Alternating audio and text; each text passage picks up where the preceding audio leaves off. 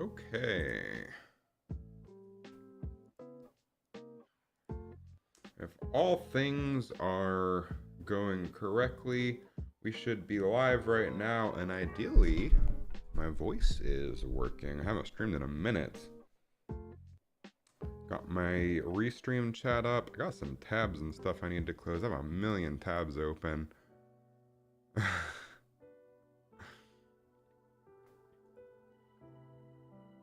me close some things.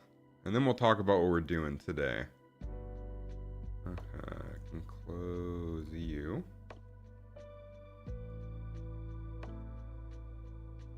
I need all those. And close you. Close you. Close you. Alright, we're good to go. So today, I guess I'll share what I've been working on. I've been working on this new, I move stuff so I can see. I had my Morbius, you can't really read this. It's Morbin time though. Alright, so this morning, I'll show you what we're working on. We're working on our new menu system. I spent the past couple weeks figuring out and developing this new button for my VR game. So because I want to add a couple additional modes to the game before I release it. So I made this new button with a left, right, up, and down button for use in the game. And when it extends, let me change the animation here.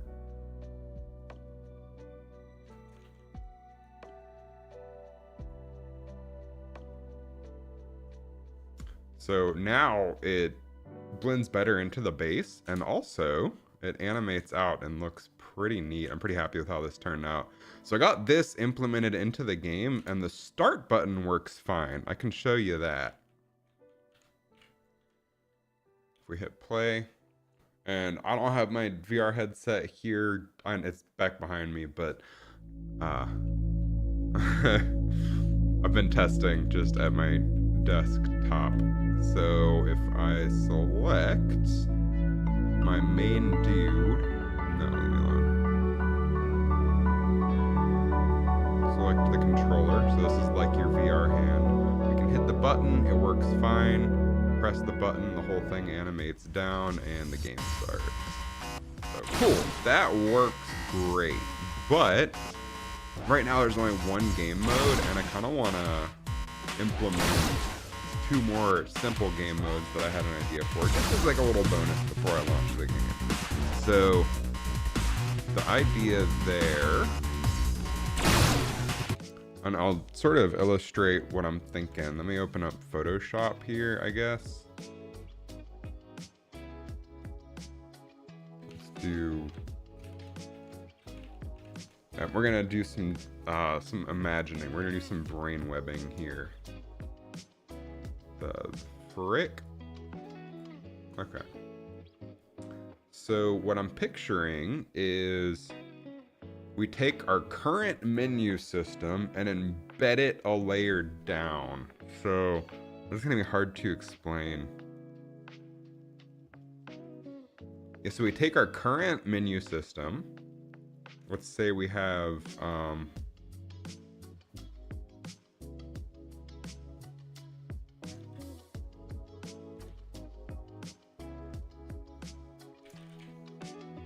say we have a menu system like this. What the heck? I thought I made this 2000 by 2000. It did not listen to my inputs, did it?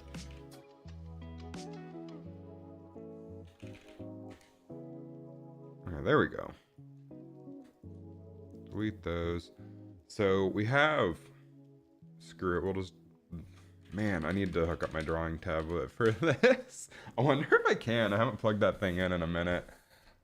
Let's see if it'll work, so I can sort of picture this by hand rather than trying to draw with my mouse. I know this is a messy stream. I haven't done this in a minute. I wasn't even going to. I just kind of decided on a whim to this morning. I can plug this on Discord too. Let's see. Send now.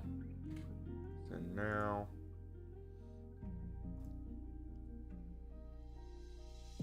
Cool. Yeah, a second.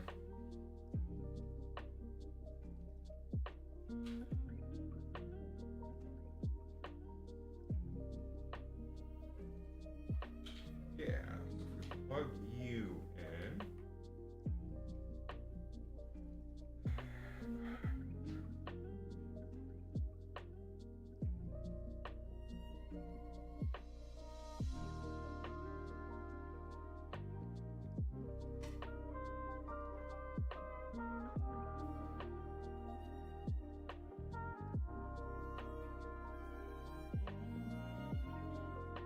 I have no idea if this is gonna work or not. It's been a minute since I've used this. My settings might be out of whack. Let's try to do some drawing. Also need to find my pen. Oh, there it is. No signal. Great. Power saving.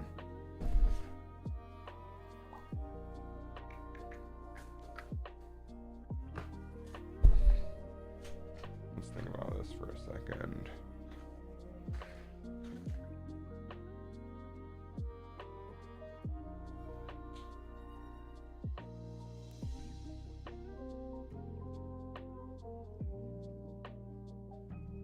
There we go. Figured it out. Now we have our mirrored monitor on my drawing tablet. So what I'm picturing is we have our main menu. Wow, this is not calibrated.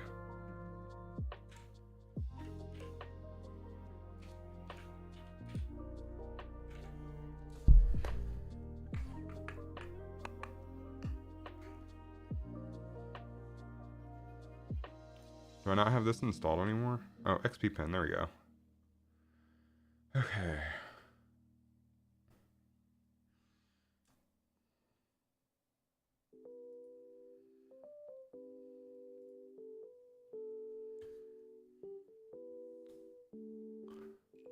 This is not calibrated at all. And display screen.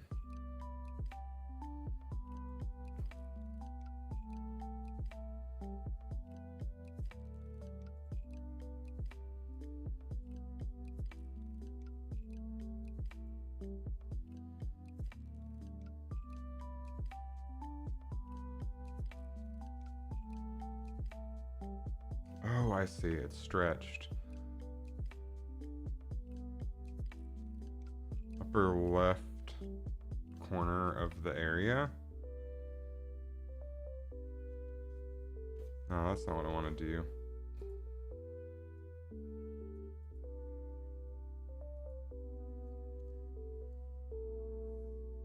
Okay, so if I do full area.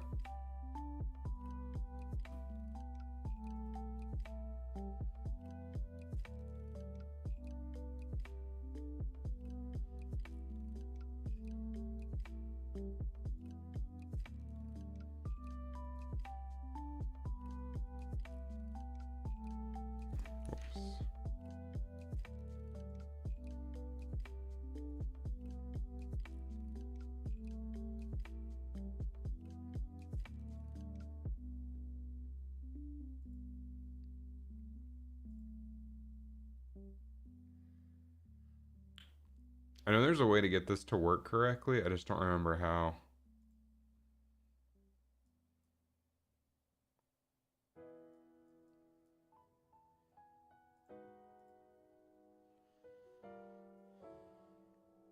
Oh, I could just have it stretched, I guess.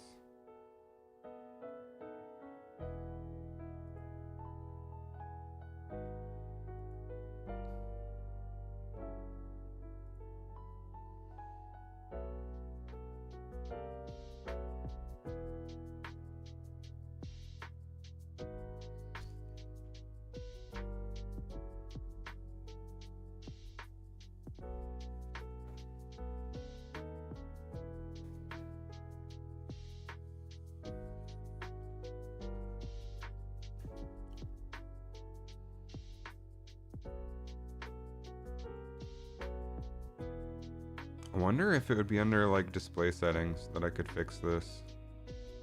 Too many things. Display settings.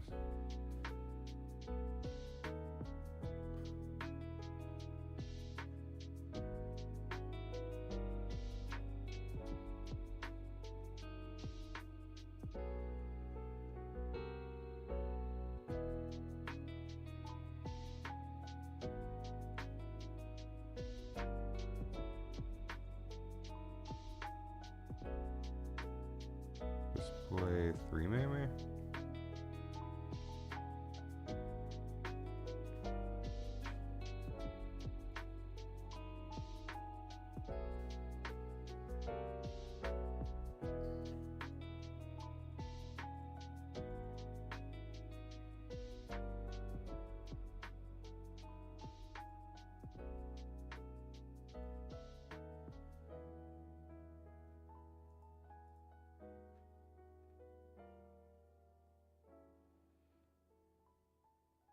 Oh, I bet it was under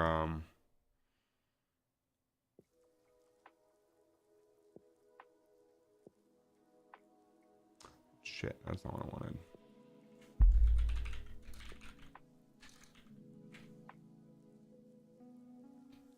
Give me 1 second. Display.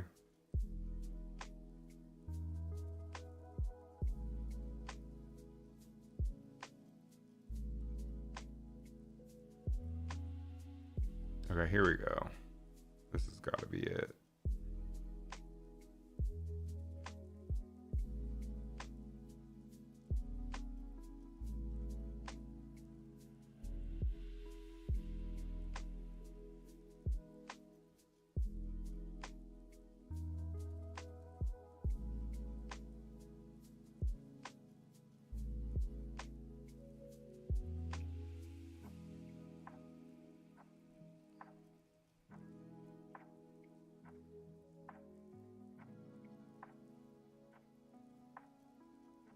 If we apply that,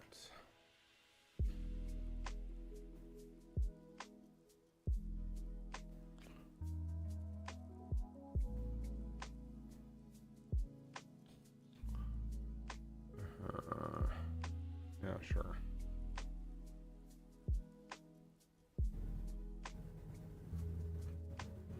Aspect ratio, apply that.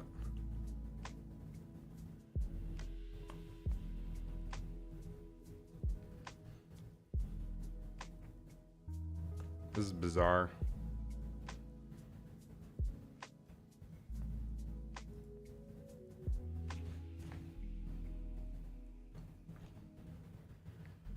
All right, I'll tell you what's going on. On the drawing tablet, I'm overthinking this.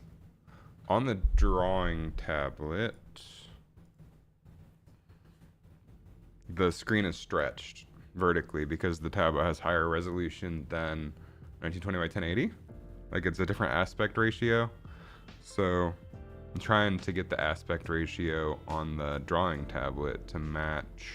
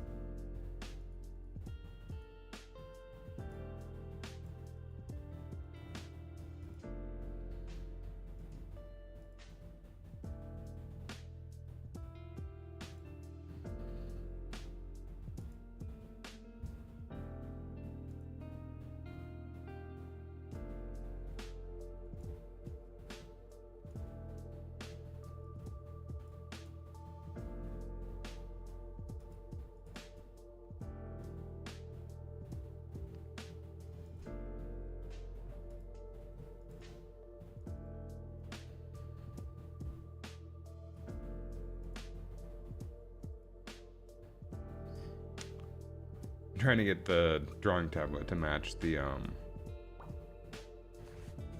resolution without stretching, which I've done before.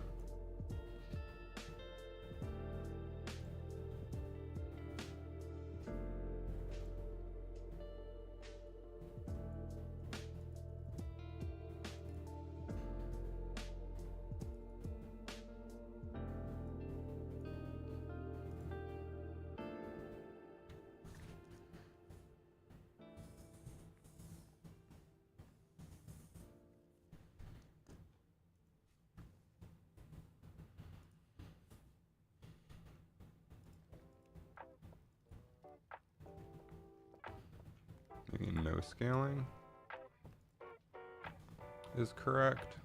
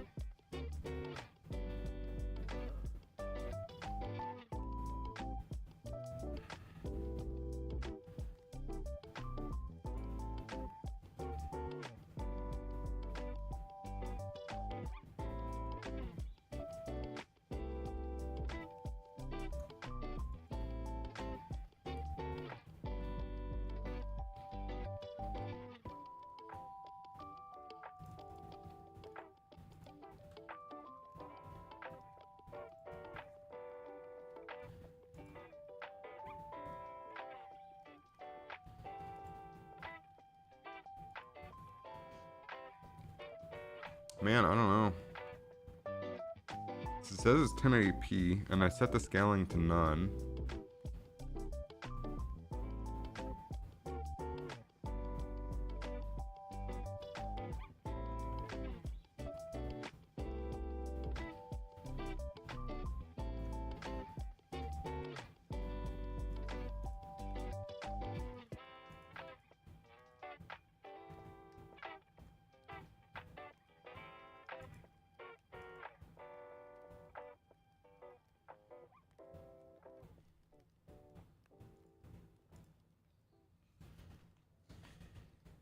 So I do not know. I suppose we'll just have to work with the stretched version right now.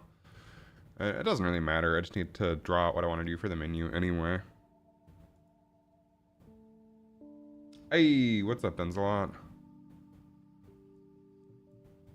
Trying to figure out scaling mode for my drawing tablet because it's stretched right now.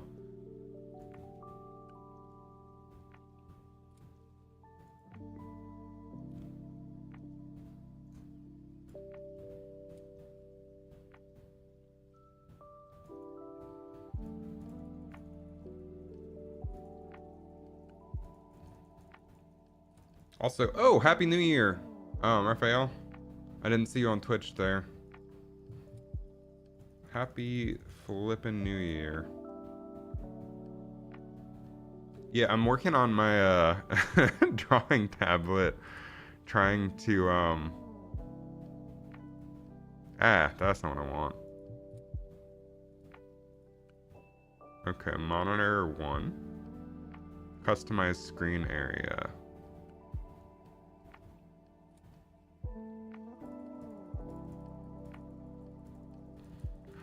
This is not gonna be correct.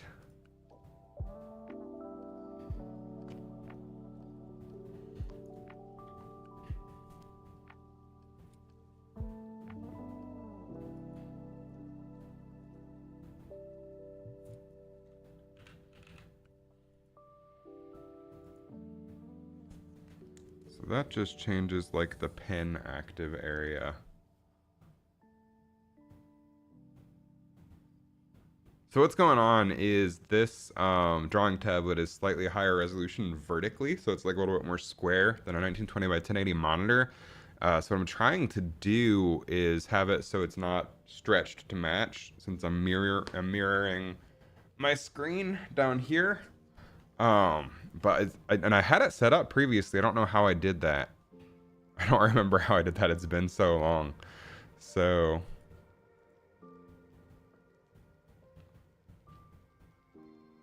pen display, screen, pen display, customize active area.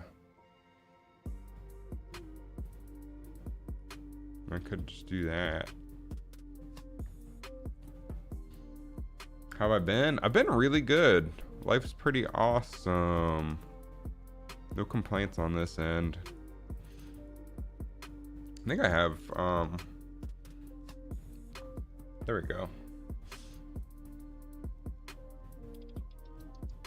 How's things on your end? How's 2024, I guess? Jeez, why is this alright, so been playing any games lately? Ooh, I guess this isn't like super recent, but I haven't finished it yet. But I'm in the middle of Ghost of Tsushima. That game's really fun. And then we've been playing a lot of Fortnite. Like, we play a lot of Fortnite. But lately, these past few nights over the holiday, we've been working on the Christmas present that I got my girlfriend. What's up, Cash? How's it going? I'll show you what I got her because I think it's pretty cool. So for Christmas, I got my girlfriend, let me find it, it's under my account. There's a website where you can take,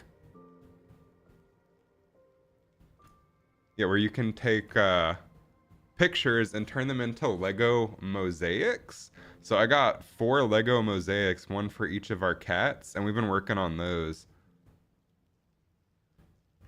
these past few nights. So that's been pretty fun. And it's really cool how it does it. If you click on the download instruction manual, it prints it out into quadrants. So each one uses a base plate. And you can, when you customize your picture on their website, you can do as many base plates as you want depending on how much detail you want. I chose 2x2 base plates for these.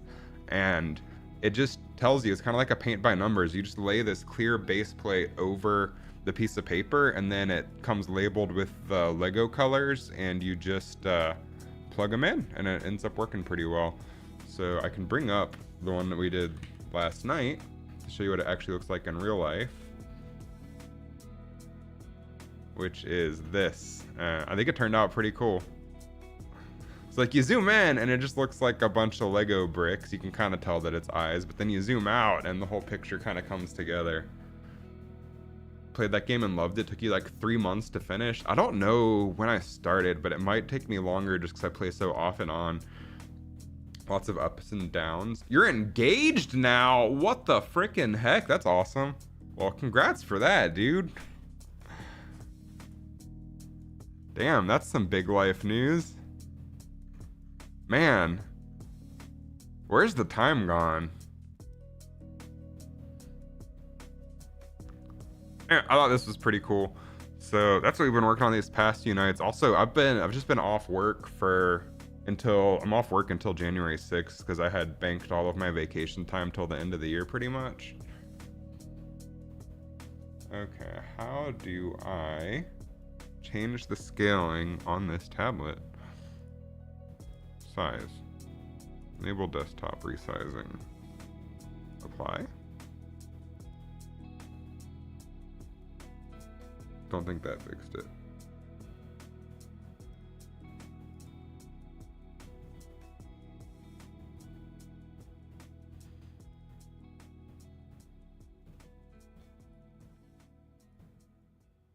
Should have taken you longer. When you play those types of long games, you get weirdly anxious and just want to finish them, so you grind it.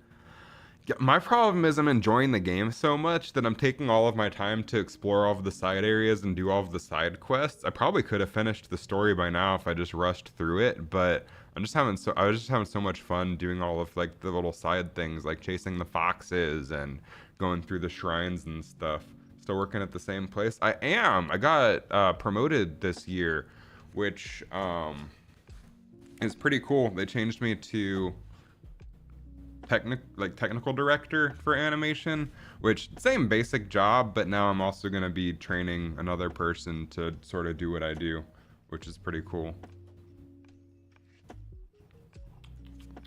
Oh man, another thing we did over break and what monopolized a whole lot of my time, let me see if I can bring up some pictures, is I noticed in my office bathroom there was like some weird bubbly growth on the wall. And then I asked my dad about it because he knows about home repair stuff. And he like touched it and messed with it, and the wall felt like a little damp and it felt a little loose. So we cut out the wall, saw that it was kind of wet back there, and then we cut out the wall on the other side to get a better look at things. And let me show you what we found, because it wasn't what you want to see behind your wall. Okay. So all of that under the shower completely flooded. So that's taken up a lot of my time over break. Fortunately, I got away only spending a couple $100 to fix it, because we did it all ourselves. But let me show you the process there. So step one was to get it all dried out and figure out what was causing the leak, which was let me find pictures. So the shower drain was leaking, but also the shower handle cartridge was slowly dripping because it was cracked. So we got the whole thing nice and dried out. Let me find pictures of that. Dried out, fixed, looking good.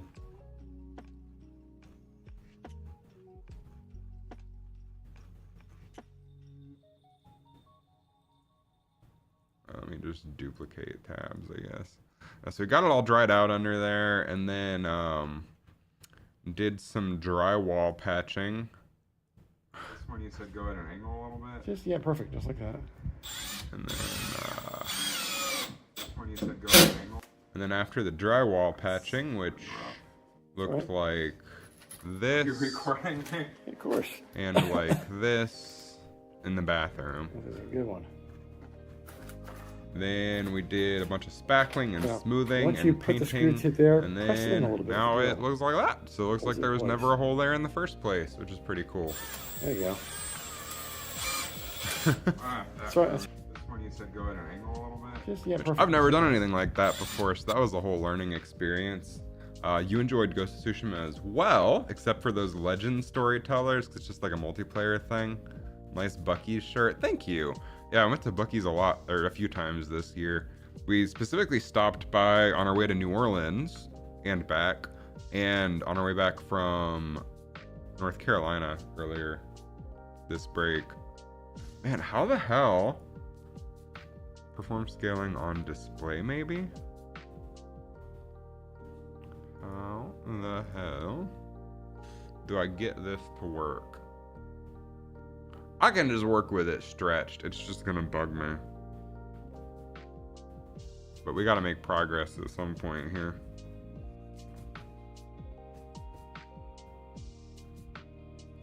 Is there like a menu I can do here? Oh, I just turned it off.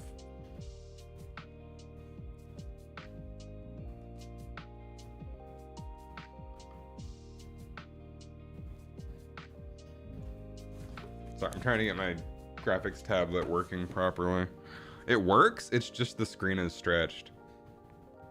Ghost of Tsushima is awesome. You have over 100 hours in it and still haven't finished it. Love big open world RPGs like that. Always spend a whole bunch of time grinding every collectible and side quest, but get bored right before the end and drop it for a year. So that's about where I am right now. I kind of got, and also just a lot going on in life. So GPU scaling, no scaling, work please. If it doesn't work, we'll just work with it stretched, and that's fine. Playing Far Cry 6 now. I don't played any of the Far Cry games. Okay, so anyway, what I want to do, since y'all are here now, I can re-show this. I made a new little button to interact with in my VR game. Looks like this. I think it looks pretty cool. Because I want to add a few different modes that are pretty easy to implement, I think. Fingers crossed. But I need to update the menu system to be able to accommodate for that. So right now, the only button that works is start, because that's all that was here previously. I'll show you how that looks. Wait for the game to start. Normally you're in a VR headset for this, so I have to like manually drag my player's hand. So pretend this is like a person in a VR game. So you can like hit the button, and all of the buttons work, by the way. They just don't do anything. But they all can be pressed. So right now, if you hit the start button, the thing goes down, it closes up, and the game starts. but I want to add functionality so that you can choose different game modes using the left and right buttons on the start button. And how we're gonna do that, let me draw some graphics here. Right now, our system probably have 6 or 7 RPGs in your game library that'll have 90 plus hours right around the final arc but haven't been touched in a year. That's valid. I feel that. Oh, whoops. Gotta update my settings on here. So full area.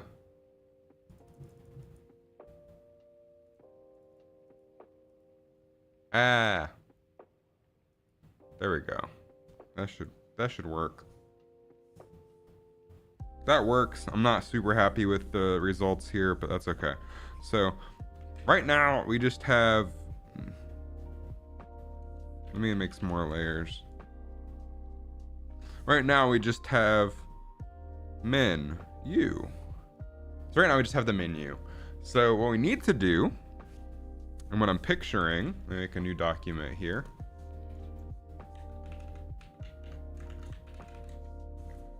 So what I'm picturing is we have 2 copies of the menu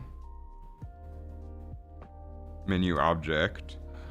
So same exact menu object, but now we have a bunch of different screens. So like mode 1, mode 2, mode 3, and this is duplicated across both menu items.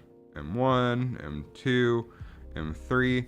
So now, if you hit the left or right button, we can have it animate between the first or second menu, but before it animates between them, it swaps to either mode 1, mode 2, or mode 3, then animates. So you just continually swap between the 2 menu systems and animate between the 2 menu objects, but you just swap screens on each menu object and then animate them over. That way I only need 2, but then it'll look like there's a bunch of different menus.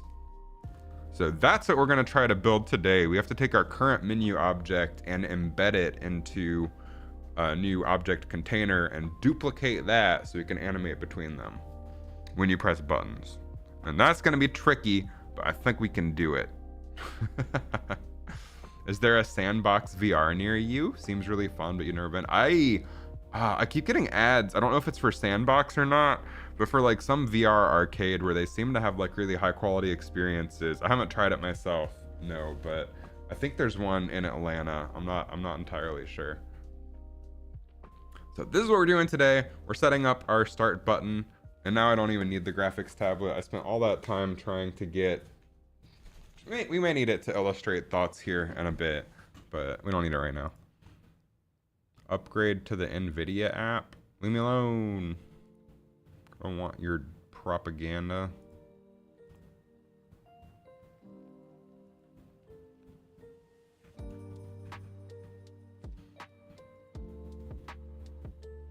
I still can't believe the scaling isn't working for this buddy.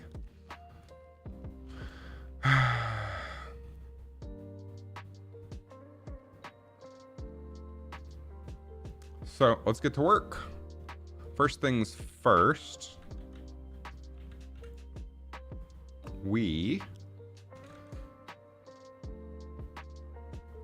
First things first. I don't even know how that song goes. First things first, how's that go?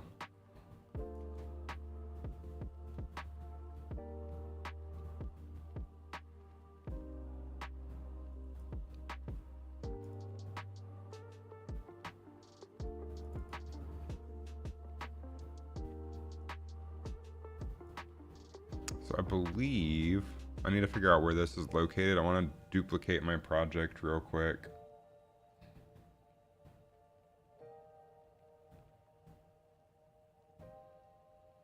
I need to post Telegram because I don't want y'all reading my texts to my girlfriend.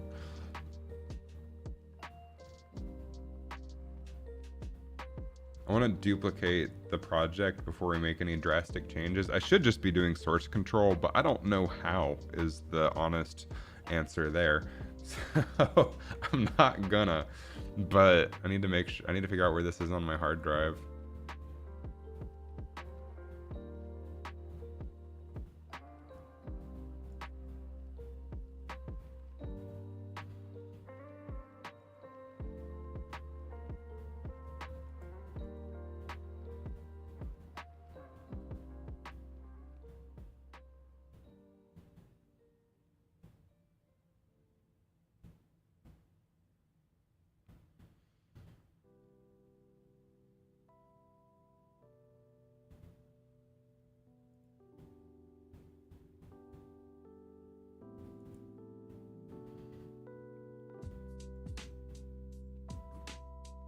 Nope. I'm pretty sure this is it.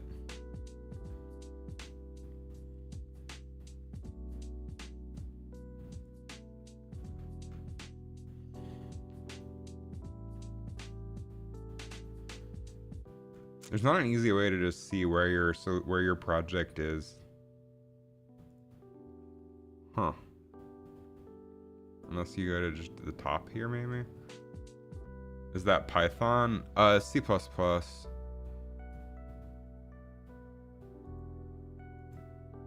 want to view this in Explorer. Oh, open in File Explorer. There we go. That's what I was looking for. Okay, I was correct. So we just want to copy paste as a backup.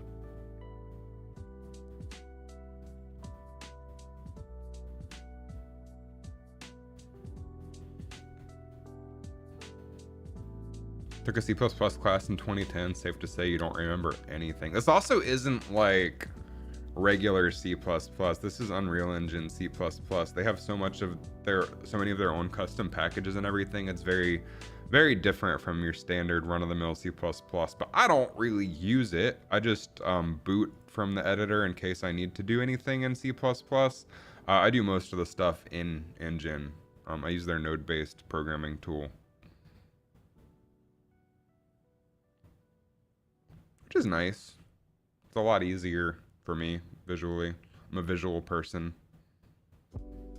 Sorry, I'm duplicating my project just so I can make sure I have a backup if I screw things up irreparably.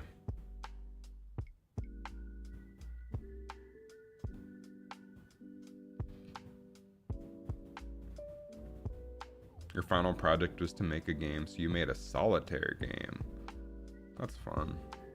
Man, speaking of card games, have you played Balatro? I played a lot of that lately. I forgot about that one.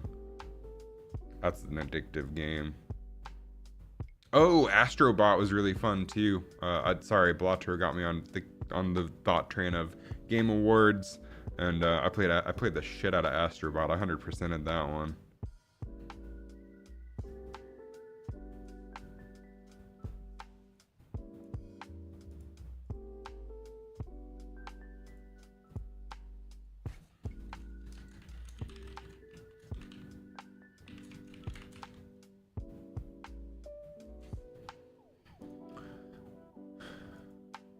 What is Astrobot? Heard people raving on Reddit. It's basically, it's a platformer. It's like, I guess PlayStation's Mario, I guess, is what they're trying to make it. But man, just calling it PlayStation's Mario doesn't do it that much justice. It's really good. It's short. It's not a super long game, but it did win Game of the Year. And I don't think I've had that much just pure bliss fun. Just straight, absolute, pure fun playing a game in a really long time. It was so fun. Okay. What do we want to do here? Let's first find our menu object. It's been so long since I've worked on this, I don't know where I'm storing that. So scoreboard text, we have to figure out where our widget for this is stored.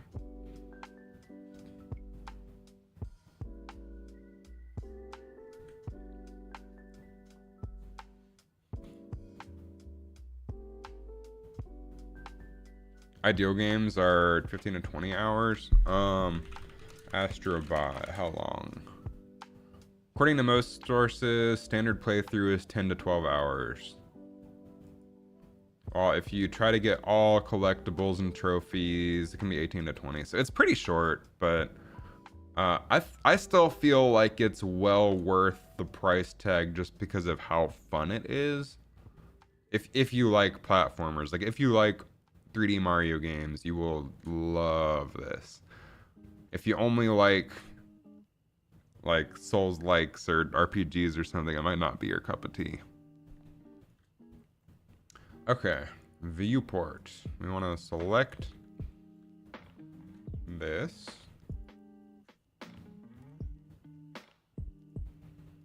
And figure out where this is stored. Because it has been months since I've touched this. Here we go.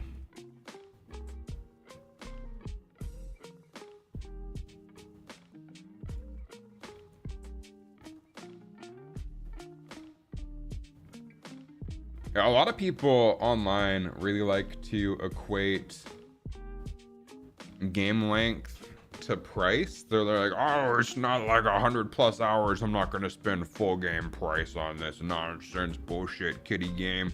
But I like to equate fun to price. Like, sure, absolutely, don't slap a full price tag on a game that's like 3 hours long. But if I'm getting a 15 to 20 hour game for $60 or $70, that's totally worth it for me. You cannot find cheaper entertainment than video games. You go see a movie for 2 hours at the movie theater, that costs you like $20 something nowadays, and that's before popcorn pretty much. So like games, let's see, I don't know, $70 divided by 20 hours. That's like $3 an hour. That's cheap entertainment.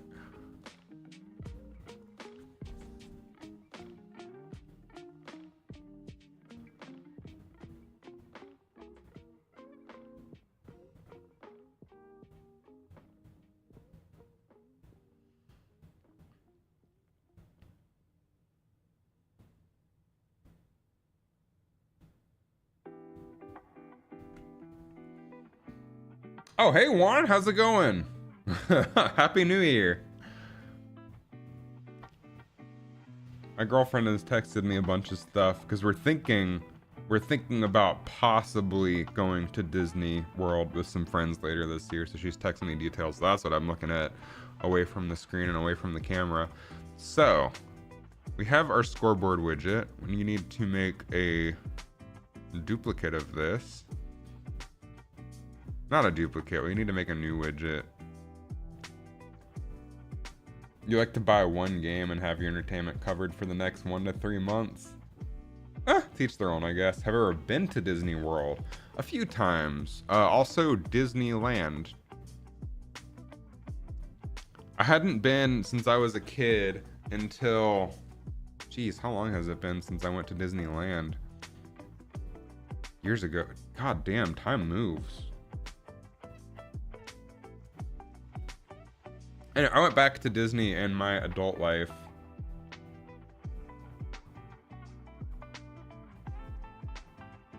And it was Disneyland because I got in for free because I knew someone who worked at Disney, like in the movies department.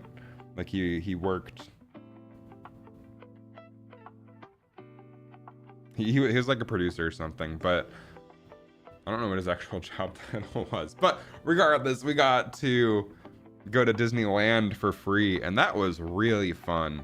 But then later, I want to say 2016, I went down for my birthday to visit a friend who lives close to the parks in Florida, and we went to Disney World, and we went to Universal.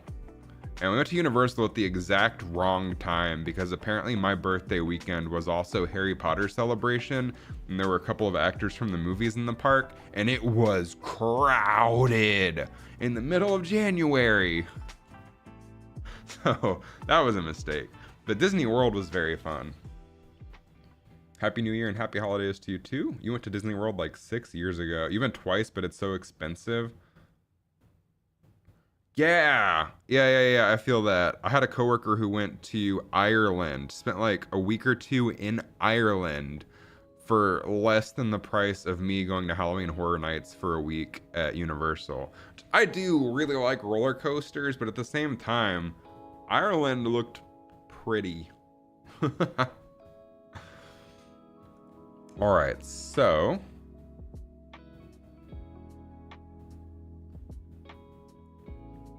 let me think about this. Use my brain here. We're gonna duplicate our menu object just so we have a backup in case I royally screw things up.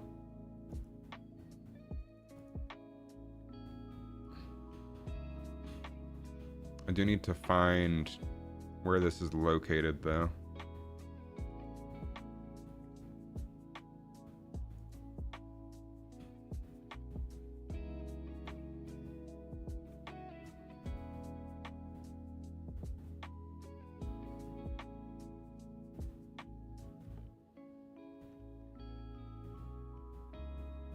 If I ever been to Europe, having the Delta hub in Atlanta, you can get cheaper flights to Europe.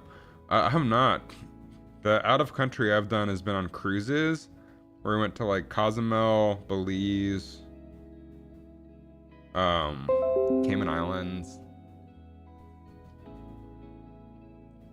Why is this sending me notifications? Go to notification settings.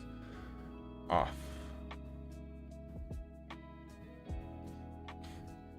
And then I've also been to, oh my God, I turned notifications off. Leave me alone. I hate Windows sometimes. And then I've also been to Canada. And other than that, I've been around the US, but I haven't been to Europe. Watched my 2024 video today. I had to wake up at 3 a.m. to take your mom to the airport. Oh my God. That's early. I hate Windows sending you notifications and making noise. That's the most annoying thing in the world. Oh, it's not. There are more annoying things. Like my cat does this thing. Okay, my cat, his name is Chowder. He's very cute. He's like the cutest cat you'll ever see in your entire life. But he's also a total complete menace, and he gets away with it because he has pretty privilege. But he, in the middle of the night, he likes to hop up on my girlfriend's dresser, announce himself, and then he just knocks the vase over. You'll buy a short game if it's a social experience, like you're fine spending $40 to play 5 hours of Overcooked with your fiance. But if it's a solo experience, you're just killing time. I feel like 10 to 15 hours is totally fine for full price though, just because again, gaming is like the cheapest entertainment you can get.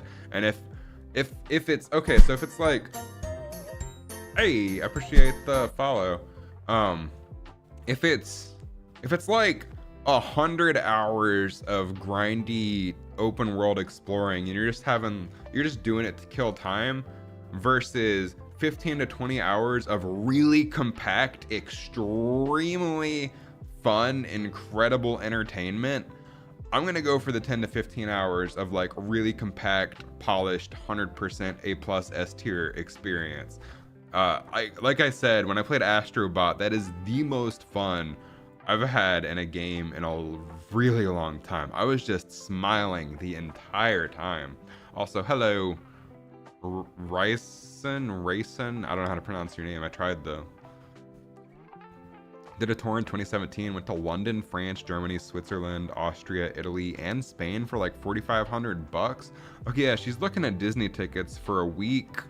For a week, it's gonna cost like 2,000 something. That's like half the price of going to all those countries. That's ridiculous. But I can have my picture taken with Mickey Mouse, maybe. They get weird about adults wanting pictures with characters.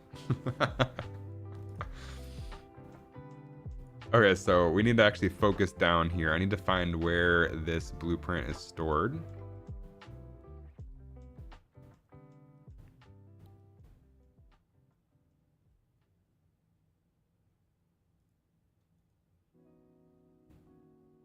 browse to asset. There we go. And we want to duplicate this. Call it scoreboard text BP02. Just ask Grok to generate an image. I'm not paying for Twitter. You can't get me to pay money to Elon Musk. That guy has enough money.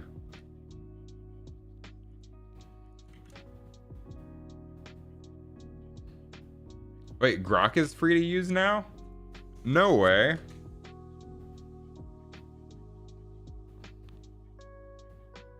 Grok. Ooh. Make a picture of me with Mickey Mouse.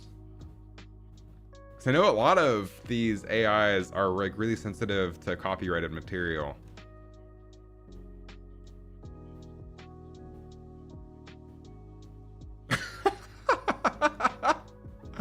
It doesn't know what I look like, so it was not super successful.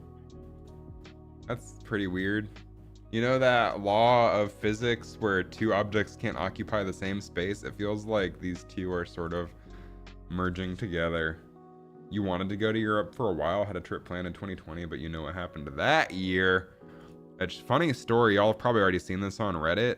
This year starts with Wednesday, Thursday, Friday, WTF. The last time that happened was in 2020, WTF. So, is it an omen? I'll let you decide.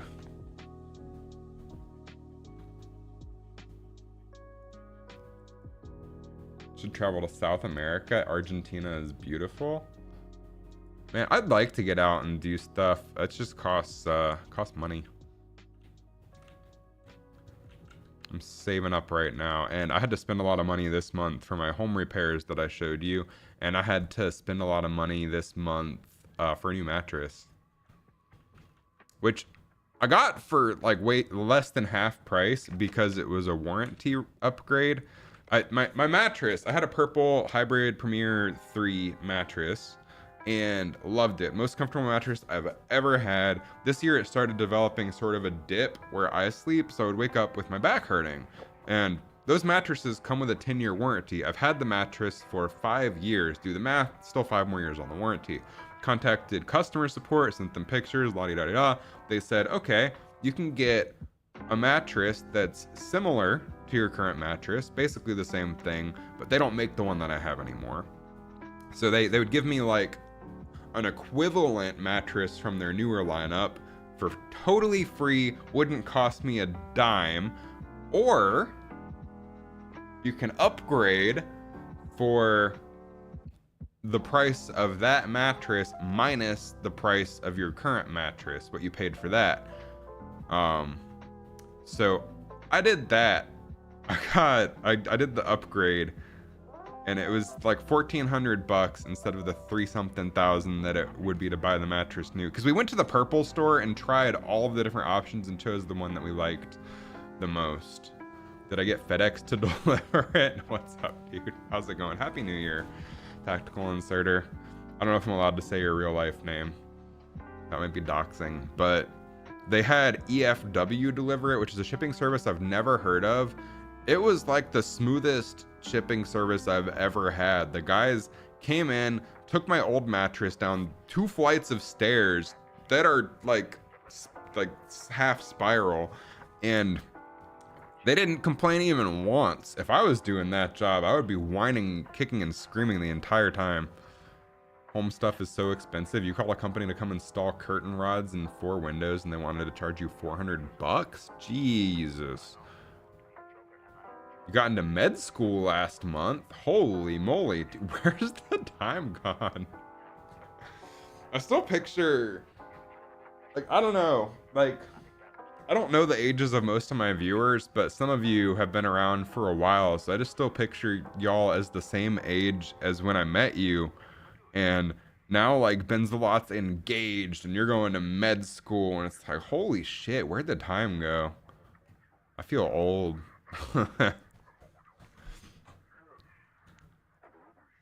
Okay, we have to figure this out. So we're gonna be working on this new object here, and we're gonna make a new widget. So we're gonna bring this one up just so we have access to like what size it needs to be. I'm Grandpa Chris. I'm old.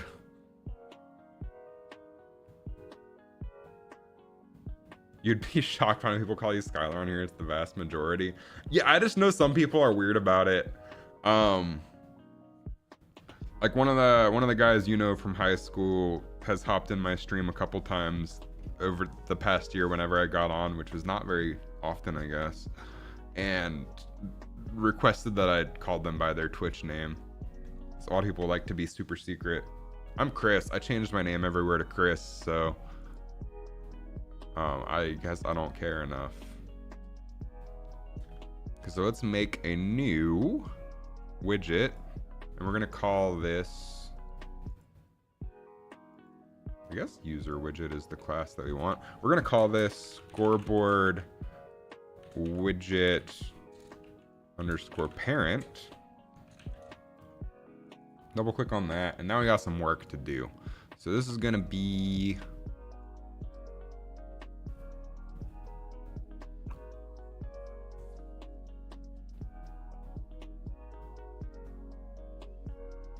um 1920 by 650 looks like the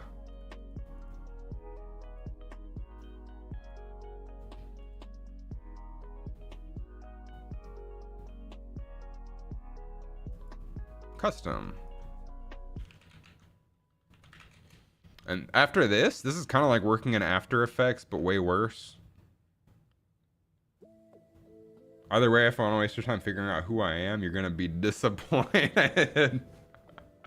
Yeah, I don't really have anything to offer people. Like, if someone wants to come steal stuff from me, there's not a whole lot of value here. Discovered my channel back when you used to watch that Minecraft YouTuber. Oh, that was Unspeakable, and I were almost 19. Damn. Yeah, I still remember that. That was great. That was 500 bucks I didn't have before, and then had, and then spent on a new phone. Or for part of a new phone. Phones are expensive if you want a good one. Okay, so we want a canvas. And that'll draw out to the correct size. And then in our canvas, we want 2 copies of our scoreboard widget.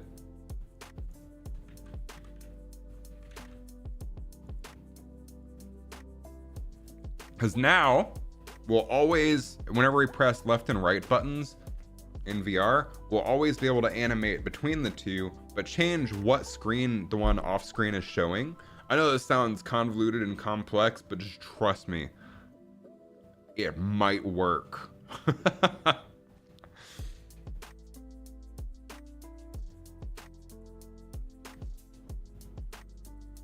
does this do? Oh, replay buffer save. Cool. That's how I save clips. I was making sure I hit the right button so I didn't accidentally stop the stream. Anyway, this might work. So the plan is always be showing one of them. Then if people want to change modes, game modes, they hit like the left button or the right button. I guess this is screen right for you all, and this is screen left for you all, but this is right for me and left for you, and left for me. But so let's say they hit the right button, the screen, the menu object that's off screen will change to the other mode, and then animate the current one off, animate that one on from the right direction. So what we need to do is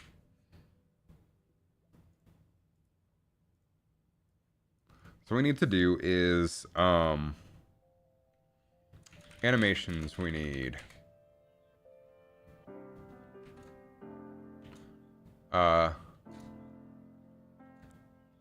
M1 animate on from the left, M1 animate, I guess M1 on left, on right, off left, off right. Those are all the animations we need for that. And then same for M2. On left, on right, off left, off right. So those are the animations we need. Let's also get this centered. Do you have a course that's easy to understand for beginners? I think the donut's probably the easiest, honestly. I made an intro to Blender course, but it's outdated by years at this point. Everything's changed so much. The donut tutorial is it's basically the de facto thing.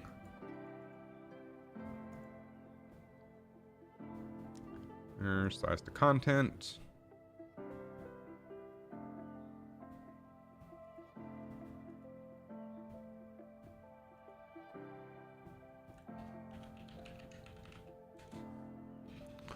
It's 50 alignment 0.5 by 0.5.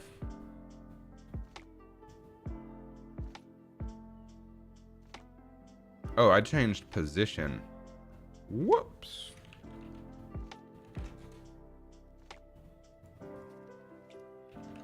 All right, now it's centered. Cool. And then you, same thing. 650. Sorry, I have to keep looking down like this because my microphone is right here and I can't see my keyboard for what buttons I'm pressing. And normally I'm pretty good at typing.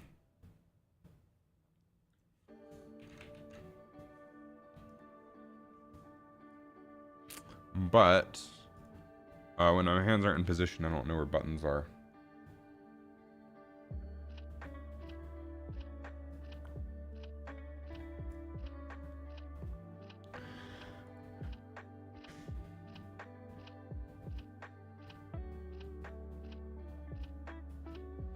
So now, for each of these, we have some animations to make.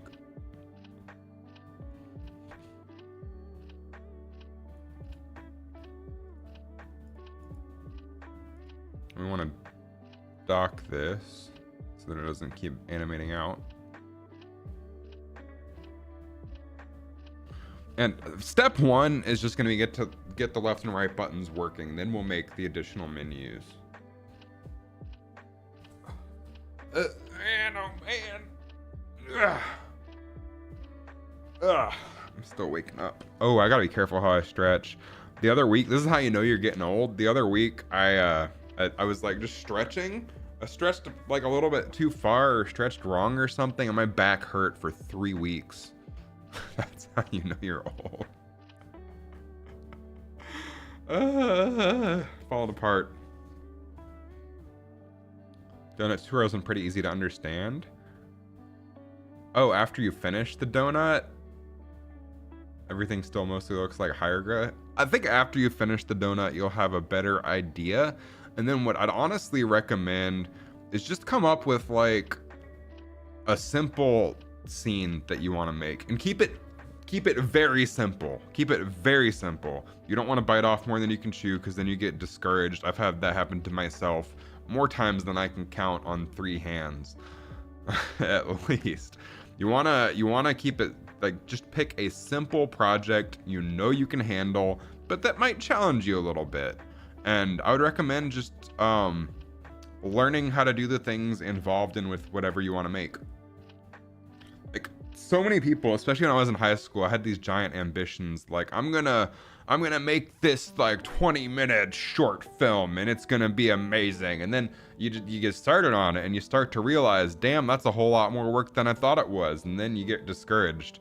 So just like this, the VR game, I started back in 2015, 2016, and then I was gonna make like this multiplayer arena VR fighting game.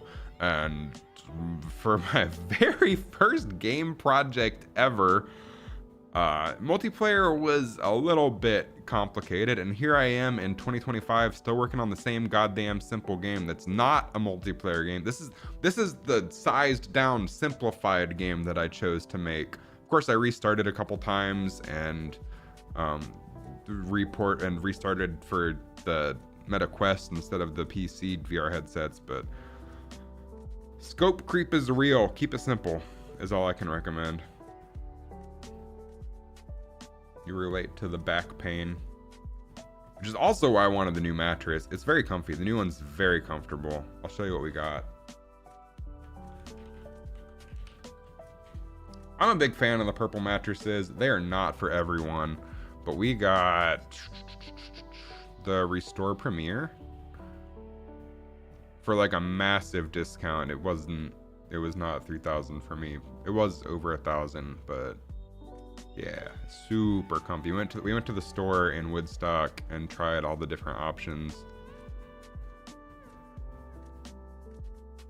But it's got the grid, which is what I like about purple mattresses. And then it has all of these individual pocketed coils. And the cool thing about this specific mattress is that the coils are tipped with memory foam. So it's not like a sheet of memory foam, it's pieces of memory foam on each coil. So it has more of a cradling sensation when you're in the bed. Feels very comfortable. Kind of like a memory foam feel plus the responsiveness of the grid. I sound like a marketing person for Purple right now, which I am not. Okay, so let's make a new animation. We'll say M1 on from the left. Do they have more firm mattresses? You can't sleep on soft ones anymore. I would say just go try them. There's I don't know what general area you're living in or if you're even still in Georgia these days, but there's a Purple outlet at the outlets in Woodstock. Oh, okay. I think that's the main one in Georgia. There's not a lot of Purple stores. There's one in Woodstock. They have very friendly salespeople that'll walk you through all the different options, and you can just try them. Some of them feel more firm than others. I don't necessarily want a soft mattress or a firm mattress. I want something that feels like it's relieving pressure on my back. I'm also a person who swaps between side and back sleeping quite a bit. Okay, so we'll call this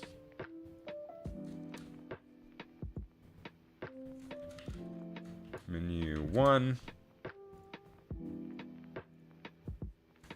menu 2. Swap between side and stomach. I just can't picture sleeping on my stomach. How do you breathe?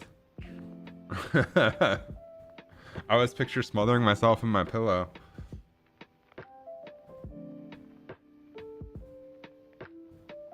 You want on a Purple for years, but every time you decide to look, it's 50% more expensive than the last time. That's fair. Good mattresses are not cheap, and you can, I think, price to value. If I was buying a brand new mattress today, I'd probably look for something cheaper because all of the Purple mattresses are prohibitively expensive. They're like $3,000-ish for the good ones. But since I was doing a warranty on a mattress that I bought 5 years ago, I got it for about the same price or even cheaper than a good other mattress. So I went with that. But it is worth investing money into your sleep. That's like one of 3 things that you need to spend good money on in life. You need good shoes, you need a good mattress, you need good food. And food's not even that expensive if you buy healthy stuff. Just buy fresh things and cook it. At Aldi. We save so much money by shopping at Aldi.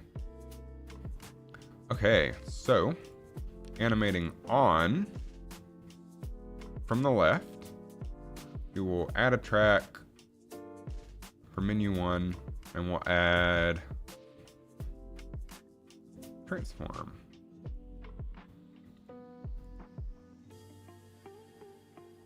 And we just want to animate this on. So minus 1930 probably, just to give it a little breathing room. Always try end up side sleeping. I roll between throughout the night. And then we also have, this is just adding to the old person talk.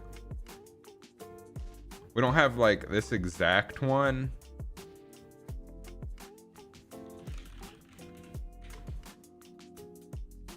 All right, it's this one. Let me bring it up. This is just gonna add, y'all are gonna make fun of me because it's like my old people pillow. We have this, we have both of us, me and my girlfriend, both have these back pillows that we prop up against the headboard for watching TV or playing video games. Which that's, when I play Fortnite lately, I play on PlayStation.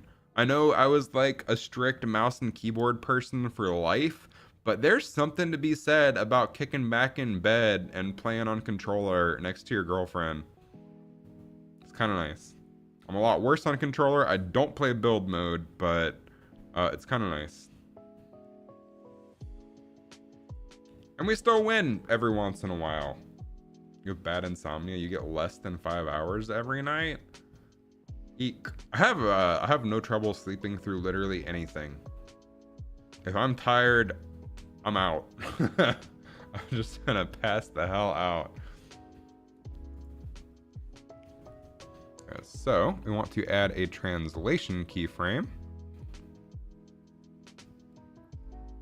Move forward. Let's say take about like a second maybe. That person needs to get banned. Let's see, how do I... Can I just type it in here? /ban MIBRGVK. Did it work? Hell yeah. I have 3 tabs open right now. I'll just screenshot it and show you. This is what my stream screen looks like. So I have my restream chat so I can see both YouTube and Twitch. Then I have Twitch up, then I have YouTube up, and then I have Discord up. It's a lot to manage. You can also drag from the left of their name to the right and it'll ban them. What? That's cool. Not on Twitch to moderate there. Yeah, the only reason I'm multi-streaming is because I know some people prefer to watch things on Twitch, and some people only watch live things on Twitch, and some people only watch live things on YouTube. So I figured it doesn't cost me any extra to go live on both. I might as well. Okay, so let me set you to 0, and now, bam. That's honestly really slow. I'm gonna do it at half a second.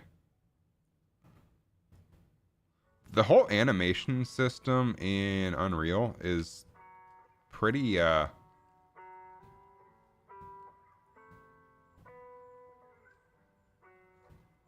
like on Twitch chat. Yeah, so like if I do it right here, that just selects their name. They are banned. Can I, let's see. Yeah, it just selects their name.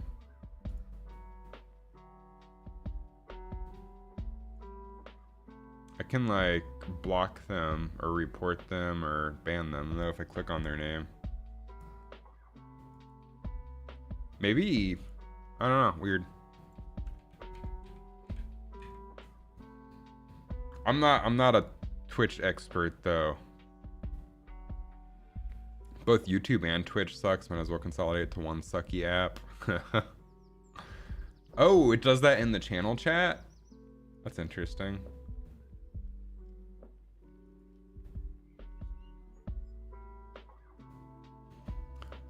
So then we want to do the graph editor here.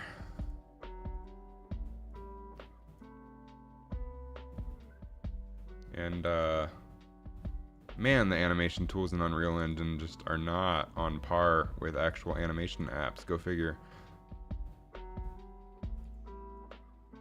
How do I, I'm sure once I...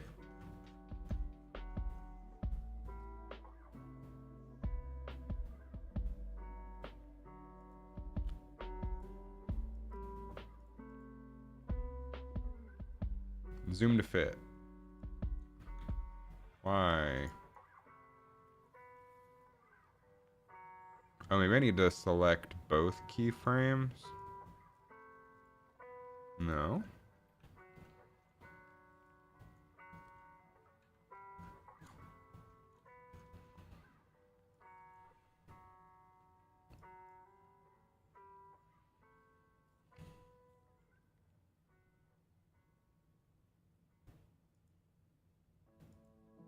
There we go. That'll work. Absolute view, stacked view. There we go. Alright, so now if I do this, then it'll just, because we don't care if it eases to start the animation, we just want it to ease in when it gets on screen. So if we, so now like all the viewer's gonna see is it coming into this little square, so now it sort of like slides in like that. But,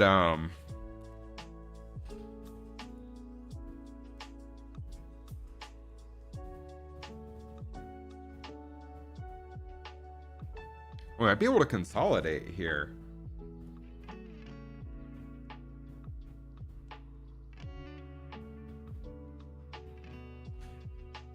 We might. Menu 2. Ooh, why is it freezing? It's not even cold out. I can't be freezing.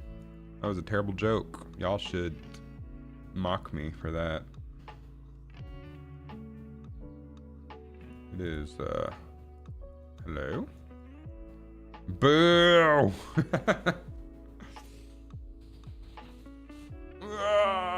There we go. Okay. I think. Yeah, we're back in action here. Menu 2. Transform. Because if menu 1 is coming on from the left, menu 2 is always going to be going out on the right. So I don't need to make separate animations for that.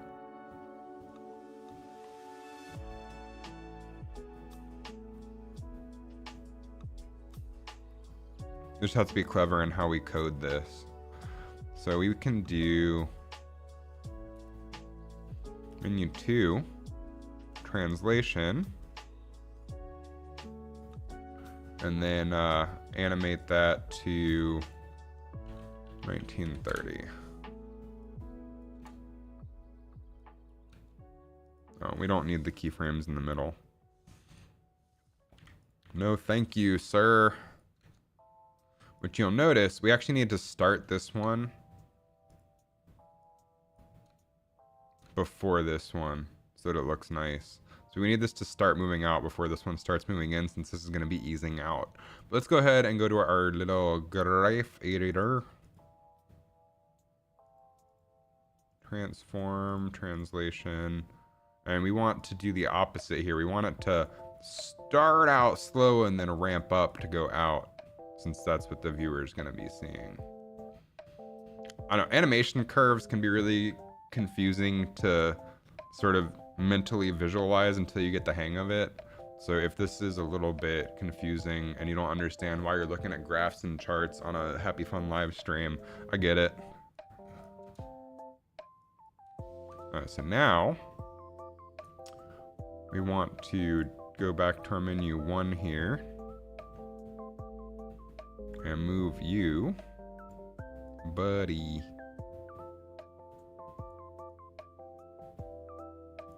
Start a little bit later.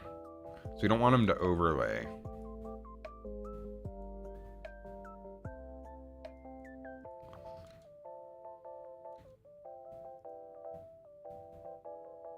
So now if we're picturing this, like if we zoom in to where it's, we just see, I do not like UMG.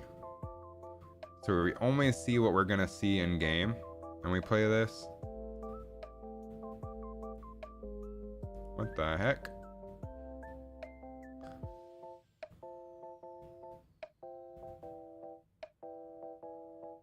Oh, I need to add a keyframe for the whole time range, I think.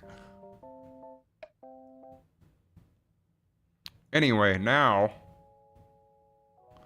I think we can probably move this back Even just a little bit.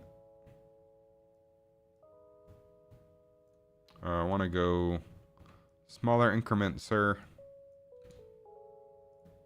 Yeah, that's fine. And we can always adjust this later. Right now, we're just worried about functionality. So, can always fine tune later.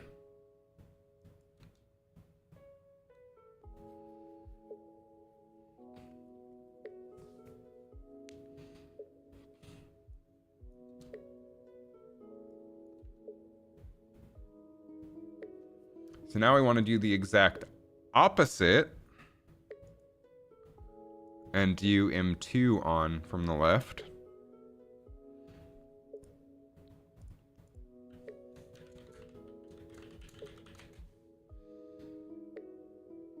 Man, I'm getting hungry. I have a protein bar in a second. For lunch this week, we had like a little New Year's Eve get together, and I smoked 2 pork shoulders on my Big Green Egg grill. All of that probably sounds like old person nonsense, but I smoked 2 pork shoulders for 14 hours to make pulled pork, and it turned out amazing. So we did like half of one of those shoulders at our little New Year's Eve get together, and then the rest we reserved for lunches for the next week. So we're doing pulled pork quesadillas, and it's turned out really good.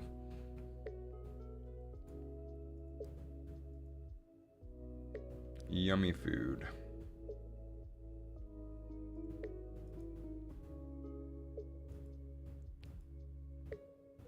I wish I had taken a picture of them on the Green Egg because it was super tasty. Sam's channel. How's it going, Sam? Sam's channel. I will be right back. I need to use the restroom and grab something to have some calories in my stomach.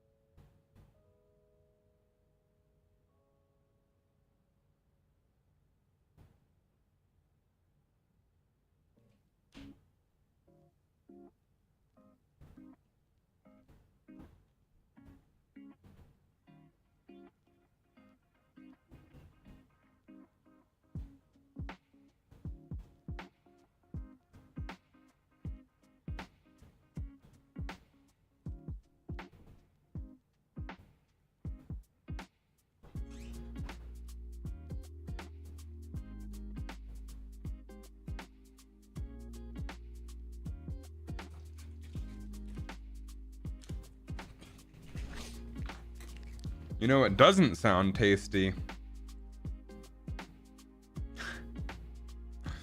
is a Kirkland signature cookies and cream protein bar. Oh, you can add Costco to the list of grandpa activities. Spends a lot. Back pain, grill smoking, struggling to troubleshoot drawing tablet, and Costco shopping. I'm literally turning into a grandpa.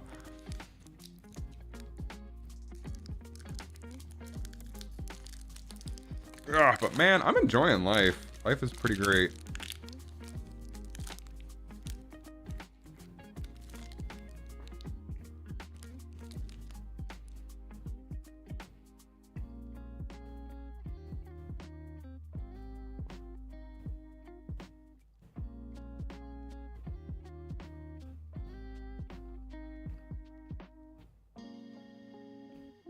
We can probably kill 2 birds with 1 stone, 3 birds with 1 stone, and animate the visibility of each of these menus too.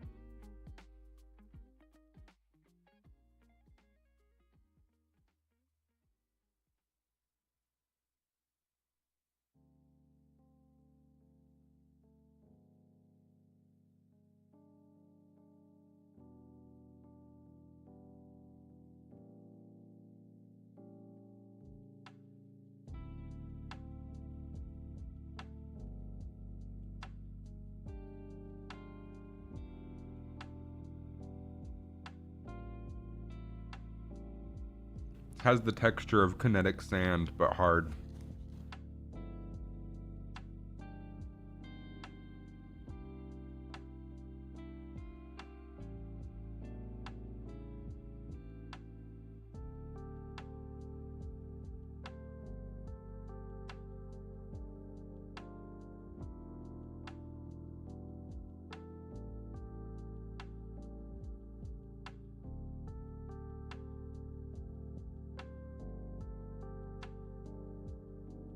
My microphone wasn't on when I said that.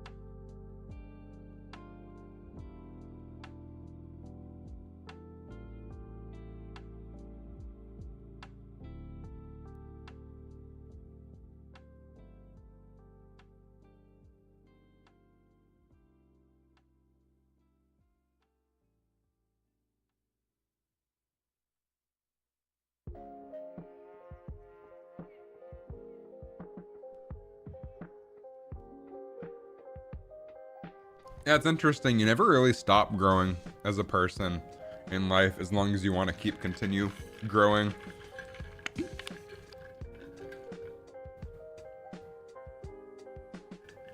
That sentence was not grammatically correct.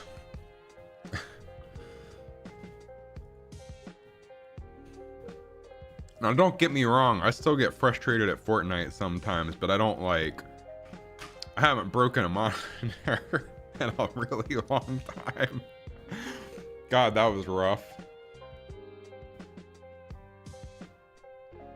Man, just like the mental health aspect of it, the mental gymnastics I was doing to tell myself that I just wasn't good enough back in the day. When if I boil it down and look at my life, I have a pretty awesome life. Like now, I have a girlfriend. We've been dating for over a year. She moved in last December. We've been living together for over a year. I have an awesome house. I have an awesome job. I have 4 incredible and annoying cats, but only one of them is annoying. 3 of them are fine.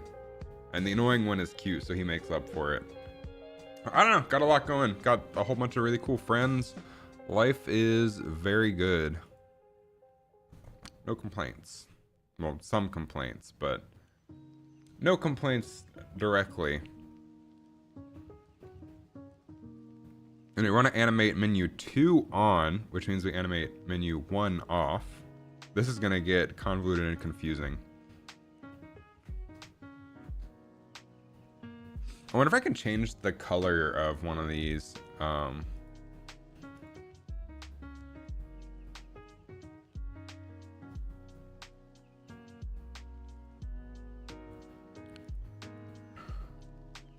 There we go. Okay, so now we can tell the difference between them. We'll change it back in a little bit, but...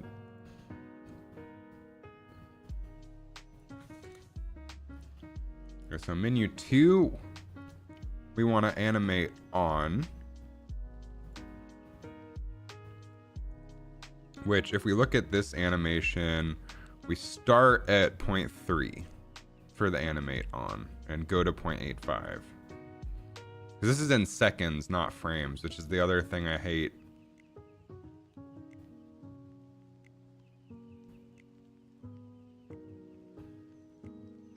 I guess it makes sense from a game development standpoint where you don't know what frame rate you're gonna hit, which you have to hit a specific frame rate for VR, but regardless, makes more sense doing it in time increments rather than frames.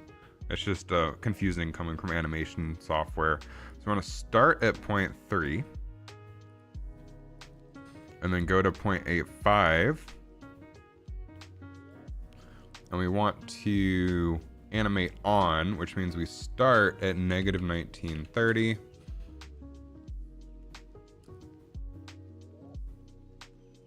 And we want to copy that. And then we go to our graph editor, which I dragged off screen because I am not the smartest person alive. And here, since we're animating on, we want to do this. So we want to break these handles.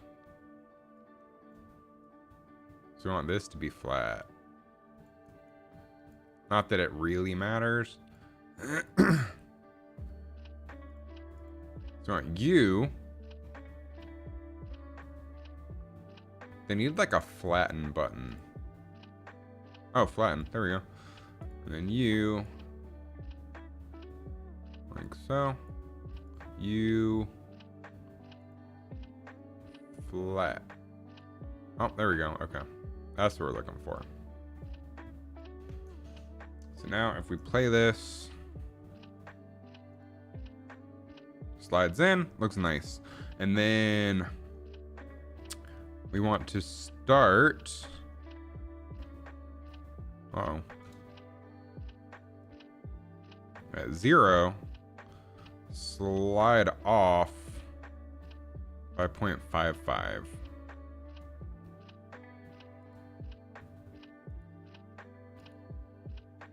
And this one we actually need to adjust because this is wrong. Let's flatten you. You can't see what I'm looking at right now because I didn't drag it back on screen. I'm not gonna because I'm lazy. Alright, so assuming we can only see from here forward. Looks nice. Looks good.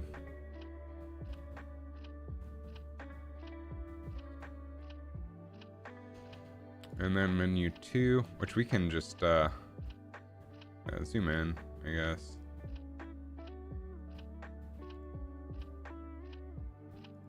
And here we animate on. Now we need to animate the other one off, which is menu 1, which will be a new track. Menu 1, animate transform. We want to go to 0.55.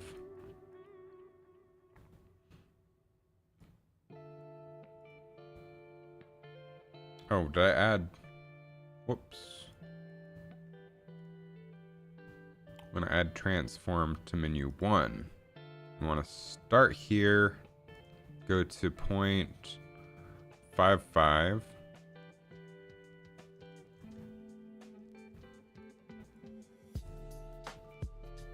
Ah, man. Makes you zoom in just to move things at the increment you want. I do not like this interface. I do not like it in a box. I do not like it with a fox. I do not like this interface. Sam, I am.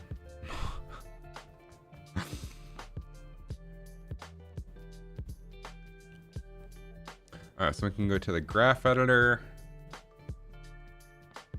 Menu 1, transform. Oh, we need to change this to 1930.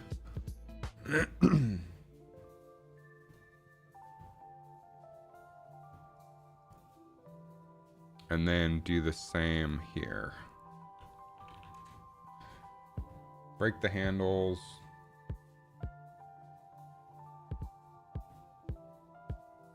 Alright, so now got those sliding on and off. Those got those sliding on and off. So now we need to do on from the right, because what if they hit the left button? Then we want it to go pew pew, so it looks this is I probably sound like a wackadoo. Ugh.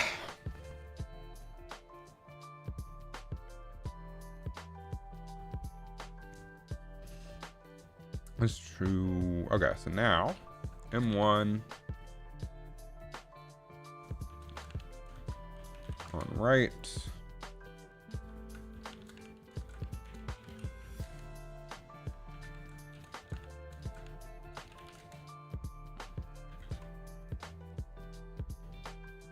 Oh, you can't even see the names of the animations here because my face is in the way. As it should be. It's beautiful. Look at it.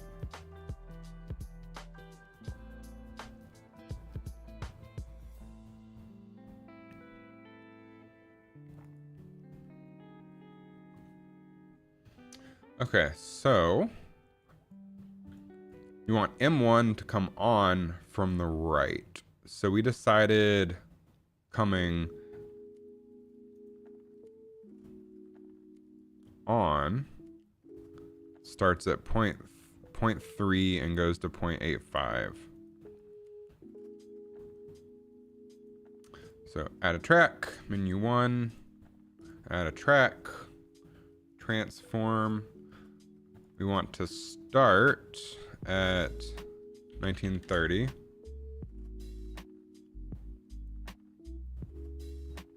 Then at 0.3, insert a keyframe. Then at 0.85, set this to 0. Then go to our little graph editor.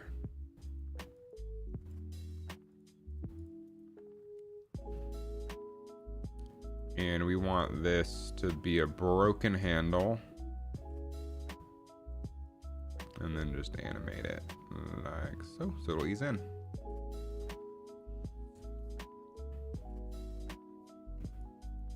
Man, I am having a rough time here. So that comes in from the right and eases into place. So now we need to animate the other one off, which goes from 0 to 0.55. So we'll select menu 2, add a track, add a transform. We'll start at 0. Go to 0.55. And it'll be at negative 1930 now. And then same for 0.85. Go to our graph.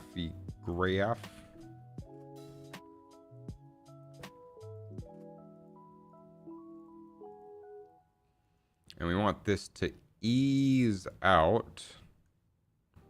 So we will break the handies.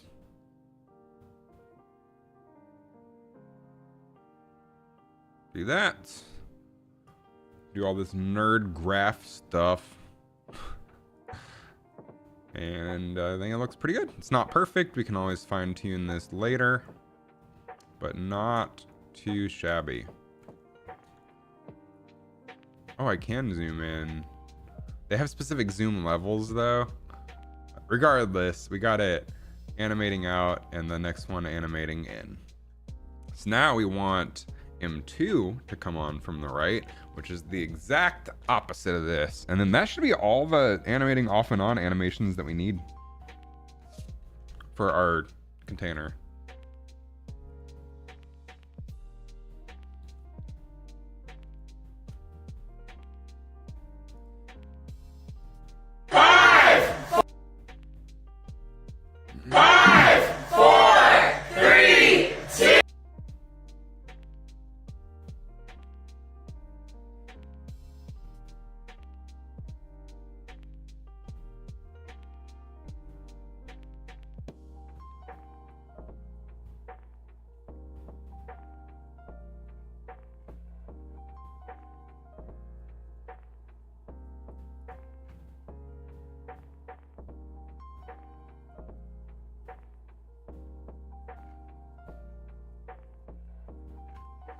So let's knock this one out.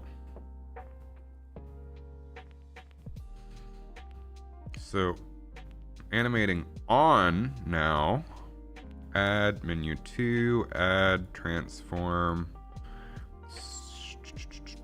We're gonna be at 1930. Add a keyframe, go to 0.3, add a keyframe, go to 0.85 and keyframe.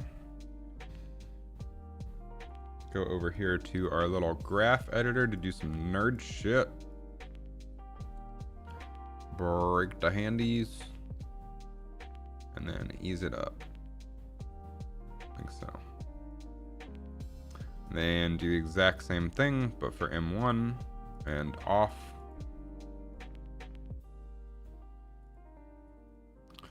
So here, I don't know, it adds a keyframe by default wherever your cursor is, so I keep messing up on that.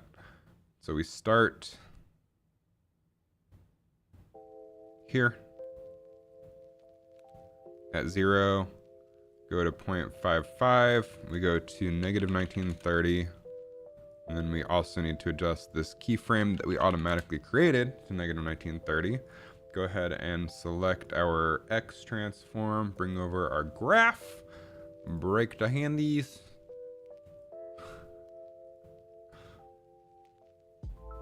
And just like that, we have it animating properly. So now we have on and off for each. Let's also add a visibility channel to each of these. Because we don't want rendered. We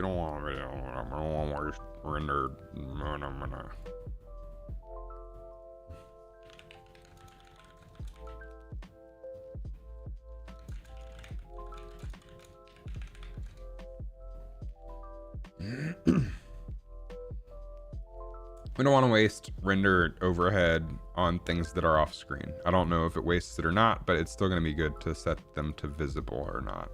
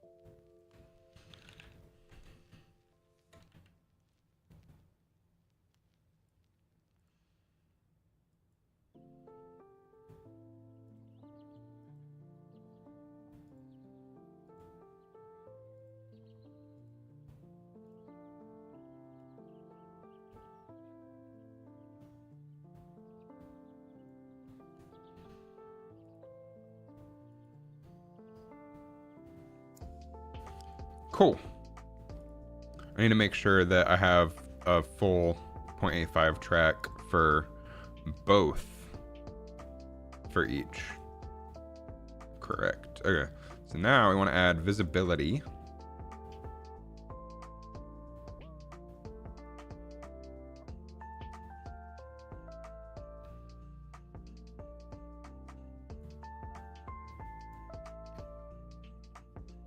To visible.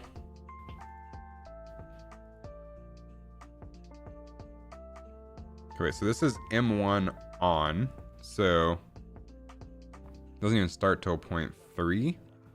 So we can say visible hidden.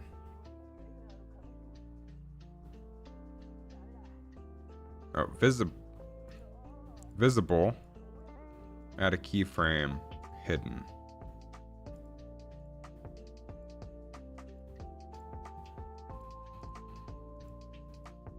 So now it's not visible. And then the animate off, M2, will add a visibility.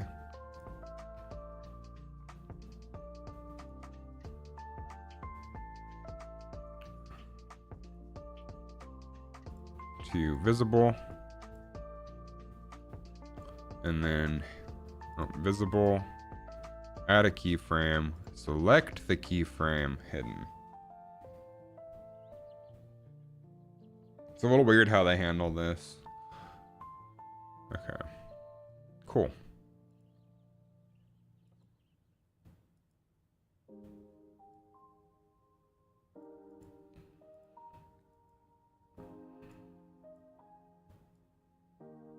Oh, I need to go to 0 and 0.85 so that it sticks, so that it we need a complete track for all of these. We don't want it to assume based on previous states.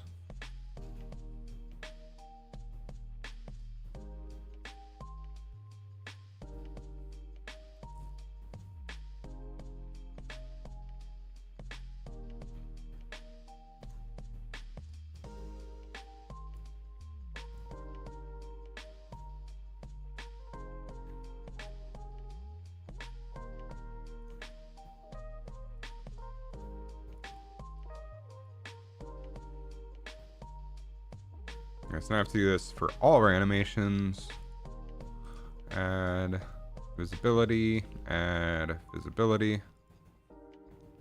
So this is M2 on. So right before 0.35. So at 0.3.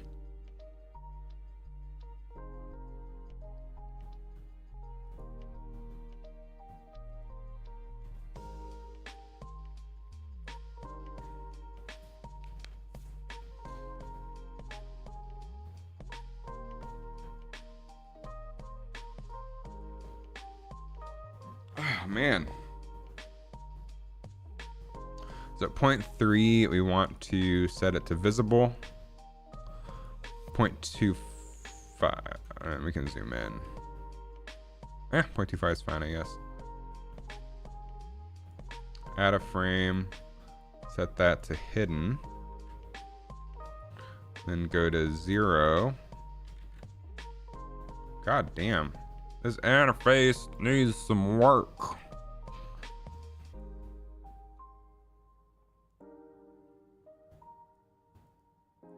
And then complete the track.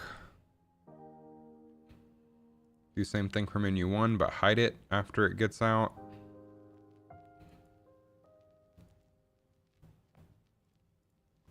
We'll say hidden.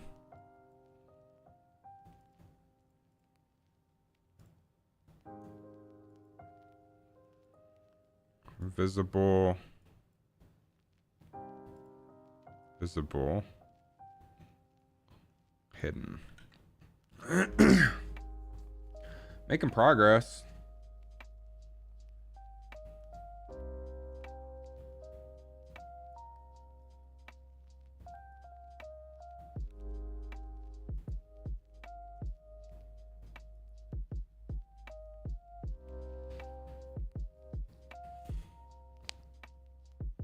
Once we get this working, we have to figure out the menu swapping for each one.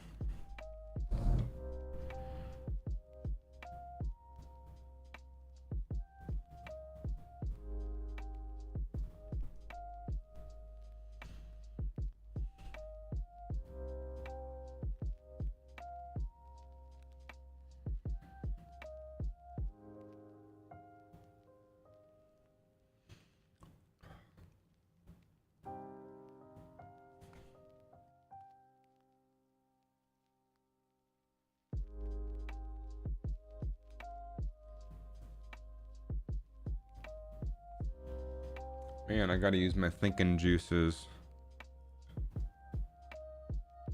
Let's just finish this up first. Add visibility, add visibility.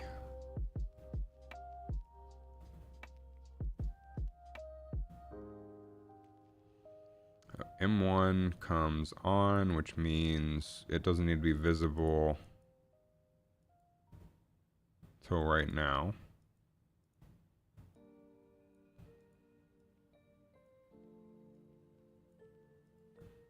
Hidden, hidden, visible, complete the track.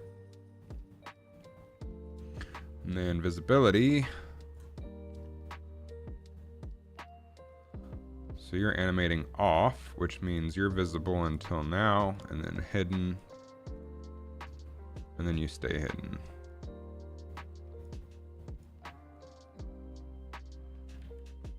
Ah.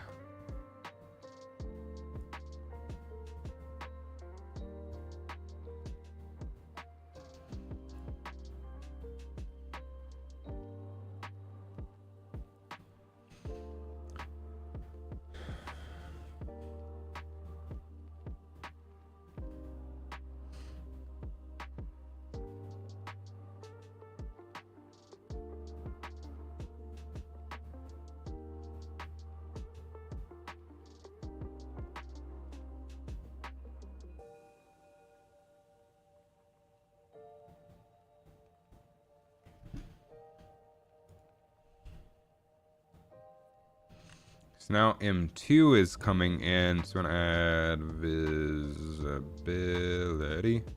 Visibility. So M2. We want to be visible.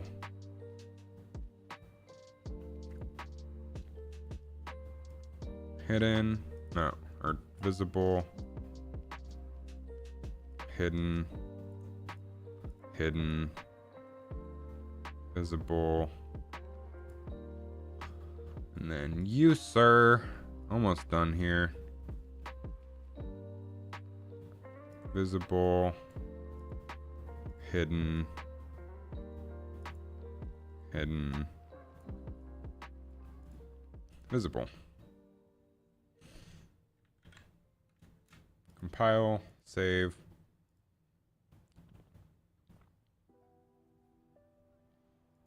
By default, we want menu 1 visible and menu 2 hidden.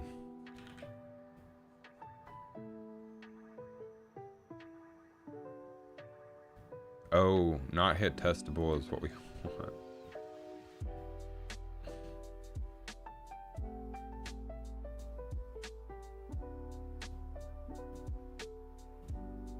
Whoops. Not that we have a cursor object anyway.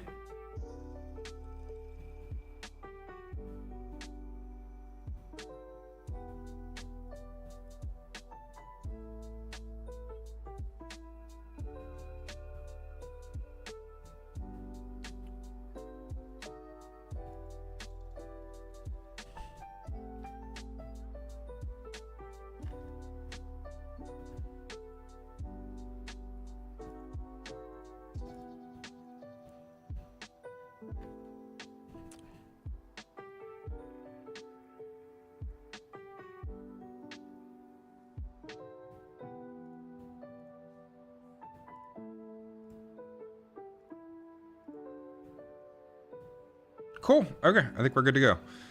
Whoosh. So now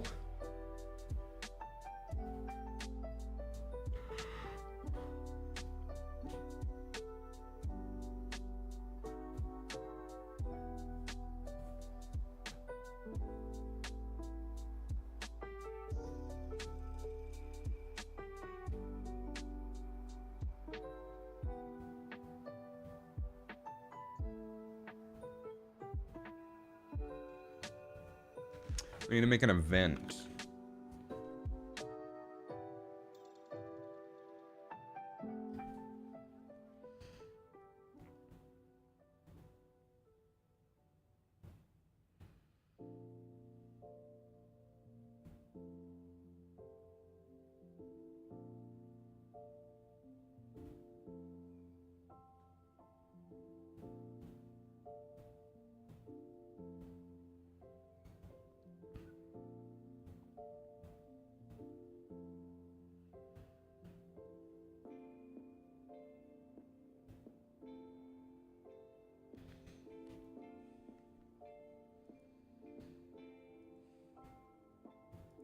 I need to figure out where I was previously storing events. So let's look at our original scoreboard widget here.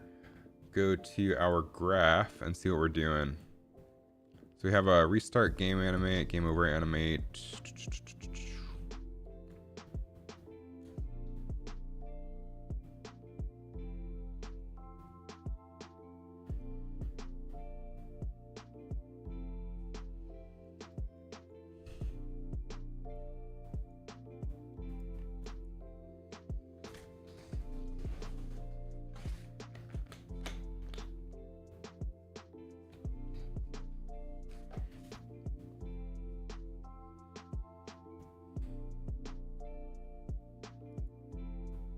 I need to make this completely foolproof too.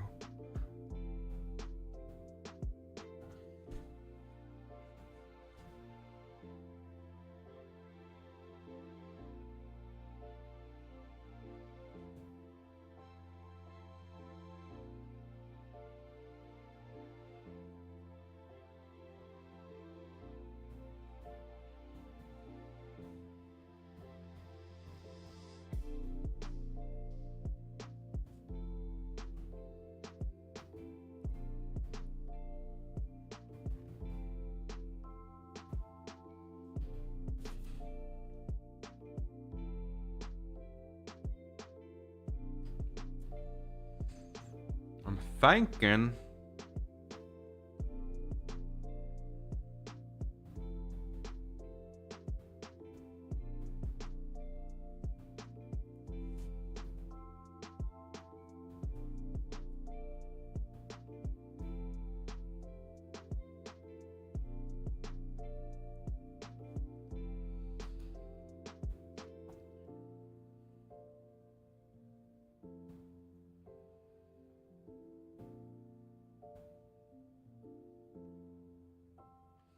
So we're going to need an active and an inactive variable.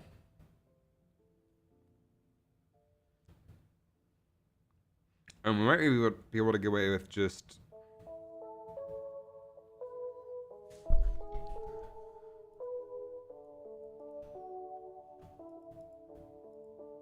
asking if the first one is active. Let's go to our graph. First of all, we need to make sure that these are variables. So is variable. That means we can call them in the graph, which is good. So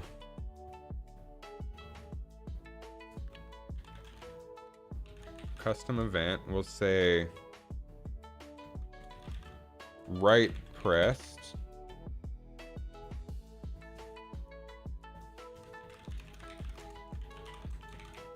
left pressed. So let's logically think through this for a second. When the player presses the right button, we want the next menu item to animate on from the left. So we're gonna ask, let's just make a Boolean called M1 active.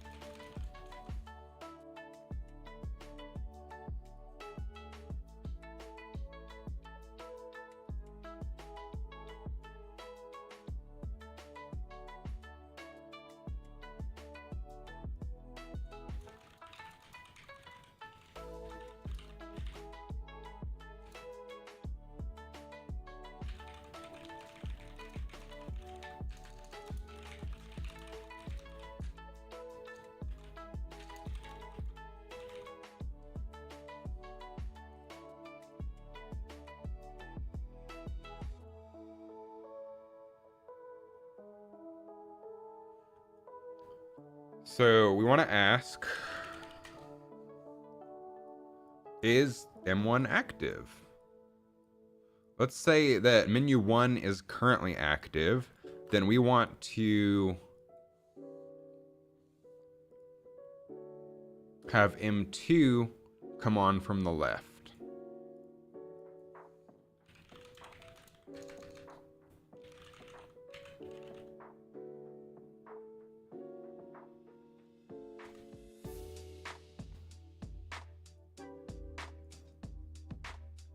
If M1 is, and then we want to I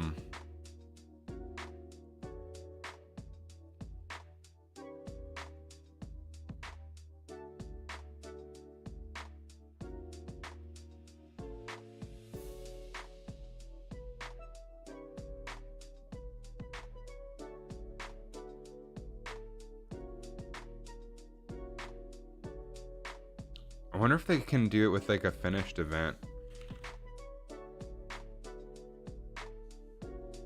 Play animation with finished event. There we go.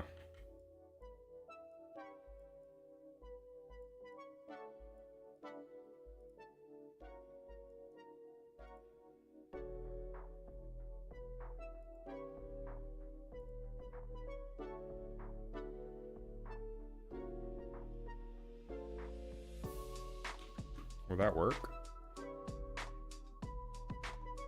And then once that's finished, we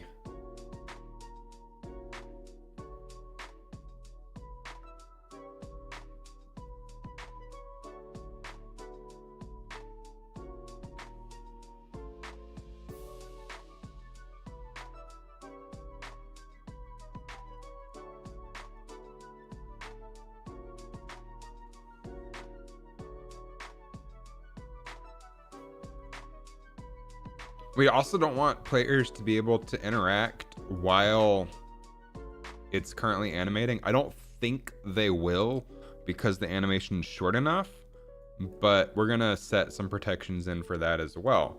So we're gonna add a variable called isAnimating, and we will go ahead and set that to true as soon as the animation starts.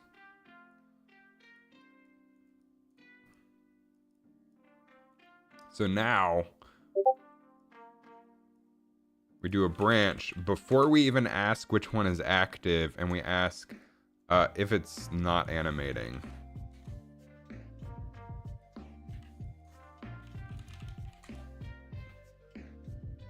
If we're not animating, we do the stuff. If we are animating, we don't do the stuff. So we set animating it to true, and after the animation is done, then we set isAnimating to false.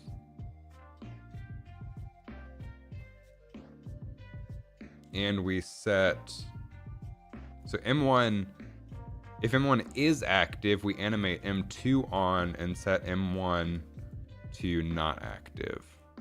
By default, this is true.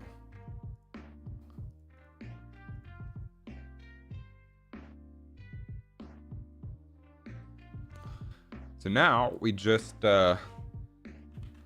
copy these things, but we do, so if M1 is not active, then we have M1 come on from the left.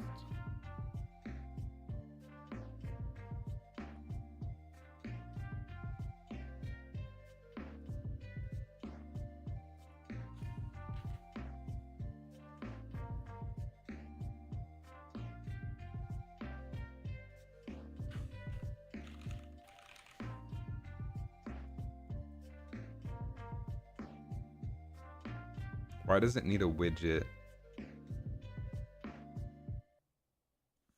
Oh, I wonder if I can just do self. There we go.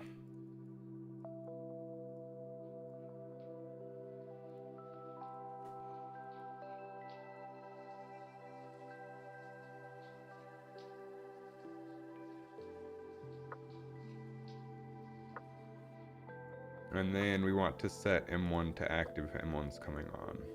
Okay, so that should be our left button events, then, or our right button events.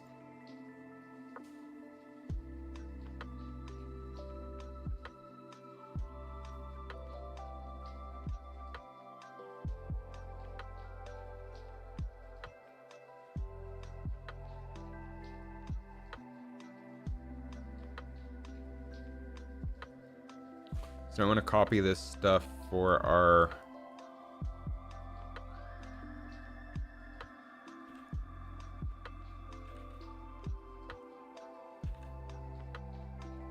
right. So if the left is pressed, then we want M2 on from the right. I know that sounds counterintuitive. Just trust me on this.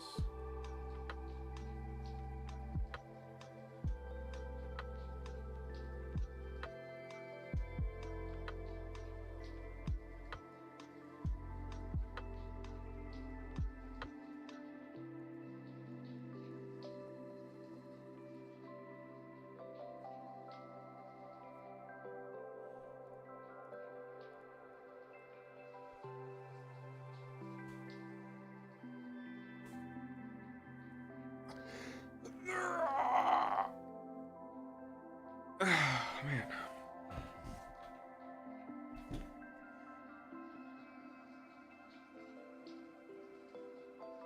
So once I get this all working, once I start implementing modes, we're gonna have to figure that out, and that's gonna be a whole new stack of challenges.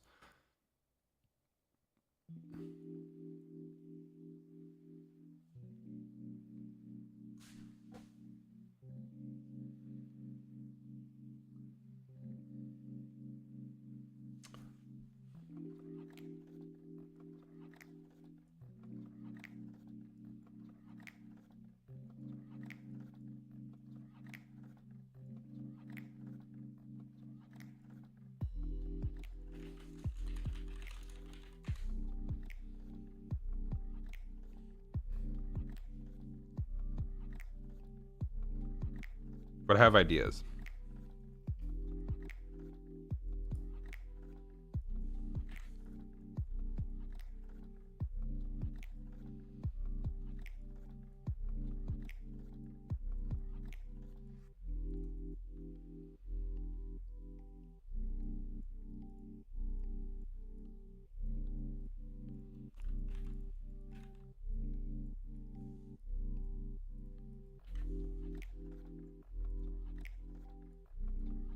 Making a new variable here so that we can talk to the active widget. Only the active one. We don't need to animate both when things are happening.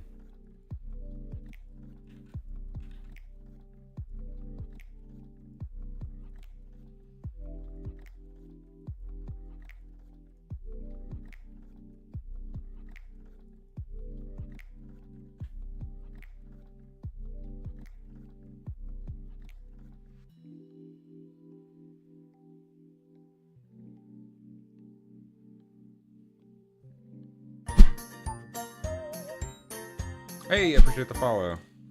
I don't know if you're watching live or followed from one of my videos or shorts, but appreciate it regardless.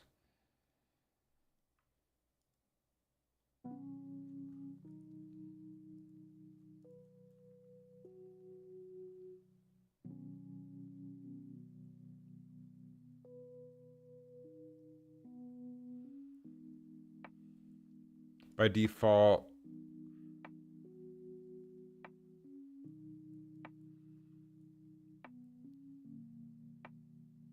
called both the game and the editor.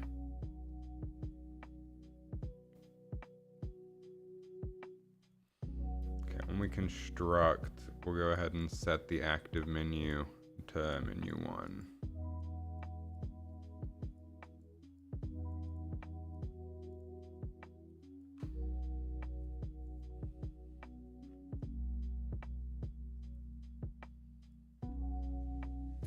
Then the rest of the animations and such will be under the menu object. We just needed the 2 duplicates of the menu object so we can animate between different menus. So we got that mostly working, I think.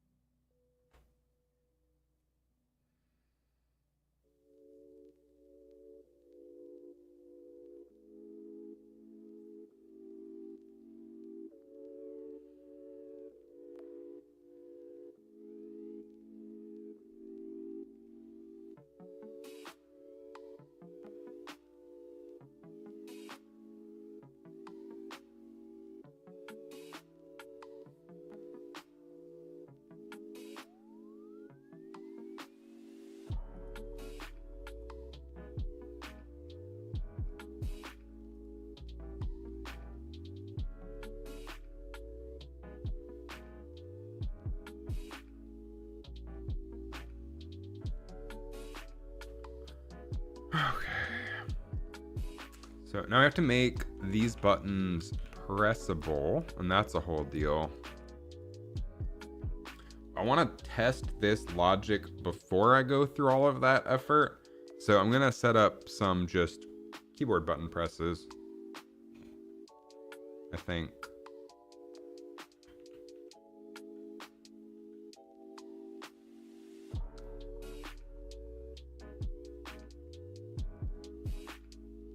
And I'm going to move my character up.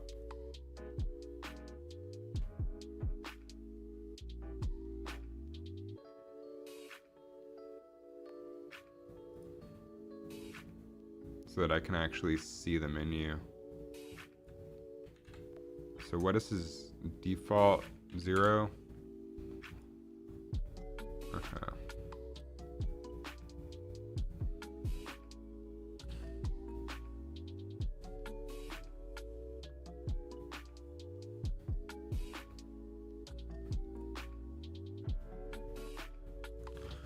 So now we take our scoreboard text widgets, delete those.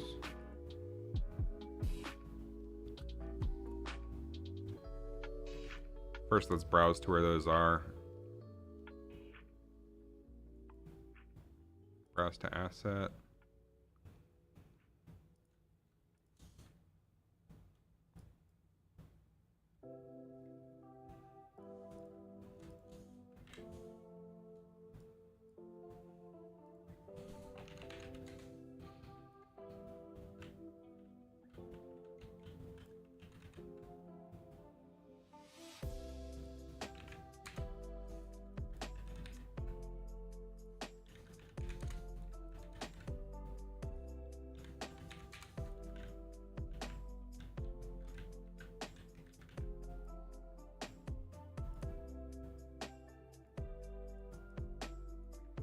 So you are an unlock screen. And you are an unlock screen. Or not. Honestly, only the one right in front needs to be. Ah, nah, behind is fine too.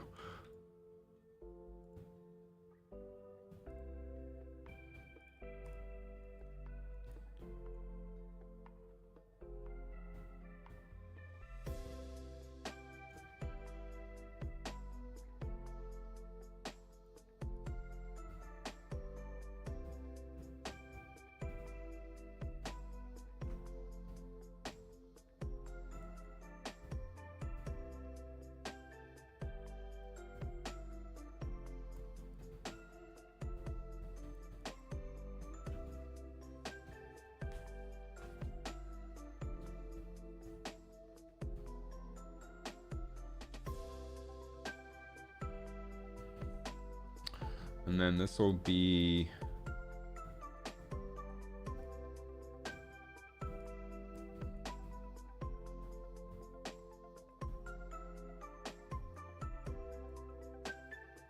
so current widget needs to be a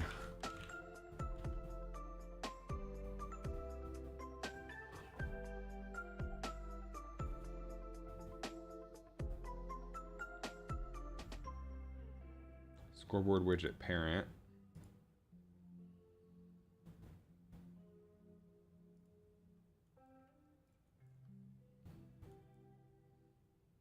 Widget 1.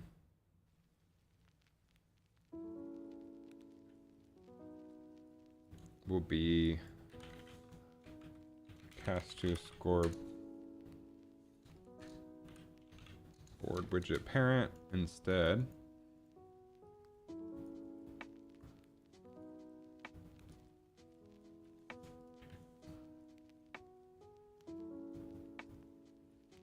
Compile that. Then we take our current widget, get active menu, bomb radar widget.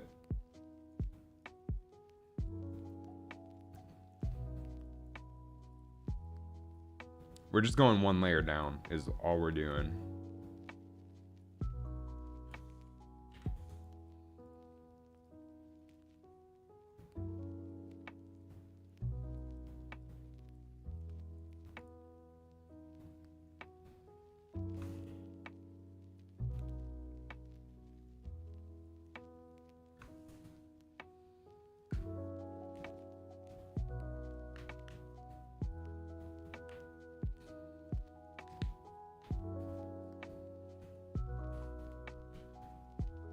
Y'all can't even see what I'm working on because I'm doing it over there.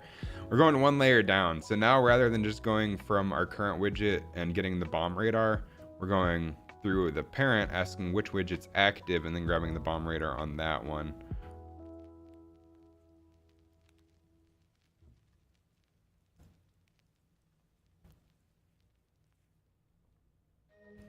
So now under our game mode,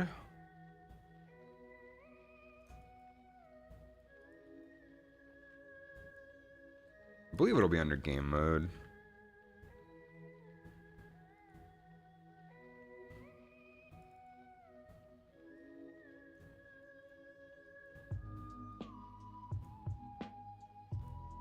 Let's see.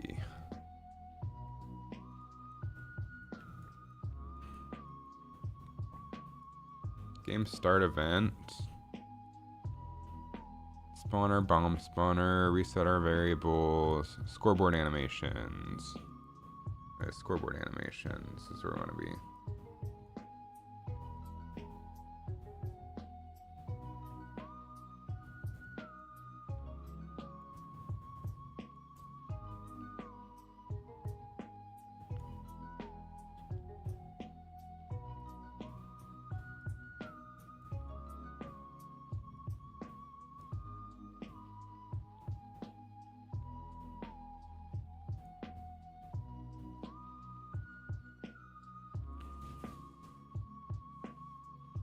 I did this in a lazy way.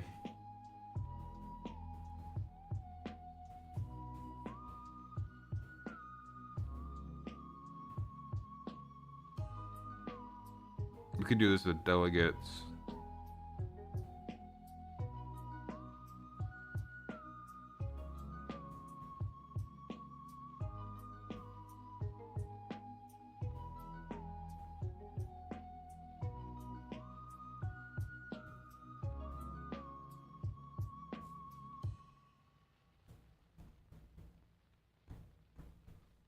Right now, what I'm doing is saying I'm getting all of my scoreboards on screen. There are 4 of them. And then for each of them, we do this stuff. What I could do is put all of these events on the scoreboard itself and then delegate it to these events. So when these events happen, it automatically happens on each of our scoreboards rather than looking for them every time. I think delegates are probably going to be the smarter way to go.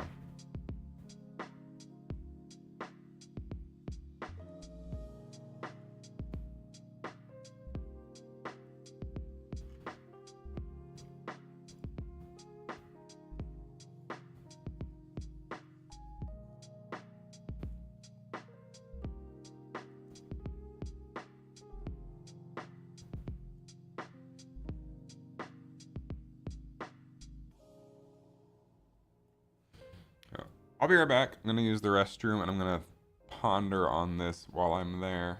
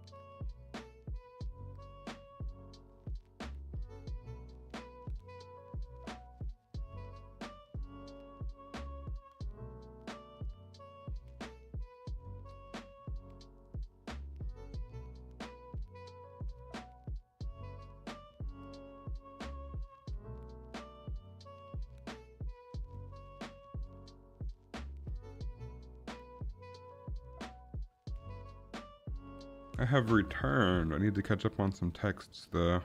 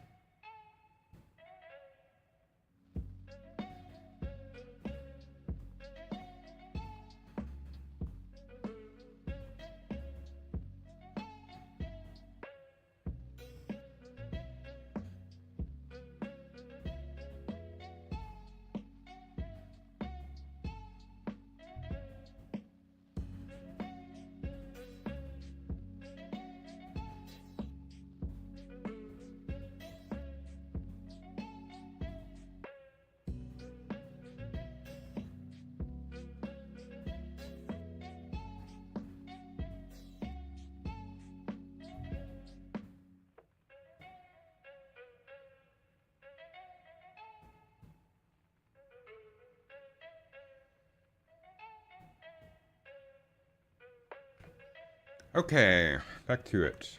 Here we go.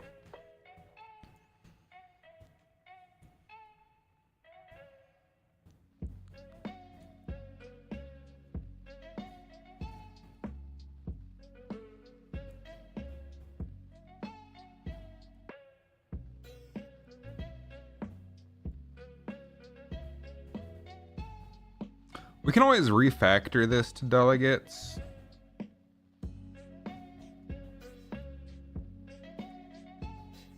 Convex Thunder, how's it going?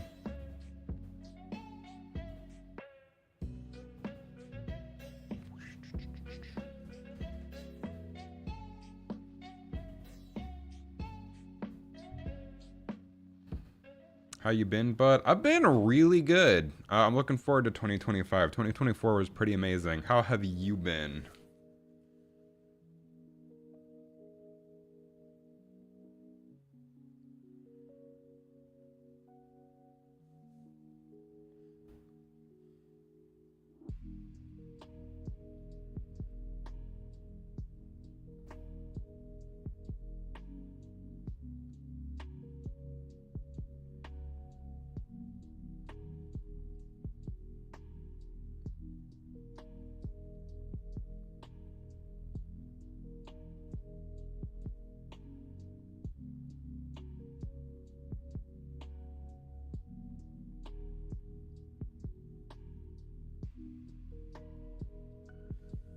Good, lots of changes last year. Hopefully for the like hopefully good changes. Hopefully change. Words are hard.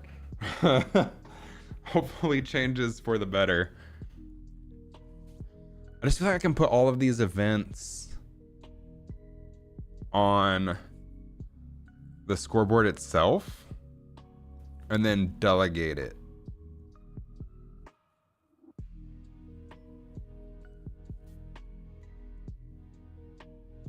Rather than doing this. Hi, Kizuski. That's an awesome name. Kaizuski. I have no idea how to pronounce that, but very unique. I think we're gonna delegate this.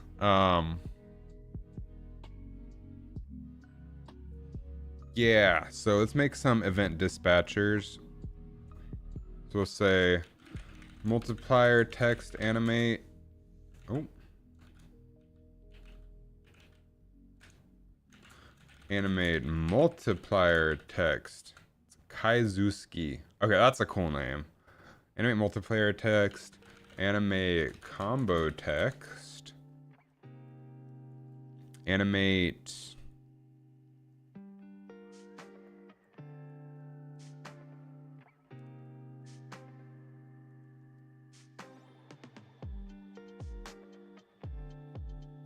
If we do it as a delegate as well, then it won't matter which scoreboard object.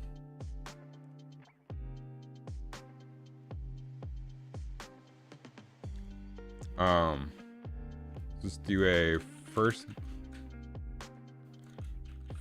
game start of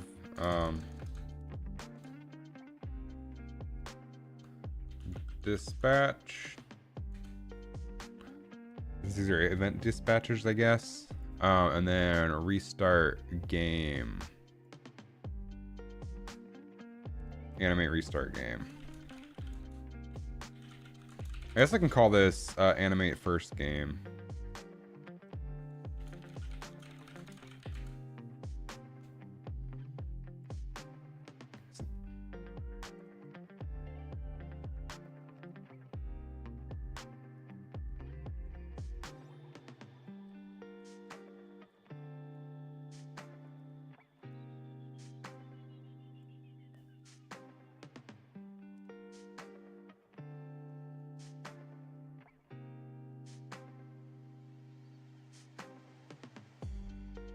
And then game over. Okay, so we have those event dispatchers. So now we can just say call animate game over instead of doing this. Let's break these links but not delete the nodes yet. Because I don't know how well this is gonna work.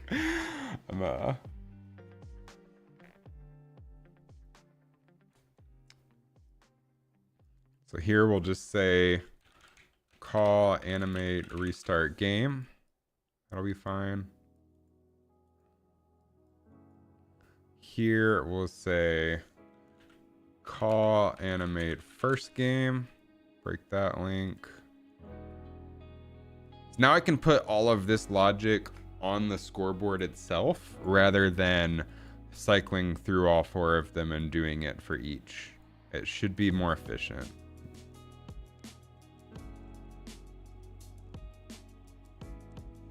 Call animate combo text.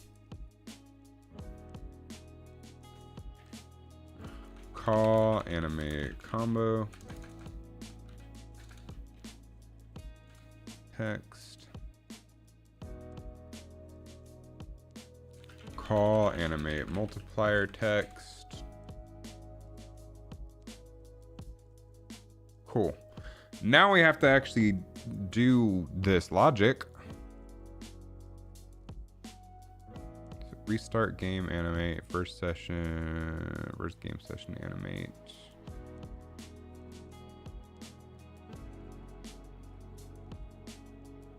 I'm gonna play combo hit scale.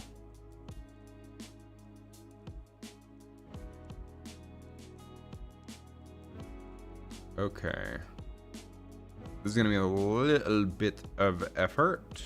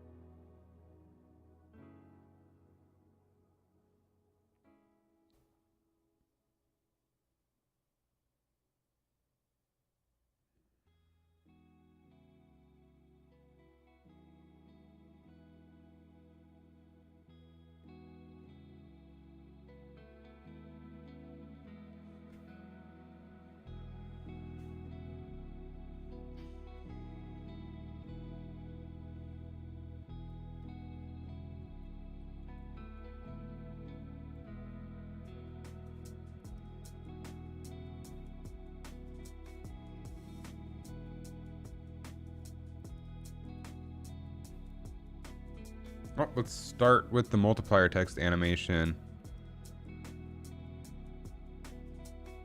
Multiply hit scale.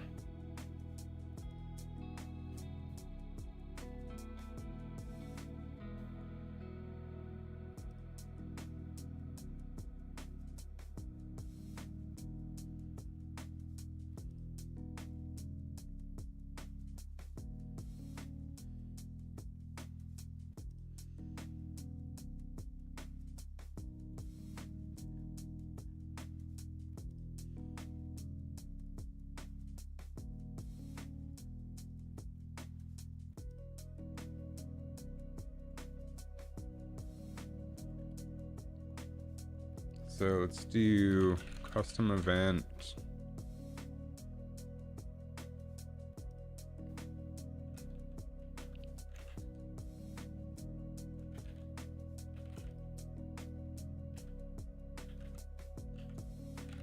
Multiplier.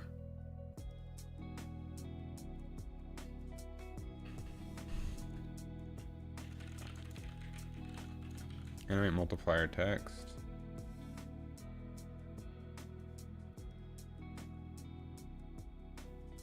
Animate combo text.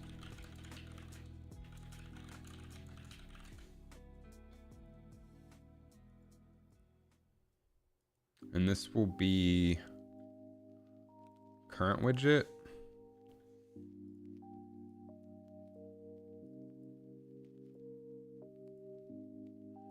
Active widget. Active menu. This will be play animation combo hit scale.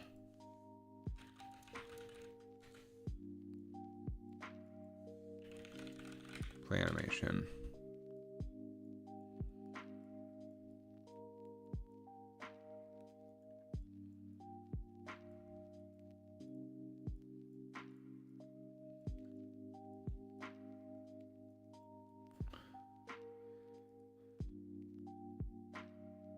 And then this will be the exact same thing, but we'll grab multiply hit scale, animation.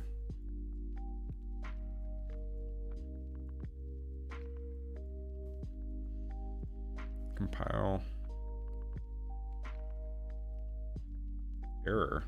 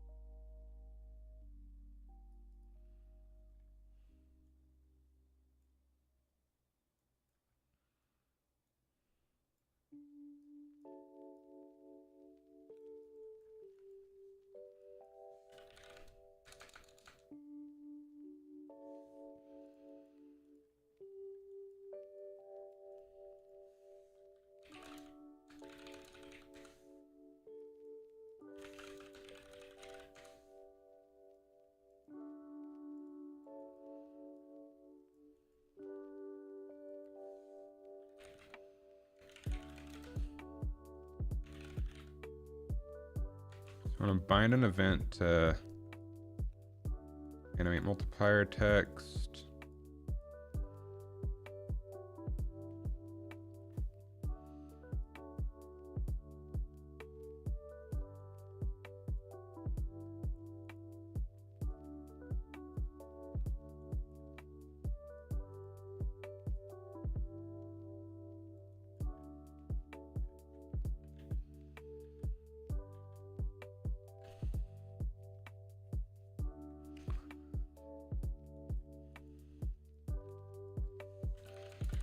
Find event to animate combo text.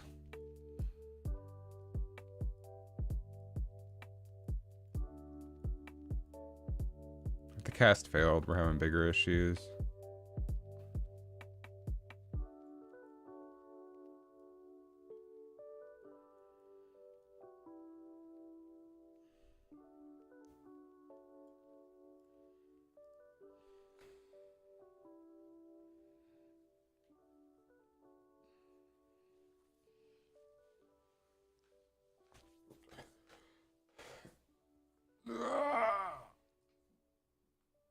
Oh man.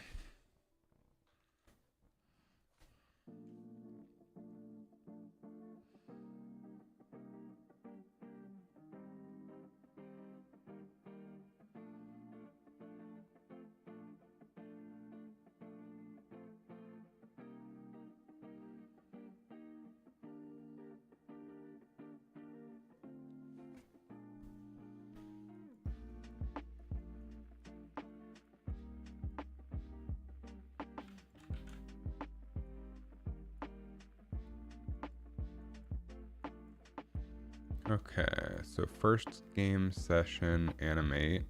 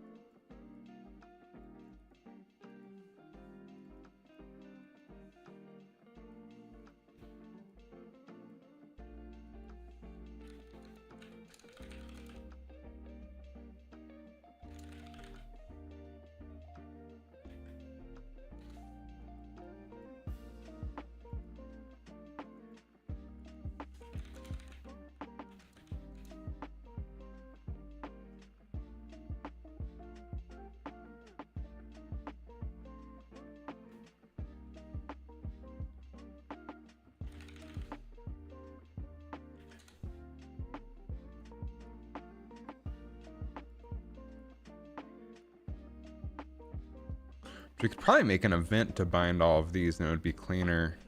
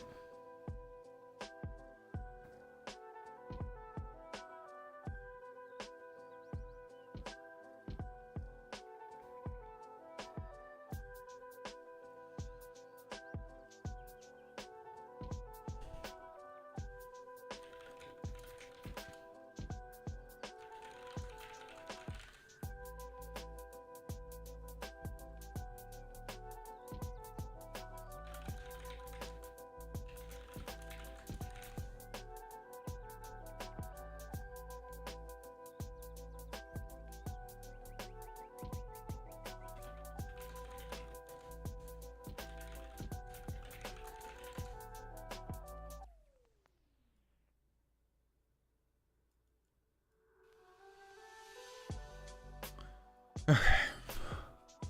So animate first game.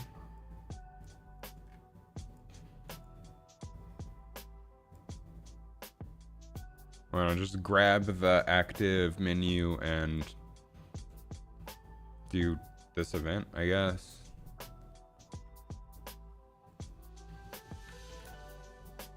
Get current widget, active menu, first game session animate. Easy. So then for game over, oh, there's just game over animate.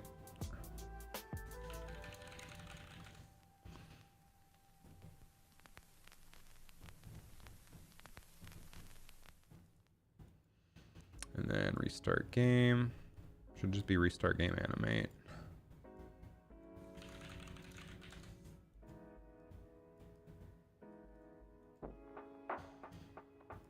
Okay, that should all work now.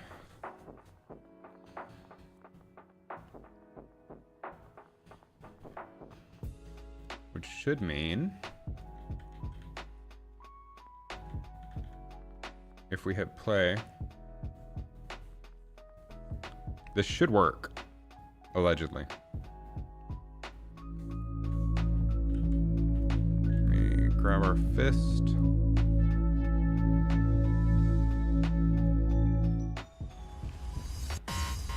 Nice.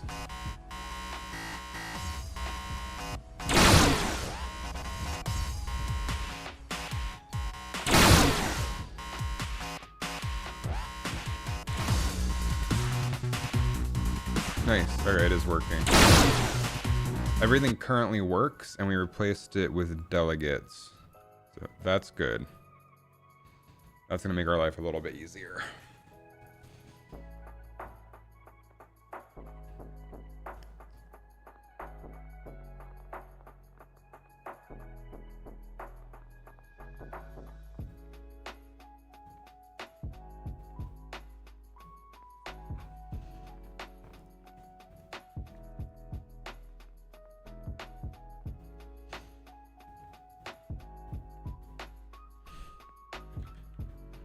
It's gonna get messy using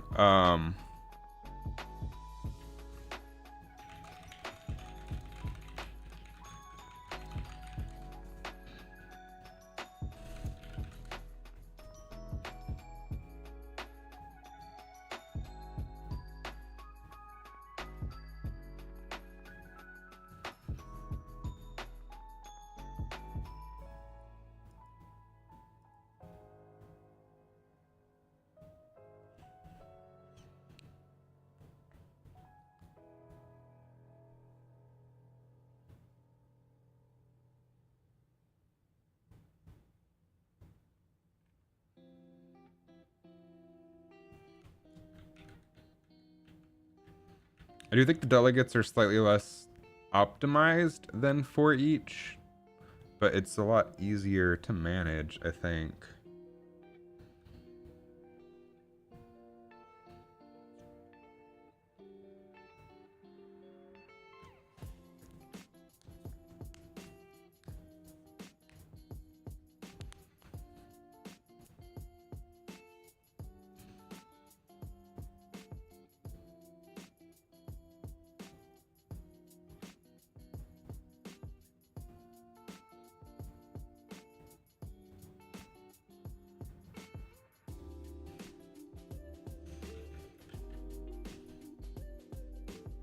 I guess we'll find out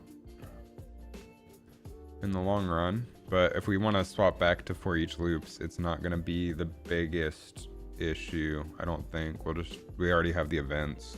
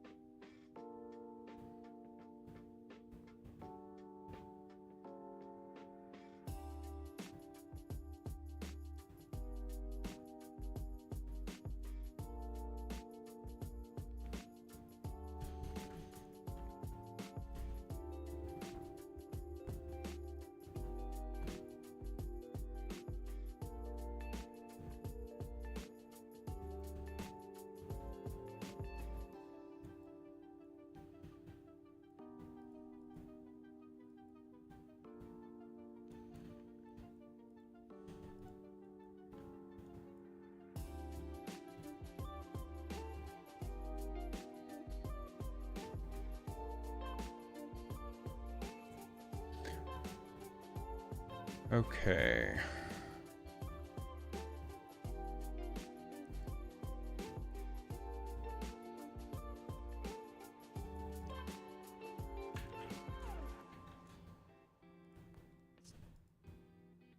So now we just need a couple more delegates, and this will be animate left press, animate right press,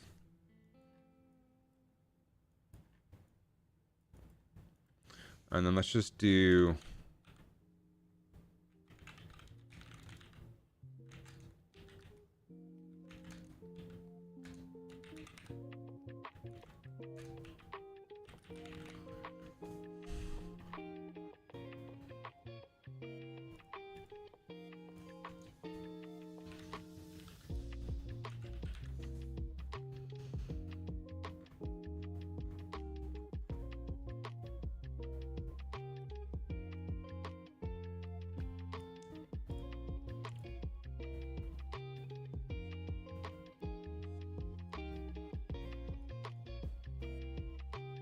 I guess we'll put them on our, put those keys on our pawn for now.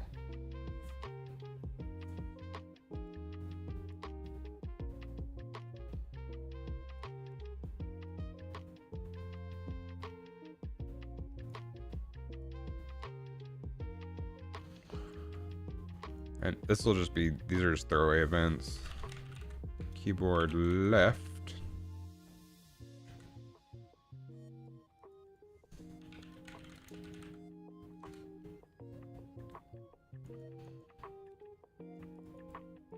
And this will be, do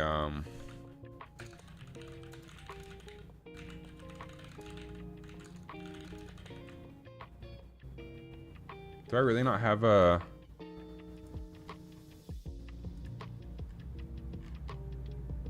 Wow.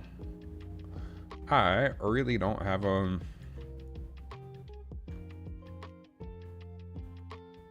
That's wild.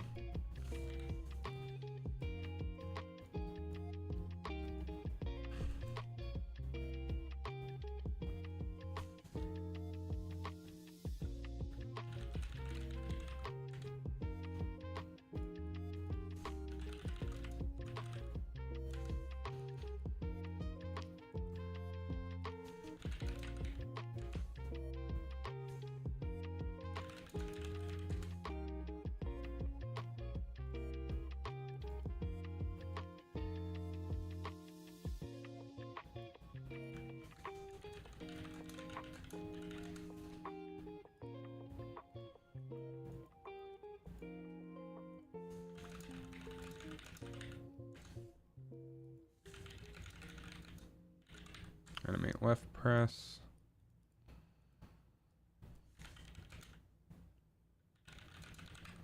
Okay. One more thing to do. And that's to actually set up that functionality.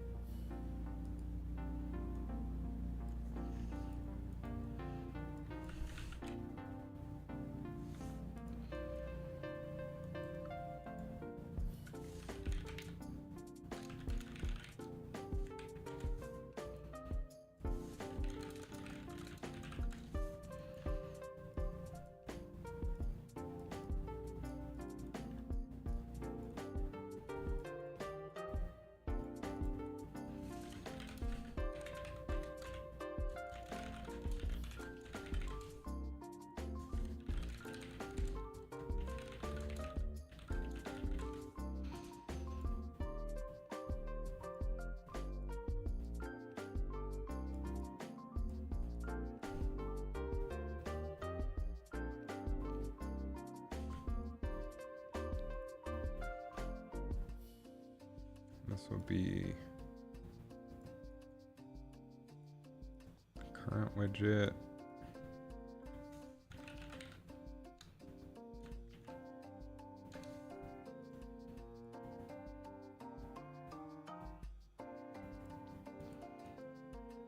And the event is right pressed or left pressed.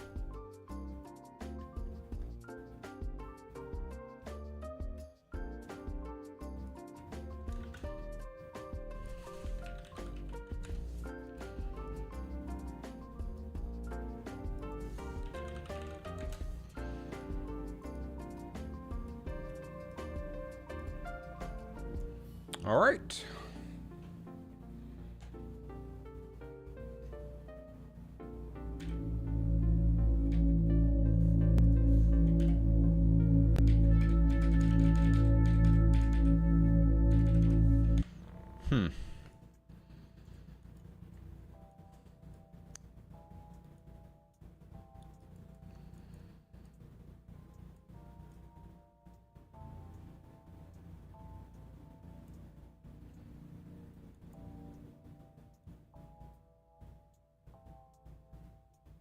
Oh, I have to set our current widget. That makes sense. That's like forgetting a semicolon or something.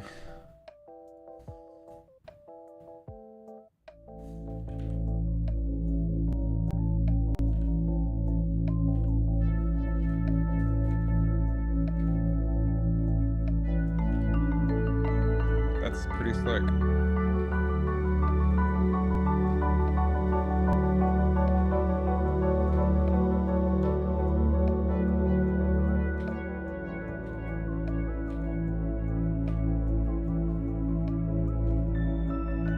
Except I need to make these opposites.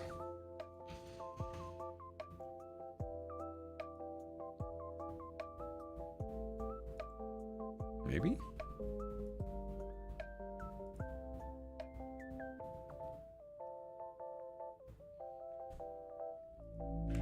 No, that's correct.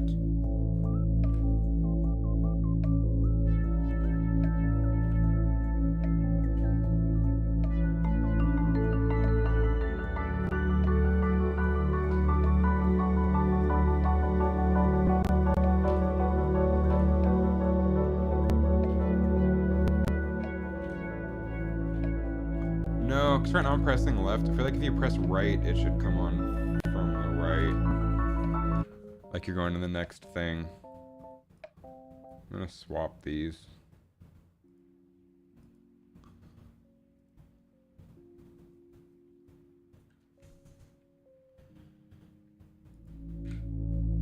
There we go.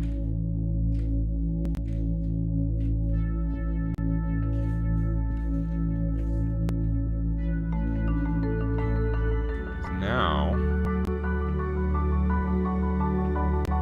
regardless of whichever one is active, it should still play properly. Cool.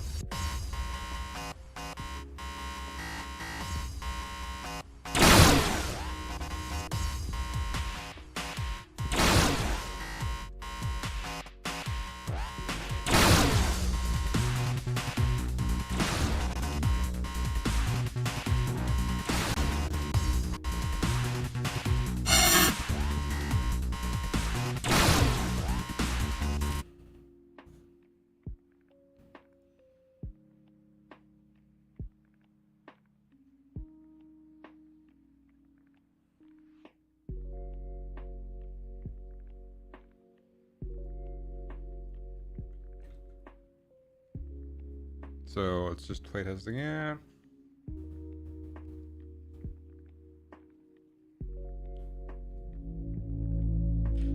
So I go over one and then hit start.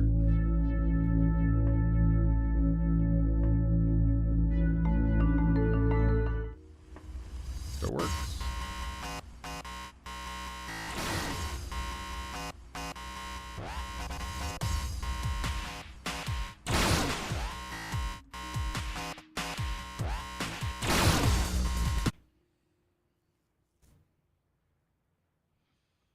Good progress.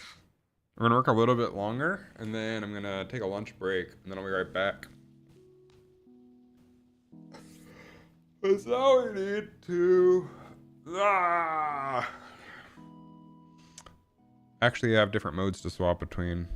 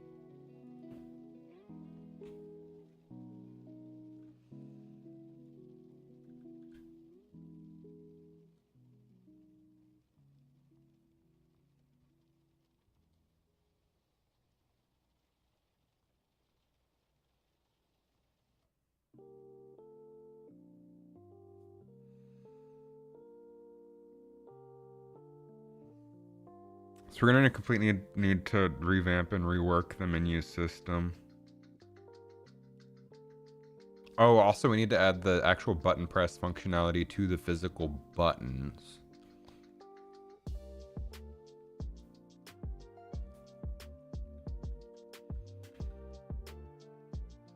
Then the up and down buttons aren't going to be functional for a while because we don't need those yet, but it should be pretty easy to implement once we need it.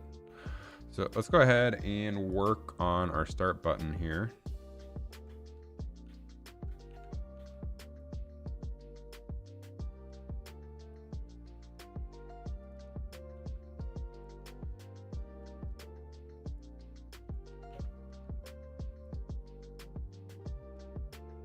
So our start button has a trigger, and that's what we need to add to each of these.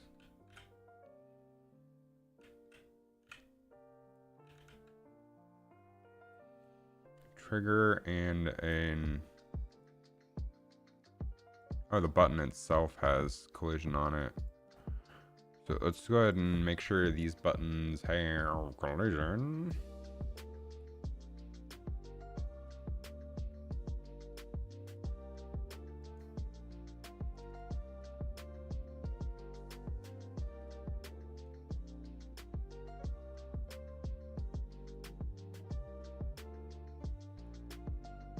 They do not. So let's add. Honestly, just box collision is fine. Save that. Go back to our start button.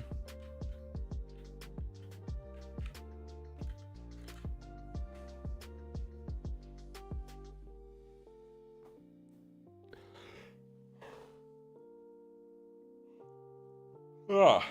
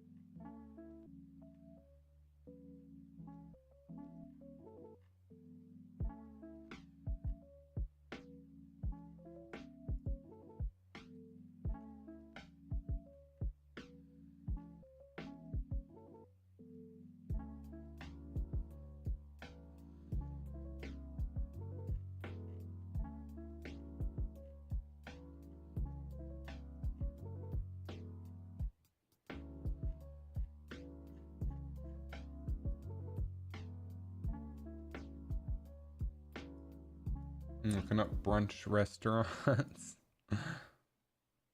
Brunch.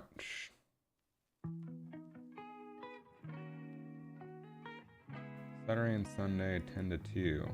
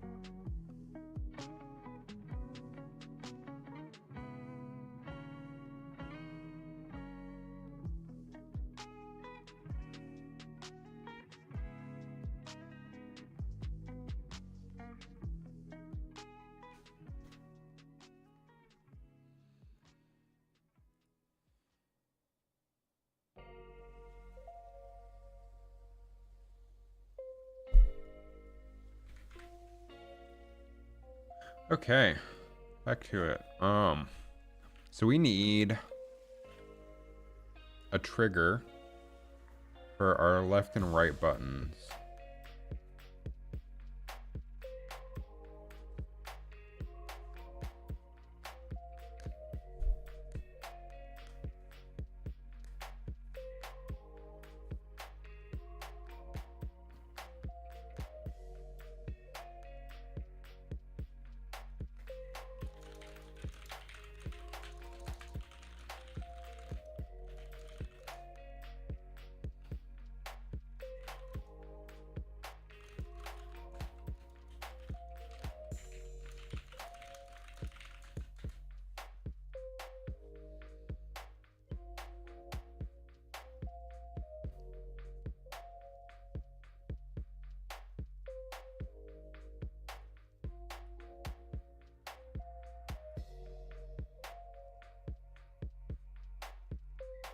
Having surgery tomorrow? Cash, what's going on? How serious is it?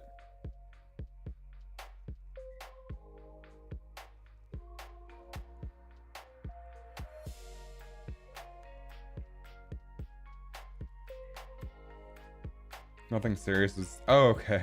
Do you have to go under anesthesia for that, or do they just numb up the area?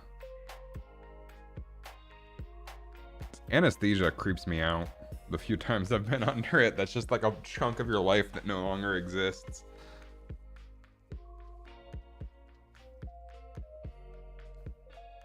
You have to go under? Well, I'm sure you'll be fine. It's probably a pretty simple, common procedure.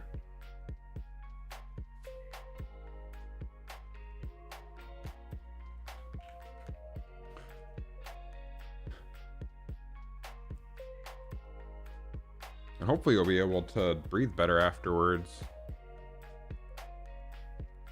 Okay, so let's add overlap.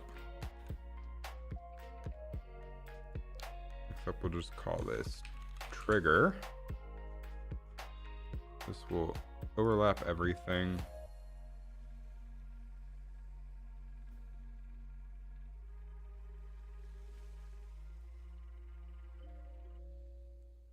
Your left side is fully blocked, so you're hoping for some differences. 20 to 40-minute surgery. Okay, that's nice. Still, best of luck to you, sir.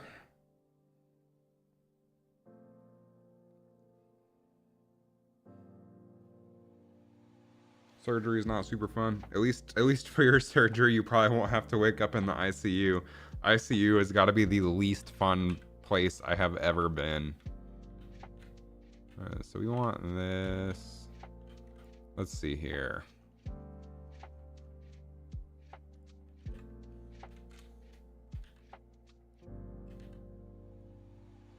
Move you down here.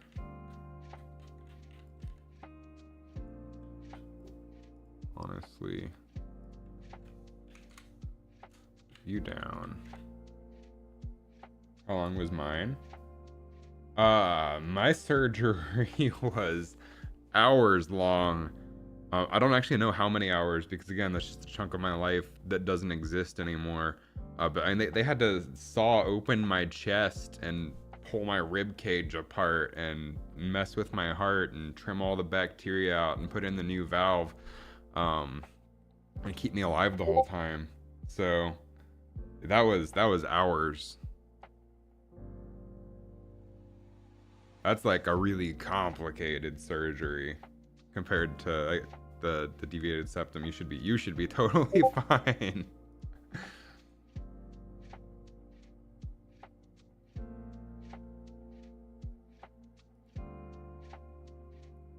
Open heart surgery is not it. Obviously it's better than dying, but don't do things that put you in that situation. I don't know how I got in that situation.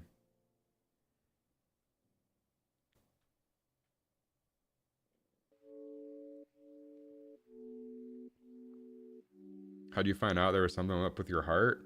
Man, that's a whole long deal. That was like a year of getting misdiagnosed because what I had was infective endocarditis. Strep bacteria had gotten into my bloodstream, we believe probably through dental cleaning or dental work, because strep tends to live in the mouth. And it attached to my heart and started growing there. But the symptoms, since that's such an uncommon thing, and the symptoms line up with a bunch of other things, I got misdiagnosed like several times for basically a whole year before they figured out what was wrong with me. So first, I was diagnosed with the flu because I had fever, night sweats, felt like shit. Probably did actually have the flu at that point. Then got diagnosed with the flu again. Then I was tired just 100% of the time, literally falling asleep at work. My boss was really worried about me. And I got diagnosed with mono because they're like, oh, you're tired all the time, you probably have mono. And at one point I started having a really sharp pain in my foot, and they misdiagnosed that as gout, but really what had happened was a piece of the strep bacteria had broken off, gone through my blood vessels into my foot, and caused a sharp pain there. I'm extremely lucky that it didn't go to my brain, because I would have had a stroke and I would have been a vegetable or a lot dumber than I am now. But eventually, after being misdiagnosed so much, the doctor that I normally saw was out of office once, and there was an older doctor in office at that day, and he looked at me, and he wanted to take a blood sample, so they did that. About a day later, or maybe even later that night, I got a call that said, we saw strep in your blood, you need to go to the hospital now. So I went to the hospital, and this was all expedited because of how bad the situation was. Went to the hospital, they looked down they sent a camera down, I guess through my blood vessels. I had to go under for that too, I'm pretty sure. And they saw some pretty nasty stuff in my heart valve. My heart valve was basically completely destroyed by massive strep bacteria growth. So they had to expedite doing open heart surgery. They shipped me off to the Atlanta hospital that's known for good heart surgeons and good heart surgery. Oh, that sentence sounded terrible. And they put me under, cut open my chest, took out the valve, put in a cal valve, sewed me back up. I was in the hospital for a few days, and then they kicked me to the curb. And then I went and stayed with my parents for a while my chest bone was sealing back together, and we had a travel nurse come do antibiotics for several weeks. It was like a 12-week healing process that I was out of work and just chilling at my parents' house. And that's when I started streaming Fortnite.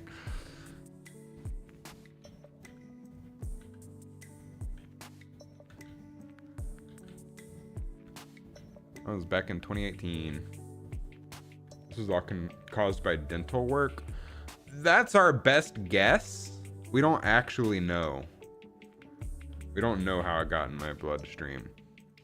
Sometimes it can get through the mouth, like through dental work, cleaning or whatever, if there's bleeding. Sometimes it can happen through like dirty needles if you're doing heroin or something, but I've never used drugs in my life, so it's not that.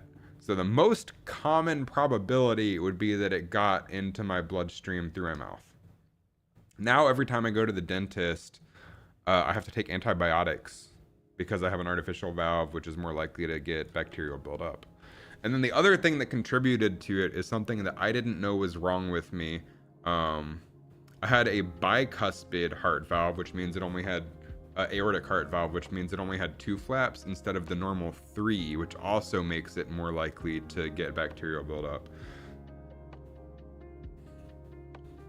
But the main symptoms were exhausted all the time, night sweats, like really bad night sweats, and nightly fevers.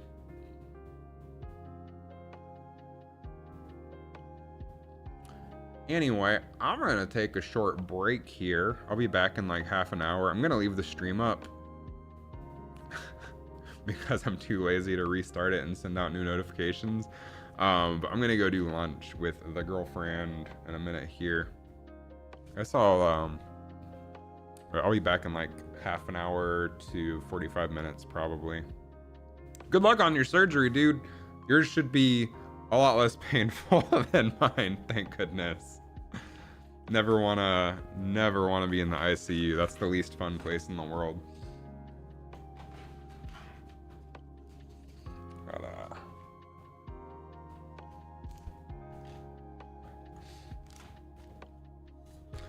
Okay, let's see. Go to BRB, and then I need to add a text thing here.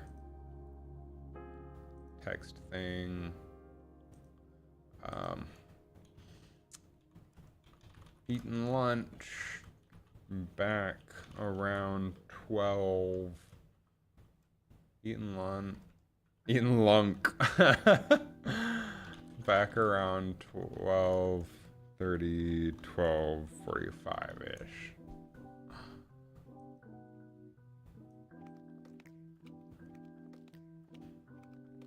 I'll center this.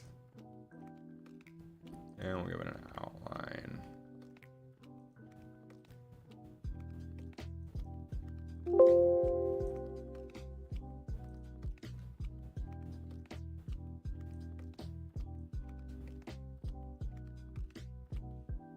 Whoa! I'll be back shortly. Like, not shortly, I guess, but whatever. I'm gonna waste YouTube and Twitch server space with my BRB screen. Hell yeah.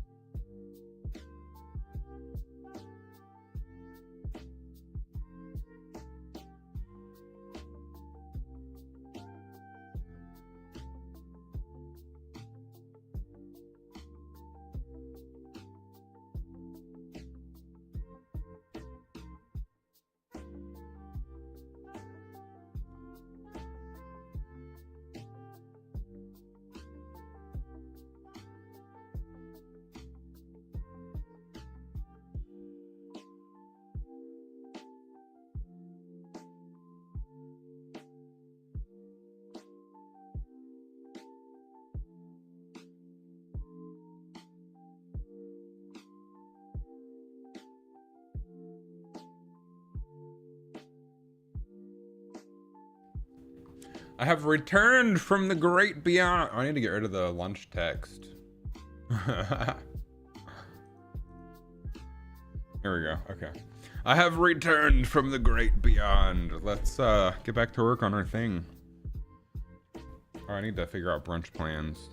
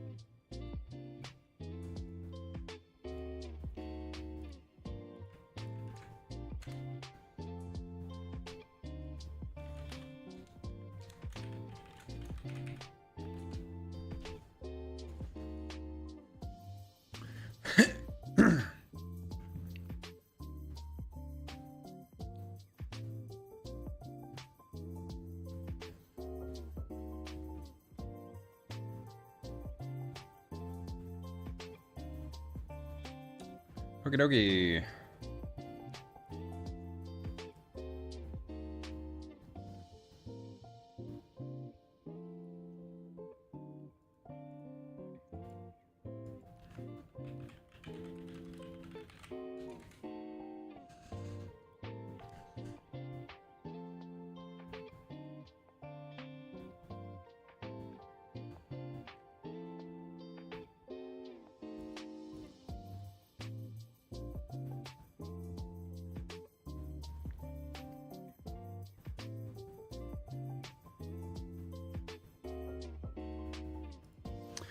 Where were we? We need to make... Oh, I'm pressing the wrong buttons. I'm pressing buttons on the keyboard for the stream PC.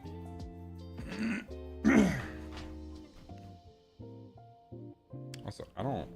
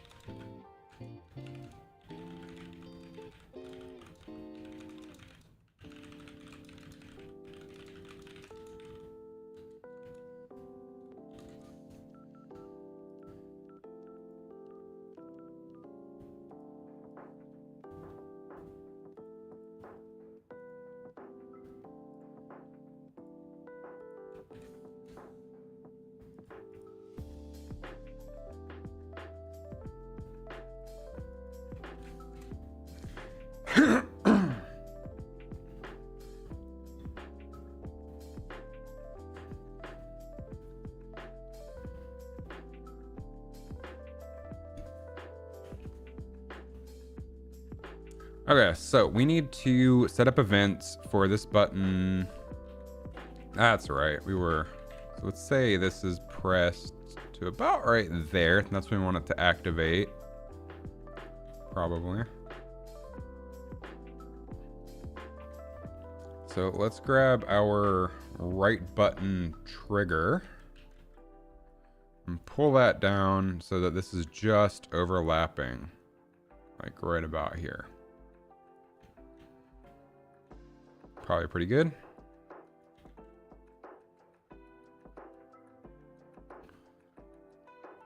So then we'll do a... Oh, we need to go ahead and save this too. So I'm gonna make this overlap all, and then set it to custom, and just set everything to overlap. We'll make it world dynamic, and then same with the trigger.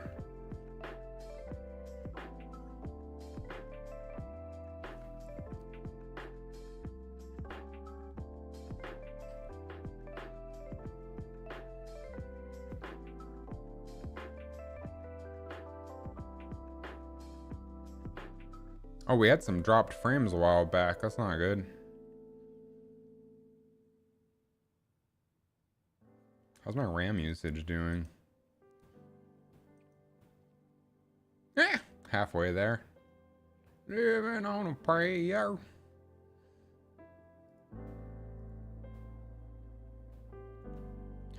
Our trigger. So now let's do an overlap event. Begin overlap. I want to copy the actions.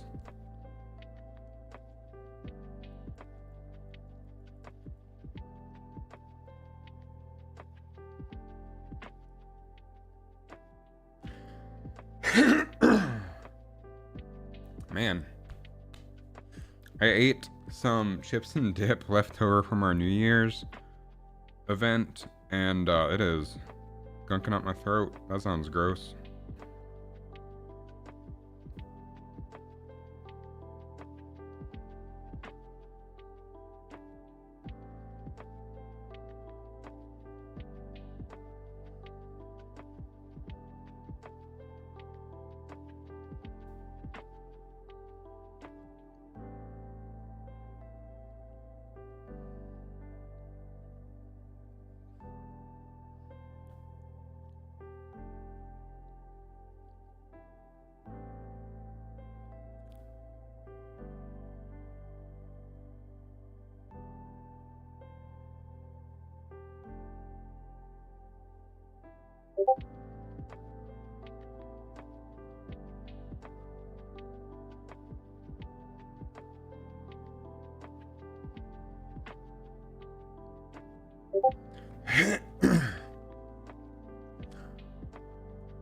Okay.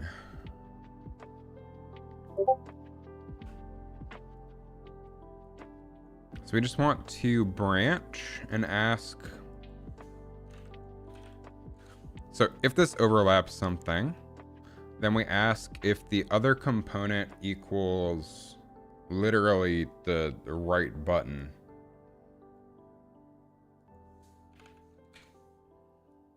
And if it does, then we continue.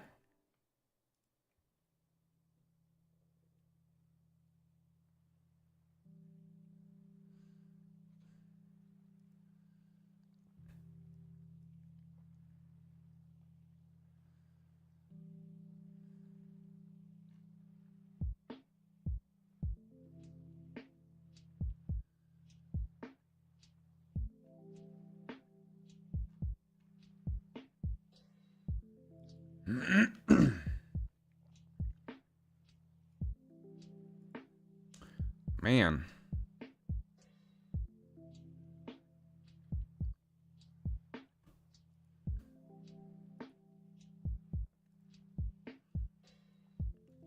And if that's the case, then we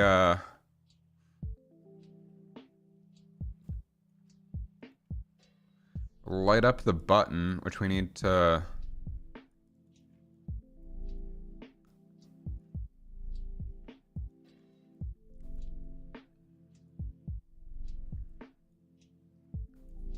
make a new dynamic material for.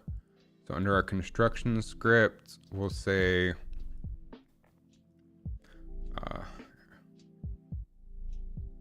arrow button 3, dynamic material instance.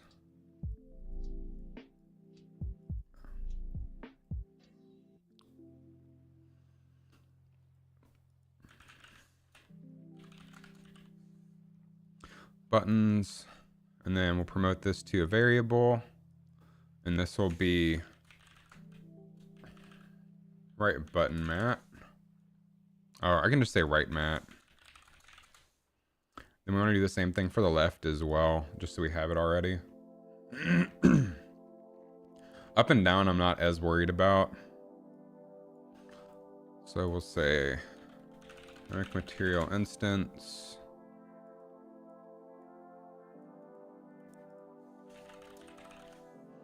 Start button buttons. Promote this one to a variable, and this one will be left mat. Okay, so then under the event graph, we set current button mat to right mat. And then we play the start button light.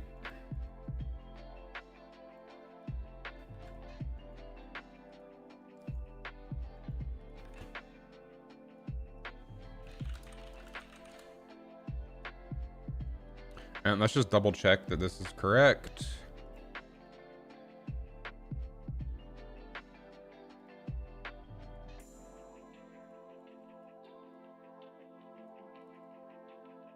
I just want to see that these parameters actually affect the material correctly.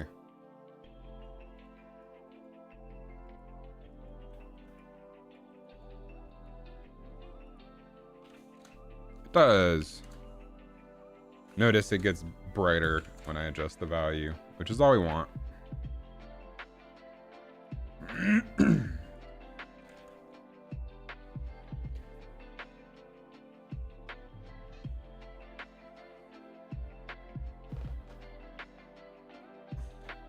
Ugh. Stretching.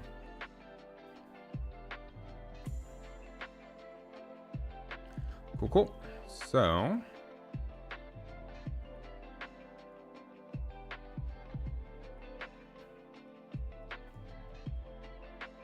then we get our current game mode, which I believe we've already called. Potentially.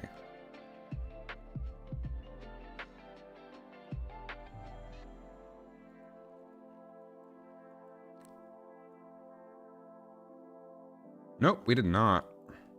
Let's go ahead and do that on begin play.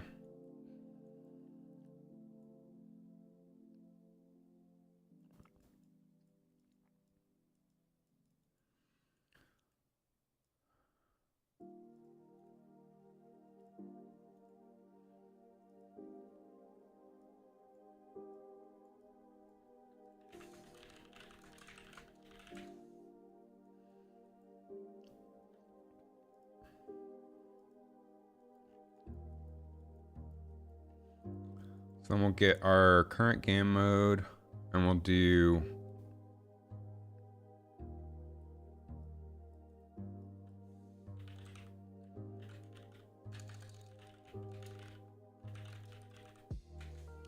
call animate right press. Although I think we want to do left press. When you hit the right button, we want it to animate to the left. So let's just see how this looks.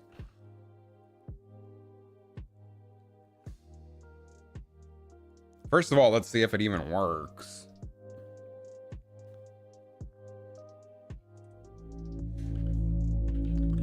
So we want to grab our fist. We don't want to start. We want to press the button.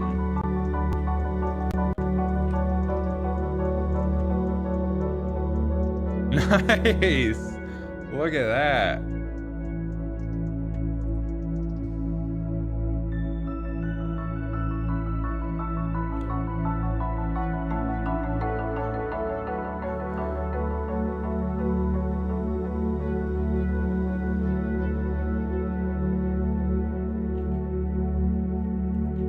Oh, that's awesome. So this one doesn't work yet because we haven't made it yet. Getting there. What's up, Jay? How's it going? How's your day going?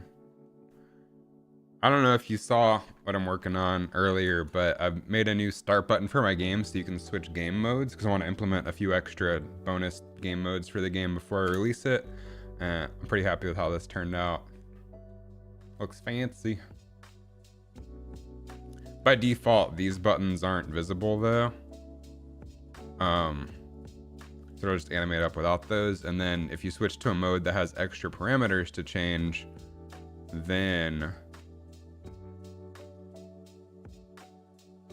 the buttons will rotate out if you need them. Trying to make it as intuitive as possible, but also like as fun and interactable as possible for VR. I feel like you need big squishy buttons for VR. Okay, wait, let me make sure that was correct, by the way. I was too excited by it just working that I wasn't paying attention if I was correct or not. I might need to do animate left. Okay, grab our hand. Oh, yo, what's up? It's been a really long time.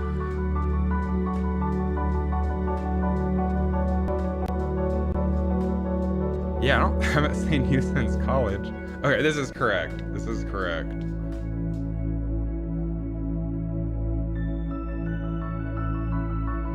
This is a VR game, so whenever I do playtest things like if I want to playtest the game, obviously I'll put the headset on, but if I'm just playtesting simple mechanics like this, I just drag the hand around and pretend that it's a VR hand.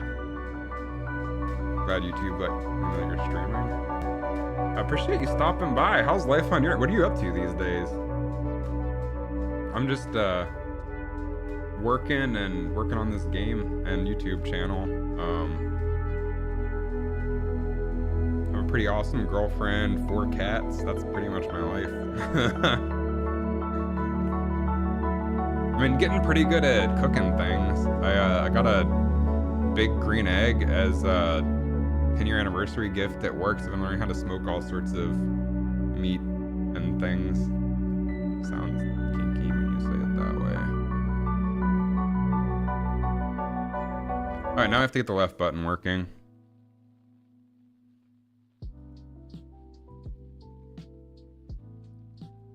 Current game mode. So now we do the exact same thing we just did for the right button. Let's see, we set this to 13.26. You lost your cat? I'm sorry. Man, I would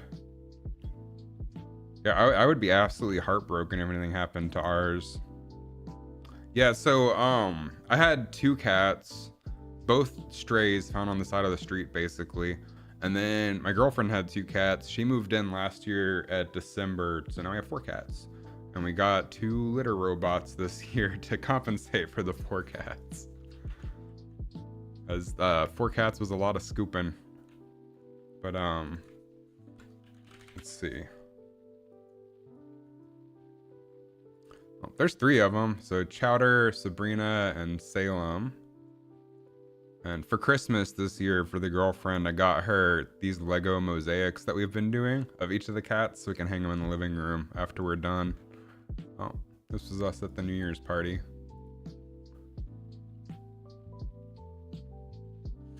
Lost Snoop back in March. That's still sad.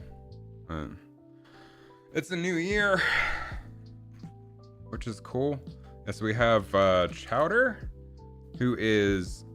Oh, that's pictures of... Happy New Year! Probably should censor pictures before, just in case.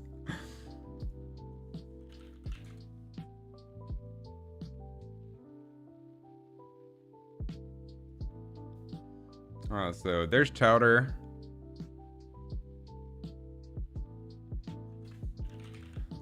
I can find a cuter picture of him. You never know what like life pictures you've taken. Let's see, there's Chowder. Salem is solid black. He doesn't register well on Google Photos, so I have to search. When I search Google Photos for him, I just search sink because he likes to sit in the sink. And then Sabrina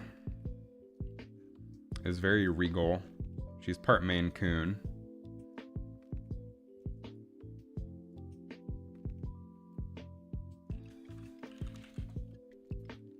And then Asmo, which is short for, I named her after a magic card, Asmarona Mordekaiser Okuldakar, which is her full name, but nobody wants to say that, so we just call her Asmo, which, she's a tortoise shell, so she looks like this. And so Chowder, Salem, Sabrina, Asmo. Going into the new year doing more of the same, selling jewelry and making ads for the family business. That's pretty cool. What's the family business do? What kind of industry is it? I'm still working for the same company I've been working for since high school. I just make animated promotional videos for them and then do this stuff in my free time. But I banked all of my paid time off until the end of the year and took from the week before Christmas through January 6th off, which is why I'm not working today and working on personal projects instead. Left button. We need another hitbox. Copy paste. Call this one trigger.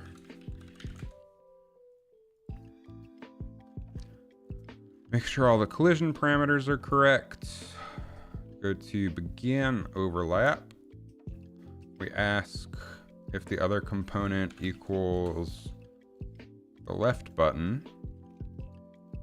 We branch. If it equals the left button, we copy exactly what we did here, except we say left mat. So we want to light up the left button. And then we can grab our game mode and do animate left press. Wholesale chain importing and reselling jewelry mostly from Italy, Germany, and Japan. Just a little anxious about what's going to change. Oh shit, yeah, dude. I guess it probably directly affects you a little bit more, but Jesus Christ, these next 4 years are going to be rough. Ugh.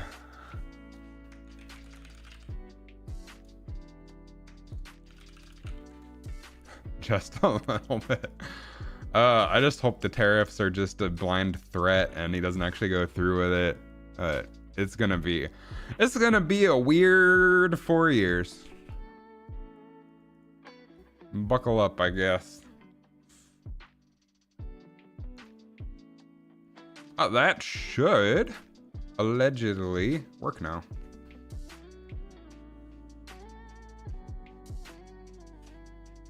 Oh shit. Oh, okay, never mind, we're fine.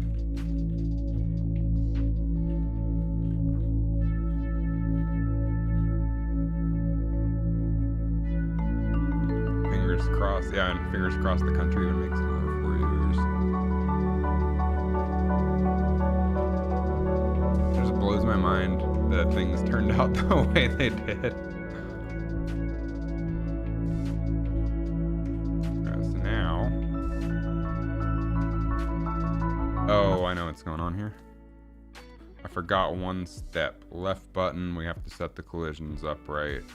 Overlap all, set it to custom, overlap all.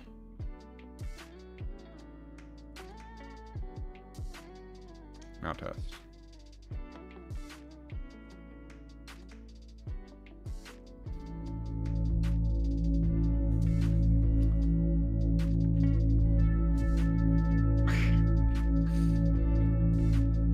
I don't like the Restream bot,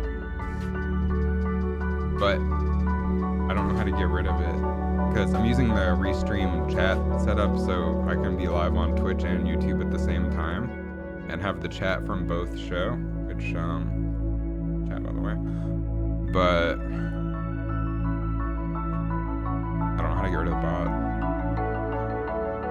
Might just be a downside of using that tool. Oh, I see. I know what's going on. I'm going to keep making stupid errors, but that's just game development in a nutshell, I'm pretty sure. I didn't move the trigger down. So we need our left button. This is about where we want it to activate, I think. Somewhere around here. Heading to Thailand to visit an aunt at the end of February. That's pretty fun. We don't have any big trips planned on this end yet this year, but we're thinking about joining our friends who are taking their daughter to Disney World for the first time in November. Might go join for that, which would be pretty fun. All right, let's just match the depth of this one, which is 1326. Pretty good. Make sure that that actually overlaps the button. It looks like it does. And then let's shoot. What's the default for this? It's the happiest place on earth. It's fun. Man, Disney's made some questionable business and movie choices lately though. What's the default for this?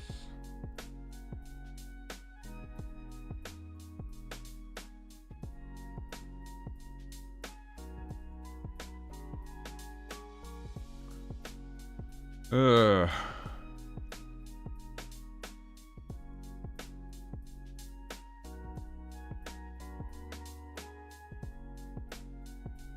So left, right, the default is 6.94.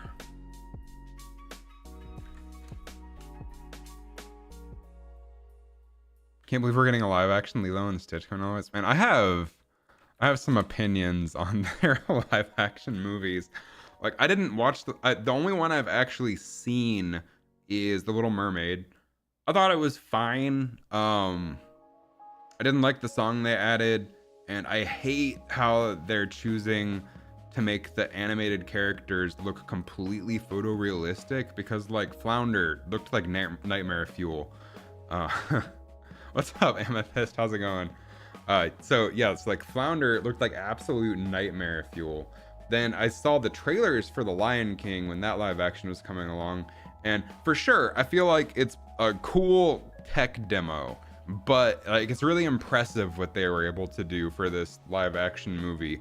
But the my problem with it is that in the animated version, you get like these really expressive faces on the animated characters when they're singing and they're dancing around all these colorful musical numbers. But then in the live action version for their songs, they just have like these dead predator eyes, because lions are like top of the food chain. You have like these dead cold hard killer eyes, just like with the mouth matching the lip sync while they're kind of just walking in a straight line. And it's just, I don't know, it just feels wrong. Not seeing me streaming all. That's because I haven't streamed in a while. I just decided to hop on this morning because I was trying to get stuff done on the game and figured I'd keep myself focused and add some, even if it's just a few, add some watch hours to the account so I can try to get monetized this year. Only live streams and long form count towards watch hours. I wish shorts did, because I'd already be monetized. Okay. Now we should be in business. Only live action remake you've seen was Beauty and the Beast, and just kind of hated everything they changed from the OG. I don't think I watched that one. I might have tried to watch it on a plane or something, but I definitely haven't finished it. I tried to watch Lady and the Tramp, couldn't get through it. What else did I see? Oh, I saw the live action Jungle Book when they did that, and it was the same issue. Like when the King of the Apes or Monkeys or whatever, Christopher Walken, was singing, he was just kind of sitting there as like a realistic monkey ape thing, singing, and it just felt so bizarre. You just can't match the expressiveness of the 2D animation from the musical numbers. It just doesn't work. Or at least don't focus so hard on making the animal characters photorealistic, because they just come across as creepy. Let's see. Flounder live action mermaid.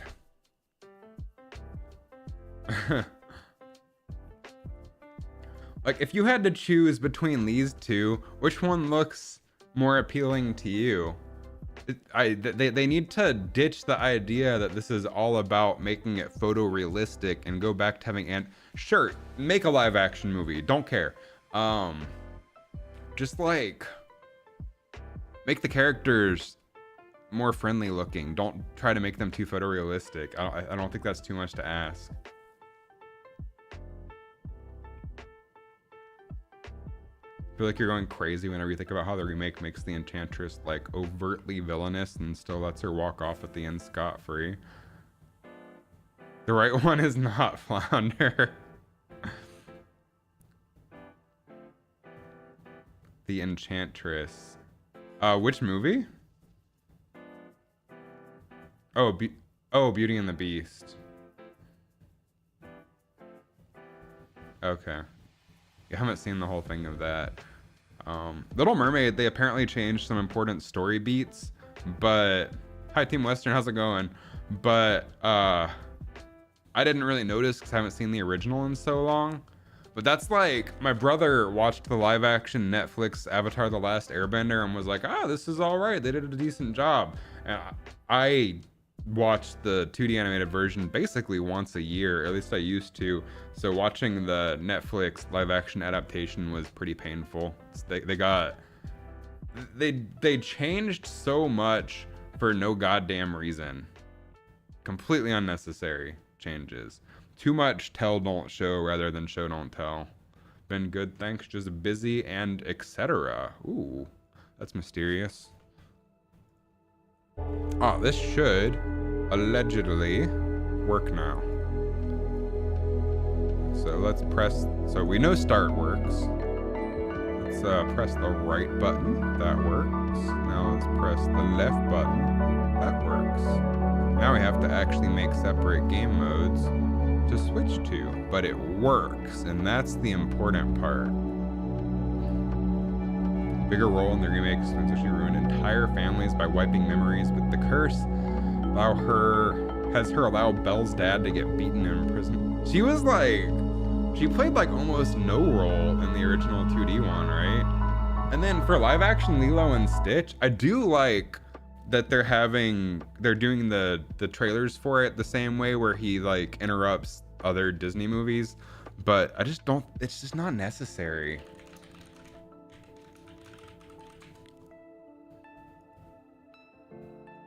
And I will give them credit, the live action version does look appealing. Like, this is an appealing character design versus the live action Flounder, for instance. They actually kept him pretty animated, but I just don't think it's necessary. Watch the original, it's better, probably. Also, like, why the hell are we getting a live action Moana already? That movie feels like it just came out. She just walks off at the end with a smile and a wave like she isn't the absolute worst. Yeah, they did an ugly Sonic him. The Rock wants to get paid. That's fair. Yeah, I feel like it's wild to me that Moana is still like, when did Moana come out? Came out in 2016. Okay, 9 years ago. They're already doing a live action version of it, and the same guy who voiced the character is doing the live action version of him. I feel like The Rock just has too big of an ego. And Moana, the original, was so good. That's like one of the better modern Disney movies.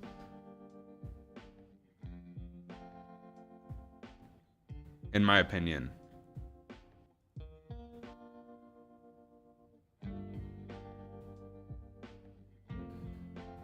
The Rock does have too big of an ego. Did any of you watch that Christmas movie that they put together this year?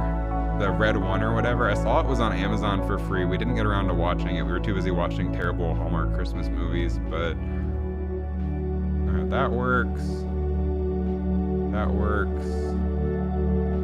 Start game works. He won't let himself get beat in a fight.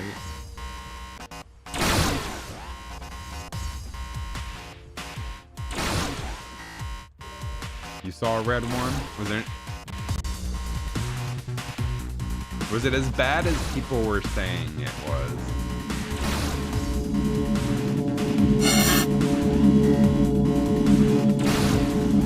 That's what I'm curious about. Wasn't that bad? Okay, that all works. Now we have to rework the menus and add some logic for actually switching the menus, because right now it just cycles between the same menu, but we want different game modes. So I'm not gonna add the second game mode today. We'll probably get started on that tomorrow. What's up, Boogie? It's been a minute. Never seen movies, only seen Pokemon in real life. Better than most movies that have been coming out. That's saying something. In terms of recent movies, I really liked Wicked, and then we went and saw Twisters in 4DX, and that was a ride. That was fun. Highly recommend. I don't think you can anymore, but it was really fun. For those unfamiliar and unacquainted, 4DX is where the seats move. Twisters was so fun in 4DX. It felt like you were in a tornado. Did I watch Dune? I did not. Venom was super good. You wanted to see Twisters. You used to like Moana. Your sister used to watch it literally every day, but you watched a video directing all of its plot holes and it ruined it for you. Yeah, so 4DX, you should see if there's a theater near you that does it. There's only one in the Atlanta vicinity, so we have to drive like half an hour to do it. But so 4DX, the seats are on hydraulics, so they move, and they also have like air and like smell and water. So like dissecting, that makes a lot more sense. So when you're in Twisters, it's like spraying water at you and blowing air, and you see like smoke effects, and your chair is throwing you around like you're on an amusement park ride. It was really fun, and we did that. But they had a package where you could do Twister and Twisters back to back in 4DX, and that was really fun. We did both in a row. We also did Beetlejuice in 4DX. A lot less movement than Twisters, but the new Beetlejuice was a lot better than I thought it would be. Deadpool and Wolverine was also good. I still need to see that one. Challengers, I've never heard of. I don't know. I feel like plot holes don't necessarily ruin things for me. If I enjoy the movie, like I feel like Moana is enjoyable because the characters are likable and the music is really catchy. And it's got heart. It doesn't feel soulless like a lot of the live action cash grabs. So what I want to do today, since we got this working this morning, depends on the movie, depends on the plot hole. That is fair. That is very fair. Like, I don't know if y'all are probably all familiar with Ryan George on YouTube. He does the pitch meeting videos. His pitch meeting, the one that made him viral, basically, I guess, the last season of Game of Thrones. Those are some unforgivable plot holes and terrible storytelling. Hoping the next Star Wars movie is good. I've kind of checked out of the Star Wars universe personally. Haven't seen anything since Book of Boba Fett, which I did enjoy. It's just Disney is releasing too much stuff too fast. It's really hard to keep up. That's the same reason I stopped watching the Marvel Cinematic Universe, is because it just felt like homework at this point. And that's not even to say that all of the modern Marvel stuff is bad. Like the few episodes I've watched of Agatha All Along, I really enjoyed, but they just release too much stuff. It's really hard to keep up. Mandalorian and Grogu get their own movie?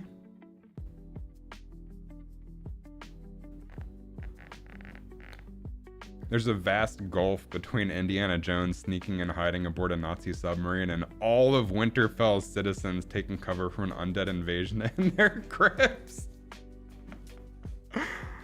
I will say, we saw it in 4DX, and that probably altered my opinion on it, but I didn't fully understand all of the hate that the new Indiana Jones got, because I thought it was a fun ride. I don't think it was a masterpiece by any stretch of the imagination, but it was a fun popcorn movie. And that's a hill I'll die on, especially since our seats moved during it. That was super fun. probably gonna bring. I didn't watch Ahsoka. I still need to do that at some point. How many movies did I watch in 4DX? Basically, any chance we have to go see something that we want to see, if 4DX is an option, we'll go see it in 4DX because it's so much fun. It is a little pricey, but it's not any more expensive than a date night anywhere else. Ahsoka's really good. I also need to get back into watching the Clone Wars. I never finished that. I started watching it last year or the year before and then just fell off because there's so much goddamn stuff to keep up with. What if The Godfather, would you watch that in 4DX? I don't know how, I don't think The Godfather has enough action to be 4DX. But sure, throw it at me. Because even the movies where there's not a lot of action for the 4DX to happen, the breaks between the action kind of give your body a chance to rest before it throws you around a bit more.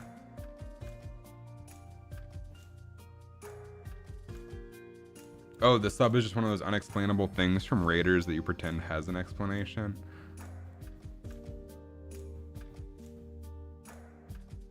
I haven't seen that movie in so long, I don't even remember what goes on in it for the most part. Need to go back and rewatch. There's Bad Batch you need to watch after Clone Wars. That's another animated one, right? I'm sorry, I'm stalling because I'm still wrapping my head around what all we have to do here. So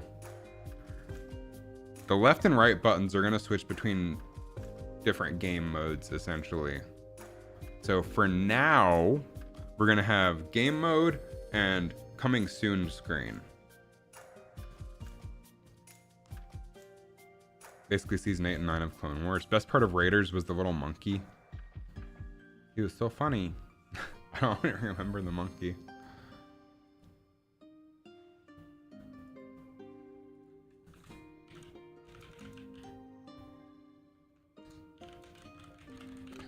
We did actually try to rewatch the Indiana Jones movies. That's right, we did. Either, I guess it was like early last year, or maybe the year before. Could have been the year before, could have been 2 years ago. I think we rewatched them. It's hard to get into them if you don't have nostalgia goggles for them. They're still fun movies, but I do think a lot of people have really big nostalgia goggles for them. Because like the one, which one was it where there was like the really annoying lady? She just like whined the whole time.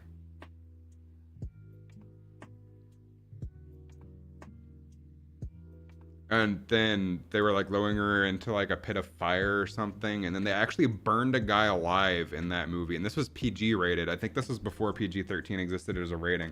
This is why I'm bringing this up, because I was like, because when we watched it, the guy literally got burned to death. And I was like, PG, by the way. But apparently PG-13 didn't exist as a rating at the time that those movies came out, which is kind of wild. When did it come out? 80s. I think, don't quote me on this. I don't know if it's 100% true. I'm looking it up now. I think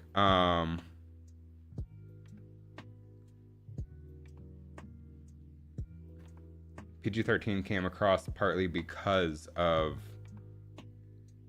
Indiana Jones.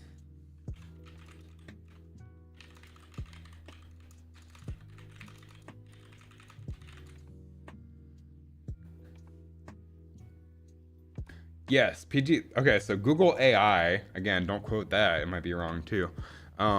Was largely introduced due to the controversy surrounding Temple of Doom, which many felt was too intense for a standard PG rating, prompting the need for a middle ground between PG and R.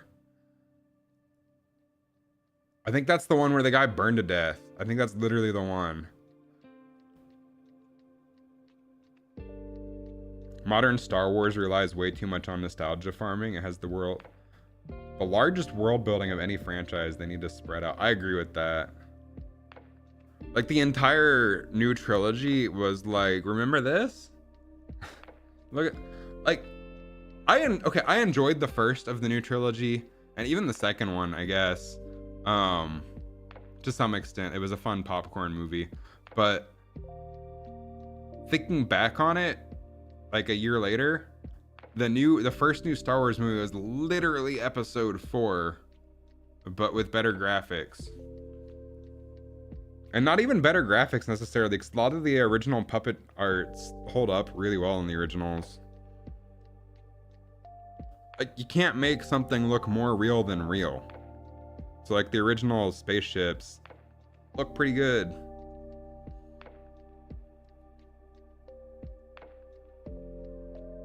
Would like to see a story about the first Jedi and first Sith. Only the monkey didn't eat those dates. Okay, now you got me.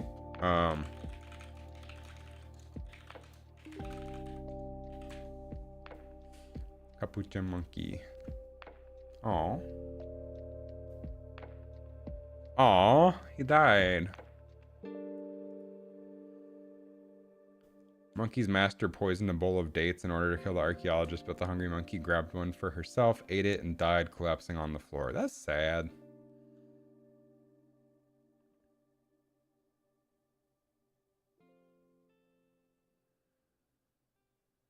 It took me...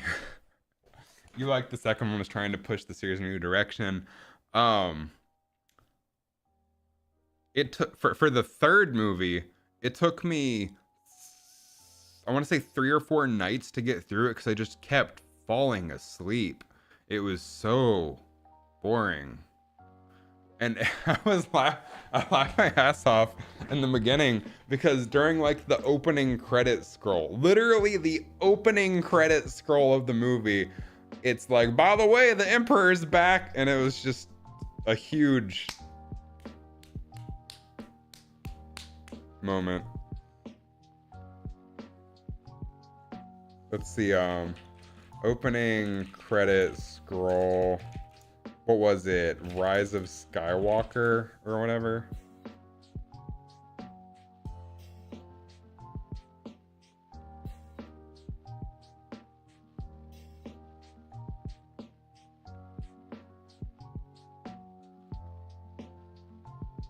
Oh, here we go. A new empire emerges. The wants to seize Emperor Palp. There's no way this is it. No, this is refined edition. I want the real one.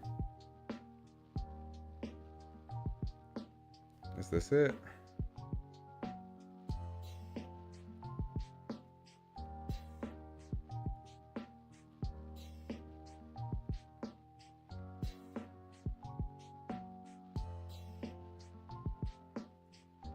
No, original crawl recreated. I want the real one.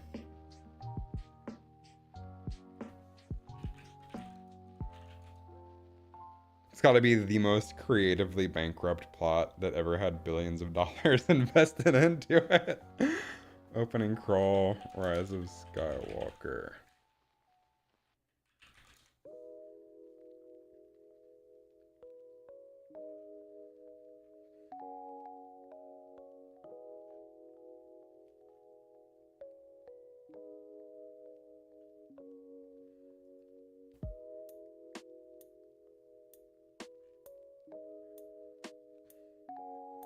It was bad. It was really bad.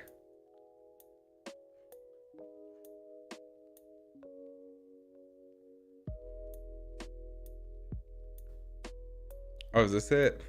Wait, is that really it?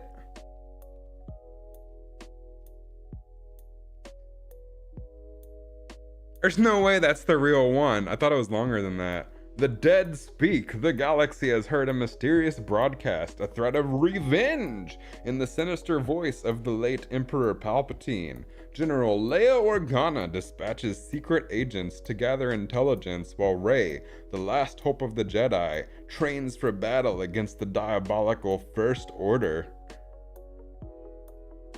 Oh boy, more spam. How do I ban you? Ban.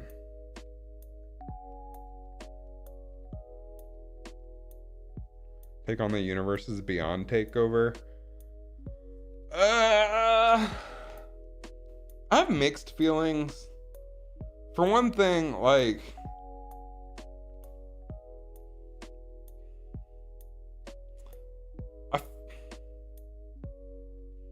okay, when they did the Secret Lair Walking Dead, I bought it. I'm not gonna. I'll own up to that. I'll own up to that. I bought that because I wanted to play Negan as my commander. I don't like it when they do it basically print to the reserve list like that. I like that they have the universes within now, where they reprint them within universe. I like that a lot. I feel like they've handled what they've done very well. The Doctor Who cards, Lord of the Ring cards, they're very fun. And I don't have an issue with it, especially since I don't personally care. Like, I like the Magic lore with the Planeswalkers and Nicol Bolas and and Ravnica and the Eldrazi. I like the lore, but I'm also not that invested in it. I'm more into the mechanics of the game than I am the lore. As long as the game is fun to play, that's mostly all I care about. And frankly, I think it's hilarious that we're gonna be able to have SpongeBob characters fighting Gandalf, fighting Warhammer characters, fighting Doctor Who characters in Commander. I think that's hilarious. Will it be on Oculus? Sorry, I heard your question the first time. Oh, you changed it to Oculus 2. It might work fine on MetaQuest 2. It did last time I tested it. No guarantees. Yeah, I guess I've been Fortnite-ified, kind of, because I've been playing Fortnite since the beginning, and I think it's funny that you can play all these different characters in Fortnite and shoot each other. Like, it's pretty funny running around in Fortnite as Aang from Avatar: The Last Airbender, who is a pacifist, mowing people down with a goddamn minigun that spits out Eminem's Rap God lyrics. That's pretty funny.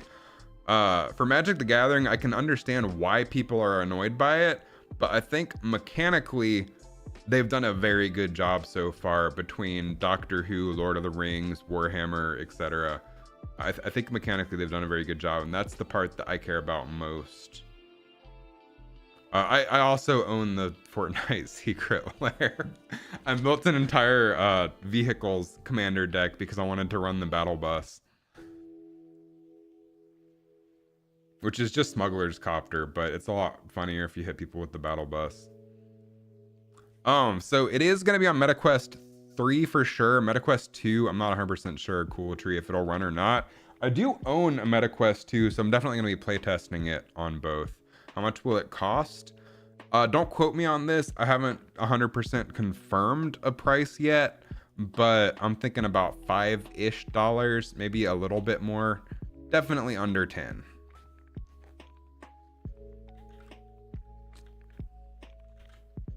Because it's a very simple arcade game. I'm just trying to make it as polished of a simple arcade game as possible.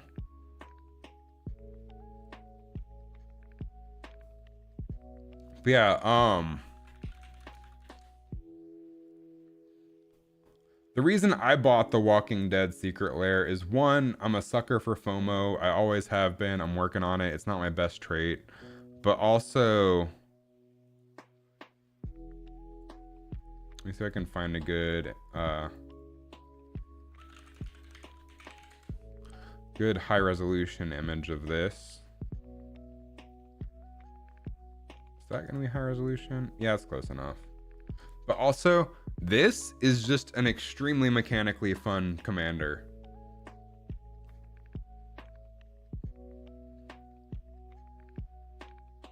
Trilogy was all flash, no substance. So like The Last Jedi wanted to break the mold, but they reactively pivoted too quickly when audiences were turned off by unrelated missteps that film made.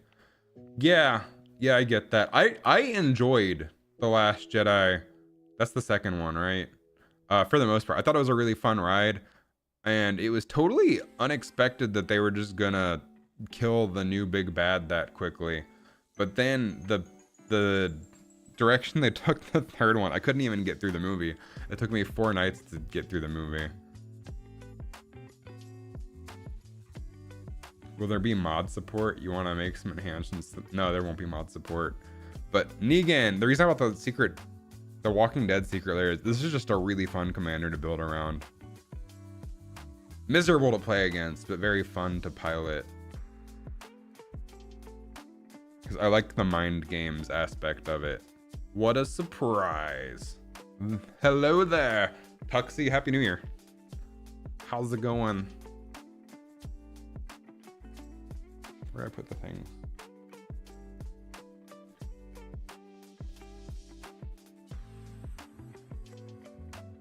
Happy New Year at work. Wait, where does that?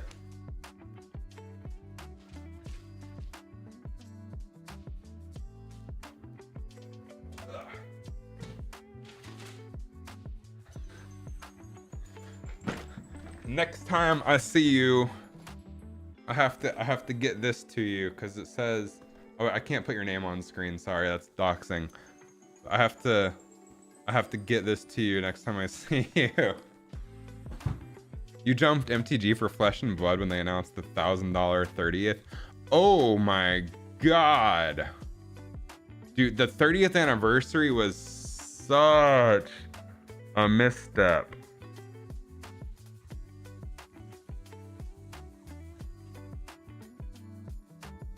That was a huge yikes moment.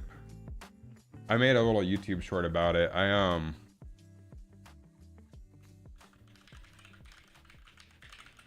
I started a Magic the Gathering YouTube channel last year, or year before last, I guess, technically now. Dropped it because they just released product too fast. Way too much product fatigue. It's impossible to keep up. But the community response was pretty funny. This was on Twitter. Everybody just reposted greed. Pot of greed, greed, greed, greed, greed, greed, greed, greed, greed, greed, greed.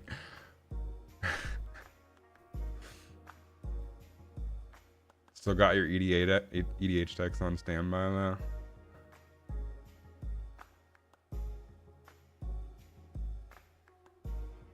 Yeah, I mean, I feel like it's worth just hanging on to some commander decks because it's a format that never really changes. You can play some, like, yeah, you can always update your decks if you really want to, but it's not necessary. I have like 20 some odd commander decks. I just now have started taking some apart to make room for new ones, but I don't update most of them.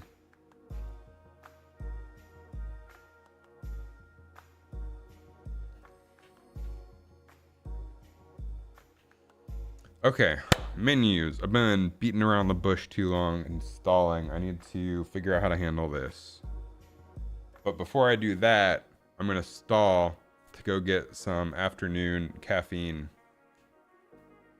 Many low points in MTG history of the 30th was something else. Couldn't get the bad taste. Yeah, I get that. That was just a giant middle finger to their entire consumer base.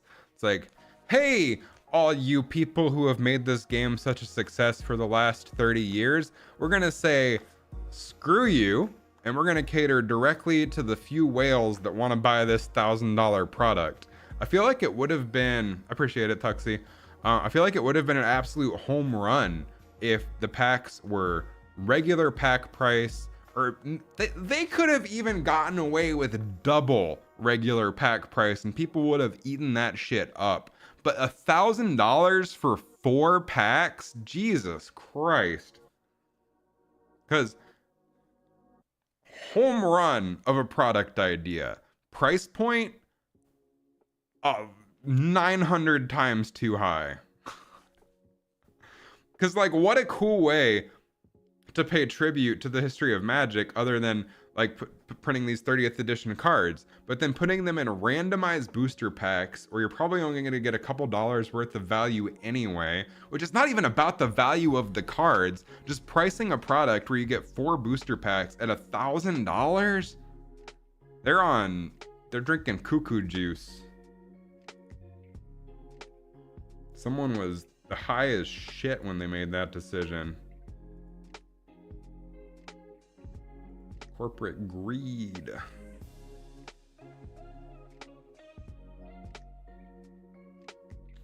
Yeah, and then when it didn't sell out, they just took it off of their website because they were like, "Oh, the sale is over." I think they were expecting it to sell out like instantly, but nobody wanted it.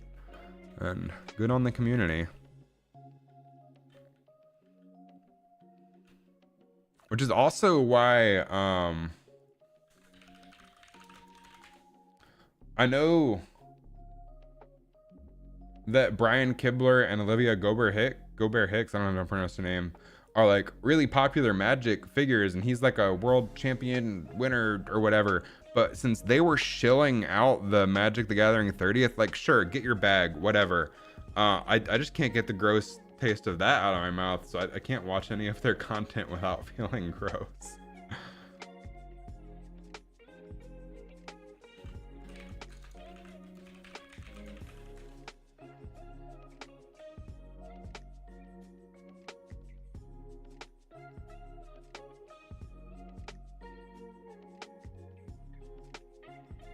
So many casualties.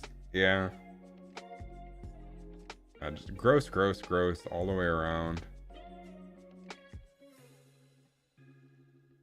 But for the Universes Beyond stuff, I feel like mechanically they've handled it very well.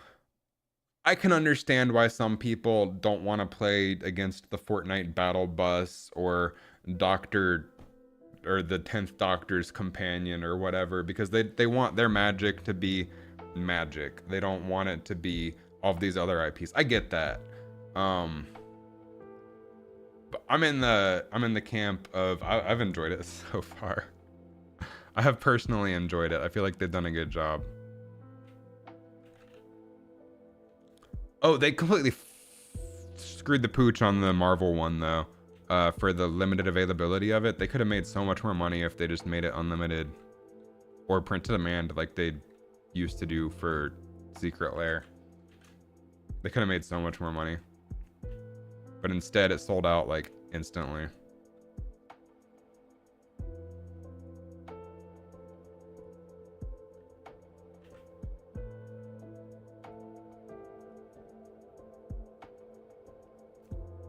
Okay, focus, Chris. We got this. Now, we need to go back to our menu.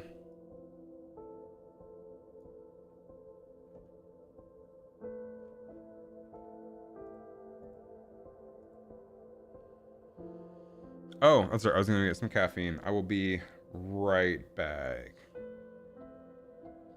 Everyone has their own line they're willing to draw. Lord of the Rings looks fine alongside the classic MTG stuff, but SpongeBob is a huge departure for a lot of people. Of course, even mainline MTG. Yeah, even mainline has sci-fi guns, vehicles, etc. Like, I thought the new horror set was pretty cool. A lot of people really hated it. But I love, like, the classic horror vibes. Like the, what is it? Like the murder coaster or whatever.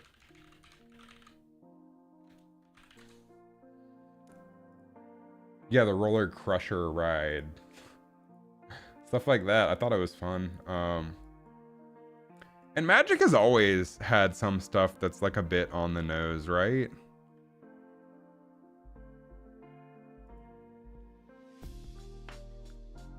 I do agree that it's a little bit bizarre when they, like Outlaws of Thunder Junction, some very mechanically fun cards, but I don't know how I feel about it. Literally about like the whole set was like all these characters but with cowboy hats. That's the pitch. Bloomborough was pretty fun too. That was a home run of a set, I feel, and had some really good mechanics too, like gifting. Perfect mechanic for Commander. I'm gonna go grab some caffeine. I will be right back.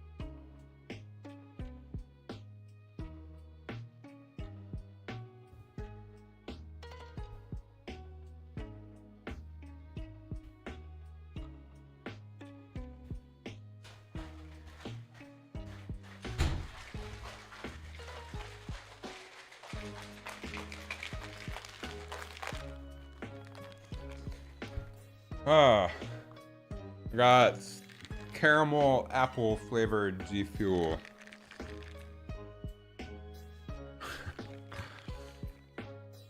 All for crossovers that aren't a departure from the main thing. They should be the same genre, vibe, style. Like if Doom had a Berserk skin or like Halo, that's cool. But if he had Snoop Dogg, you'd be like, what the frick is this?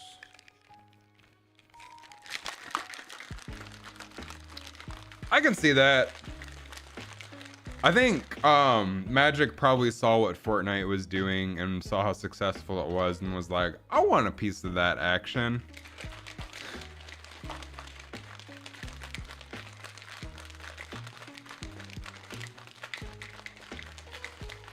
I still play Fortnite a lot.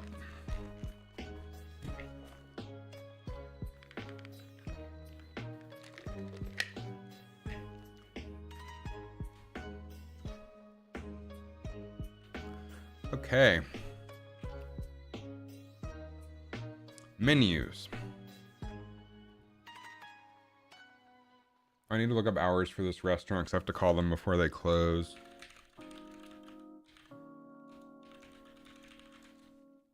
Up until 8. Oh, that's plenty of time. Have to make brunch reservations.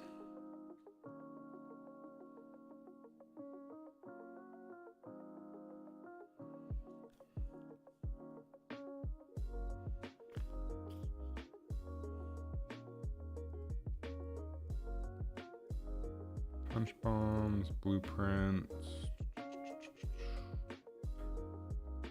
Map? I have to figure out where I put the widget. I know an easy way to find out.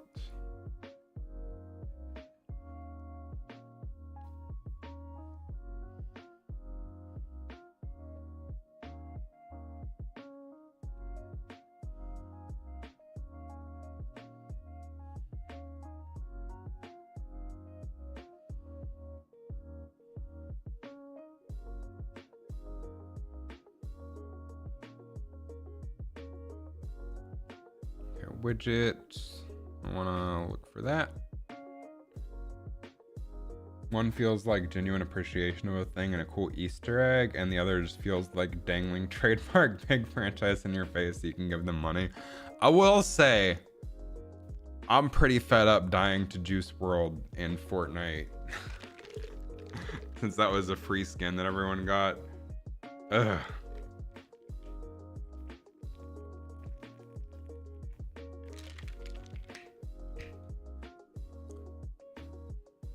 Okay.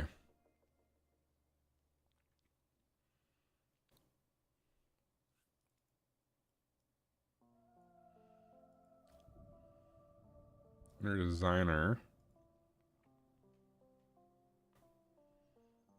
Oh. I just got a notification from Google Photos 2 years ago with Chowder. Oh.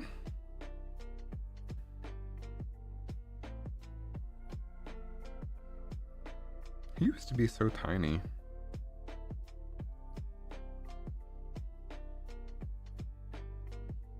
I think that's the feeling people refer to as Fortniteification. Yeah. I get that. I'm more on the end of, as long as I'm having fun with the game mechanics, that's about all I care about. But I also can understand and sympathize with where other people are coming from. Like, I get that some people really enjoy the deep, long history of lore in Magic, and they're pissed off that the universe is beyond. And I do agree. I realize I didn't finish my statement there, but I do agree with people for being upset that Universes Beyond, I think, is taking over more than half of sets in 2025, right? That's a little bit much. I think it's cool as a fun thing every now and again, but moving to mostly Universes Beyond is kind of gross. Fortnite works specifically because it's Fortnite was the first one to do it. Yeah. Fortnite is literally a cameo machine. That is a good definition of it. And they built their lore and story around that with the portals to different universes and the multiverse. So it works because they built it for that from the ground up. Introducing it, I guess, doesn't work as well later. Got a scamper for a second. Cool. I got to figure out how this menu fits together. What's the widget class for this? Edit. This is scoreboard underscore widget is the one I want to edit.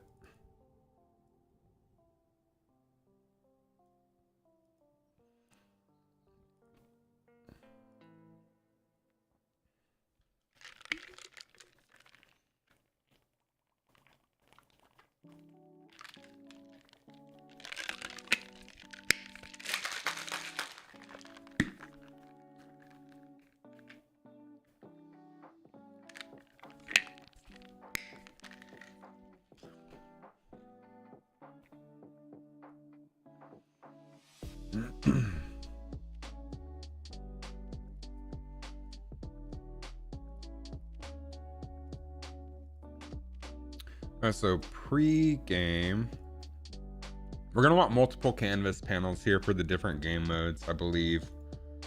So we'll go ahead and rename this as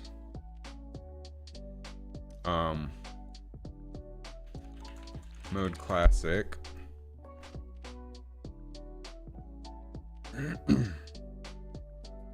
And let's keep these in order with the naming. So I'll say 01 mode classic. Okay, welcome back. So we have our classic mode menus, which we're gonna have to do an unlocks box thing, I guess, for each mode. Of course, different modes are gonna tie to different unlocks, I suppose, anyway.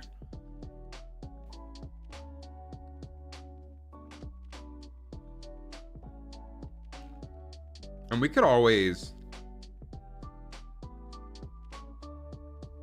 This is going to take some brain juice. So I want to have 3 modes when I ship the game.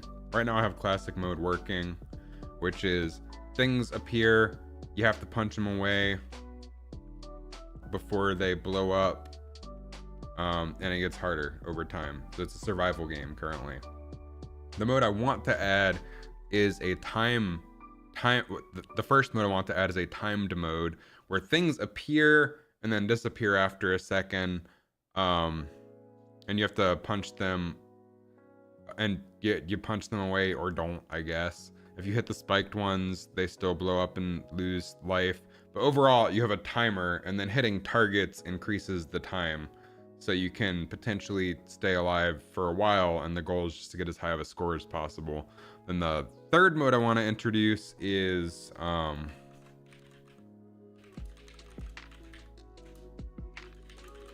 show you a picture.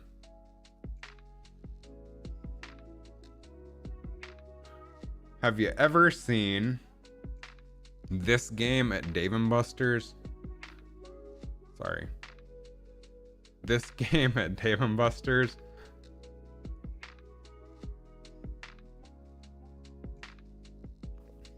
I want to make something where a bunch of things appear and you have to punch them all out as fast as possible. So it's a speed test game. So similar vein to this, slightly different and 360 degrees. These are just like extra tiny little bonus modes in addition to the main mode to add value to the game for people that buy it.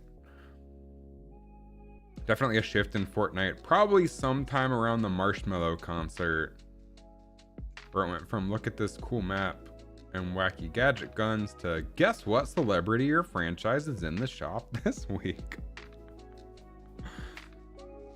It is a little weird, like running around the map as Aang from Avatar: The Last Airbender and getting mowed down by Ariana Grande with a gat.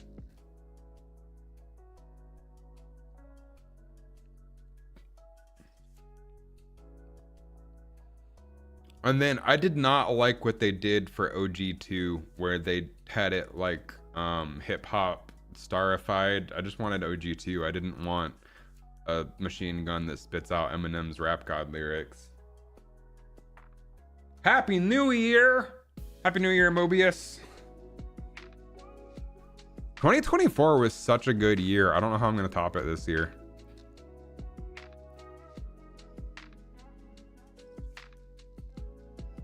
Okay, so we have Mode Classic. Happy New Year.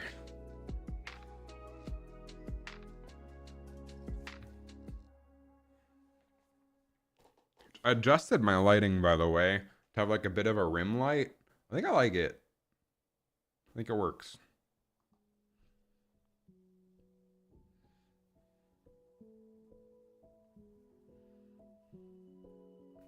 All right, so we want to add another canvas panel.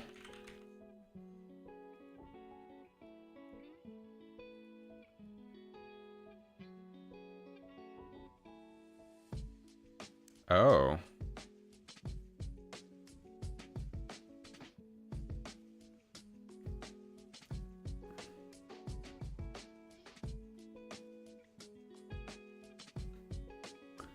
Well, damn. Okay, new game plan. This is gonna be...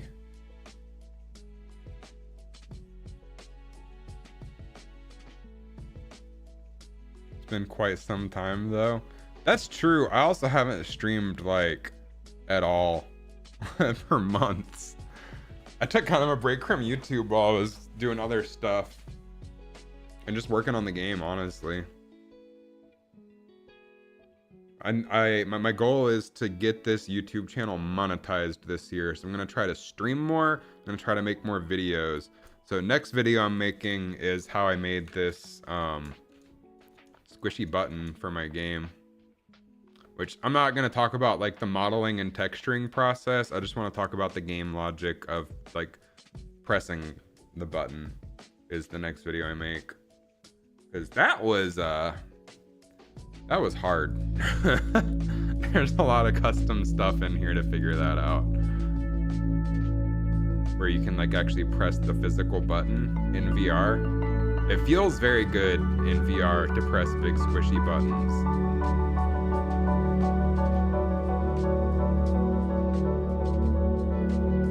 And getting it to line up pretty well with the hands, that was a challenge. What's up, Strong as Waffle? How's it going? Alright, so since we can't make 2 canvas panels, why not? Widget can't have children.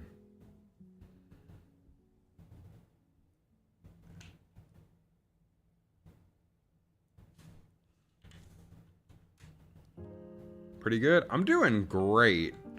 Life is good. I'm still on vacation until Monday, so that's why I'm live in the middle of the afternoon.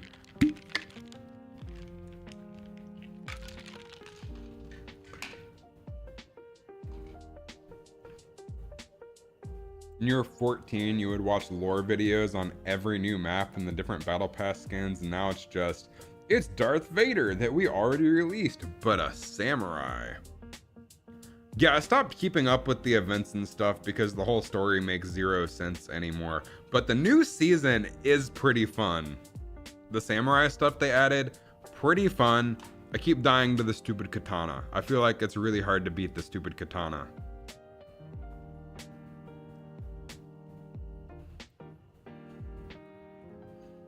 Alright, so what we're gonna do instead is have a parent canvas panel. Why can't I have 2 canvas panels like next to each other? Why does it have to be embedded? Sorry, yeah, canvas panel then. Okay. Well. We'll just rename this to scoreboard widget parent. And then under here, we'll add 2 canvas panels.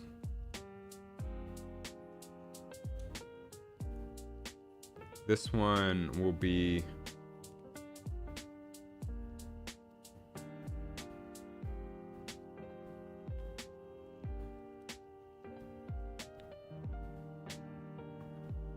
I can't believe it's been 7 years basically since I started streaming.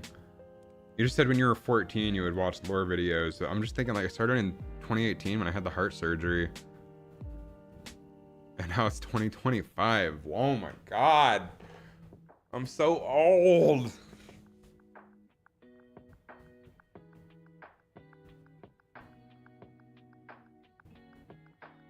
Life is Strange, which is also the name of a game that I have not played.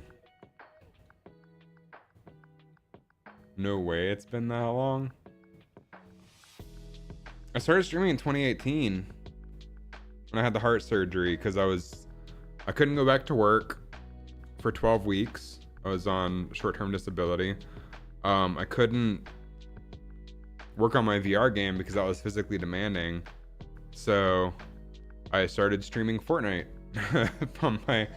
from my sister's old bedroom in my parents' house when I was staying with them while I was recovering from the heart surgery.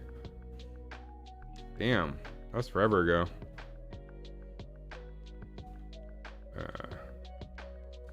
01 mode classic.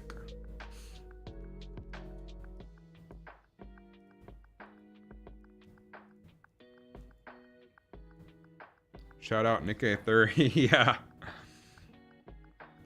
And it's been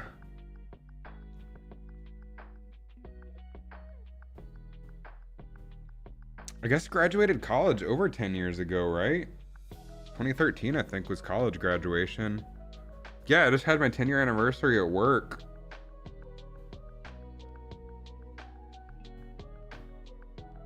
I guess last year or the year before. That's when I got my big green egg. When did I get that?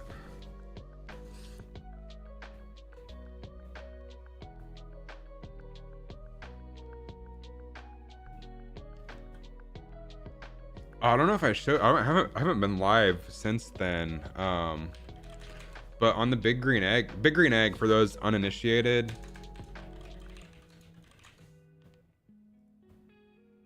It's a big Komodo style charcoal grill. So this is just a big ceramic dome. You put charcoal in the bottom. There's a grill grate in the middle. And it's really good for slow cooking things like pork shoulder to make pulled pork, but it's also really good for grilling steaks or quick things like burgers.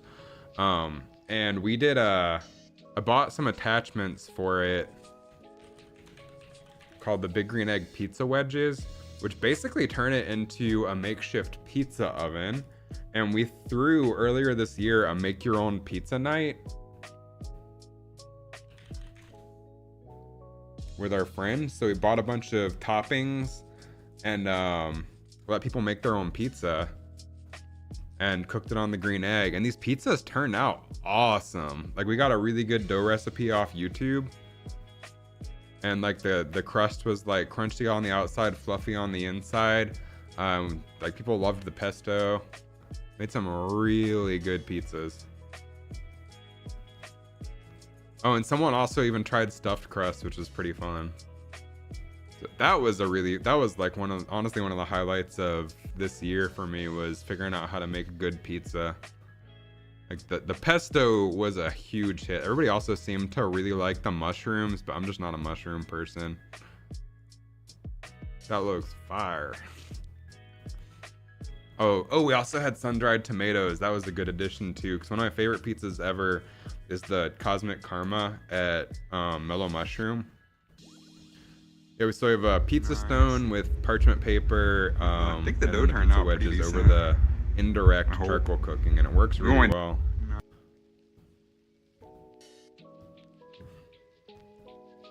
That was one of my favorite things I think we did this year, or last year now, was the make your own pizza night. That was super fun.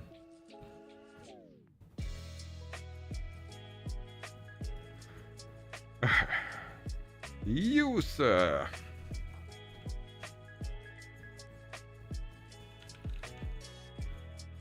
What was it, 350 or 650? How big is this?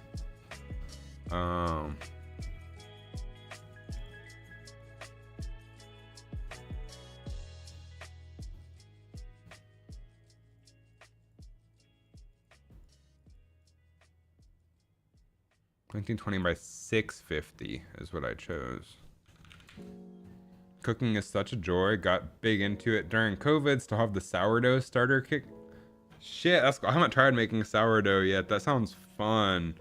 Man, after college and just living alone in an apartment for a while, I hated cooking. Hated everything about the idea of it. Thought it was a total waste of time. It was just a stressful, obnoxious chore that you had to do every day. I knew how to cook like 2 or 3 things. I did like pasta and tacos a whole lot.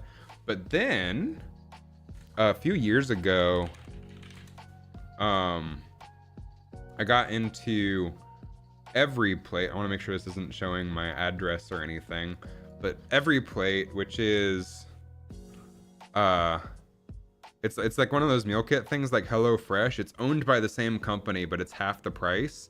And literally the only difference is that the ingredients in your box aren't sorted out by meal. You have to do that yourself, but for half the price, happy to sort it out ourselves.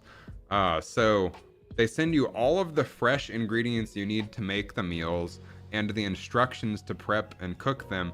And I've learned so much about cooking over the past few years just from doing the meal kit, and they have so many really good flavorful meals. So branching off from that, we've learned how to cook a lot of our own things so that we can cook. So we do this for dinners 4 times a week, and then we cook our own lunches and meal prep that. So like from this, I've learned a lot of really cool and interesting techniques for cooking that we apply to lunches that we do as well. So all in all, I'm not saying get this meal kit, but meal kits are a really good way to learn how to cook in general.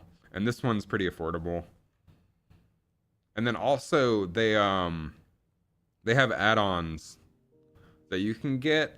So every week we get a few $1 steaks and we save them up in the freezer, and then we use those for lunches occasionally too. Sponsor time. God, I wish. I would sponsor them in a heartbeat. That service has been amazing for us.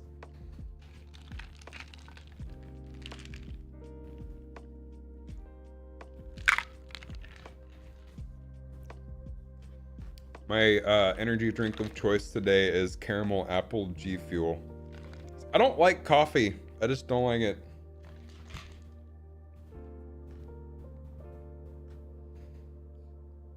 You found that too? You learn to cook a few things step by step and it gives you the skills. Yeah, definitely. Exactly.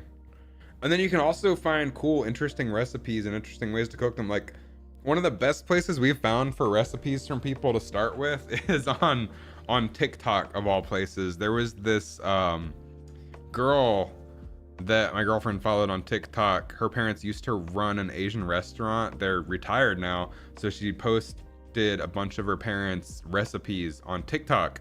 So we've made like authentic Chinese restaurant fried rice. We've made General Tso's chicken. We've made Mongolian beef, and all of them have turned out pretty good. Mongolian beef was not her recipe though. I found that one online as an Instant Pot recipe, and that one was really good. Also, over the past couple years through cooking, I've learned how much better fresh garlic is than the stuff you buy in a jar. It's like a world's difference.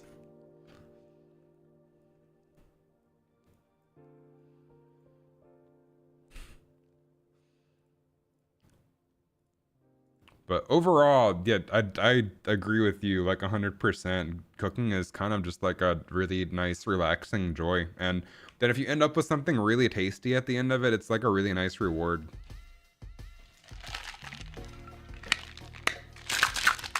Sorry, I have ice in my shaker cup and it's in the way of the liquid I'm trying to drink.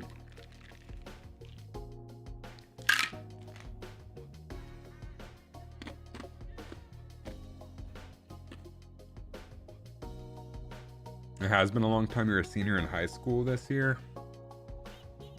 Damn. Everybody's growing up. So we'll center anchor this. Set it to 0.5 by 0.5. Then 0, 0. Because I like things to be centered. Do the same thing for this canvas panel.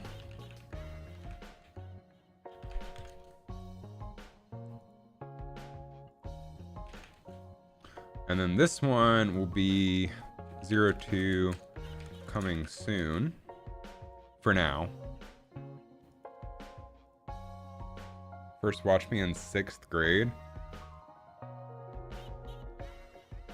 Damn, that's like 6 years.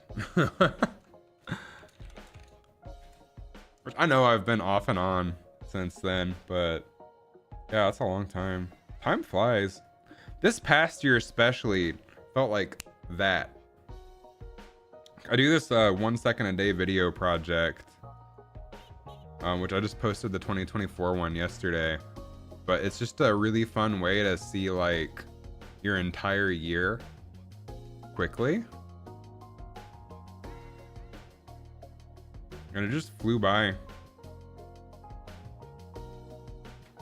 Red Kitchen Confidential by... Let me turn off the Spotify here. 5, 4, 3. Why is this muted? 2, 1. Happy New Year!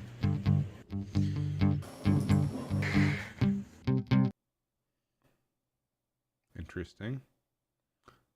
Oh, weird. I think my audio settings are messed up. It's going to my monitor. There we go. Which encourages Red Kitchen Confidential by Anthony Bourdain, and one thing he mentioned specifically is how any garlic not fresh and hand sliced thin is an aberration. Okay, hear me out for a second. I use this thing all the freaking time because whenever a recipe calls for finely chopped garlic, chopping garlic is a pain in the ass. So I use a garlic grater. You just sort of rub the garlic across it and you get like perfectly grated garlic. Then you brush it off into whatever you're cooking. Works really well. Then also this little rubber tube for peeling garlic, lifesaver. Would not change a thing. Love this little kit. Use it basically every single night. Oh, you got one of these for Christmas? Nice. Dude, I use this thing literally every single day that I cook. I love it. Makes life so much easier. 2024 was fun. This is my second a day compressed. Upkeep, I will. I have to go get a mission soon for my car. So here's a quick blender tip with slowly, which I enjoy doing these videos for the first second of every month other than January. I like to 3D track text into it that says what month it is. That's always a fun little challenge. Stare at the wall. Here's a quick blender tip. I disappear. Be done with this. That's amazing. A lot of concerts these past couple years. I never pictured myself as like a concert going person, but then I met friends who are really into going to concerts, and we've been to a lot since then, and it's a whole lot of fun. I get it now. No means. Just like the energy.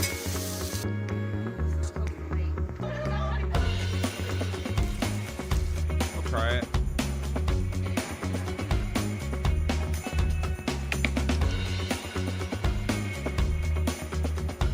Now, on my other YouTube channel, I can copyright claim this YouTube channel for stealing my content.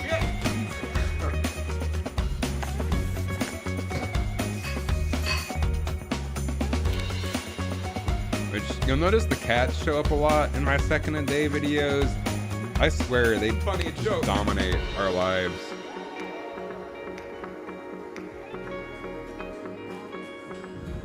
Everyone knows.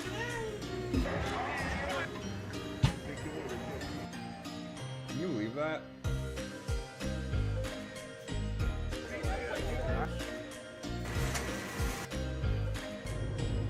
You get the point. Cats do that, yeah.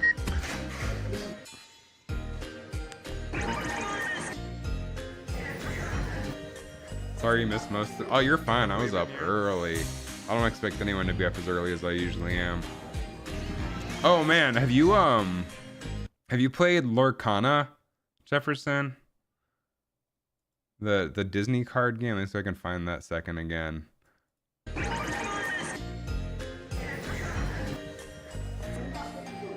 believe in you. This game is surprisingly fun. It's very beginner TCG friendly, but there's also a lot of depth to it. I don't go to the game store and play competitively or anything, but I do buy all of the starter decks they come out with because it's just a really fun game to break out at like game nights or something.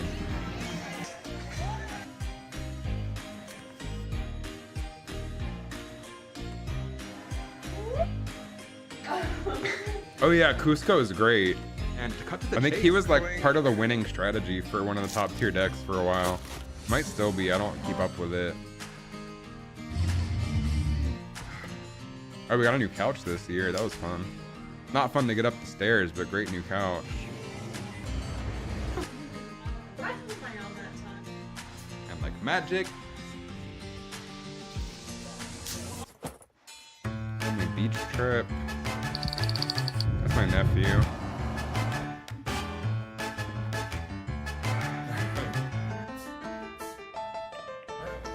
A lot of magic in my second of days because I go play on Fridays and Sundays sometimes.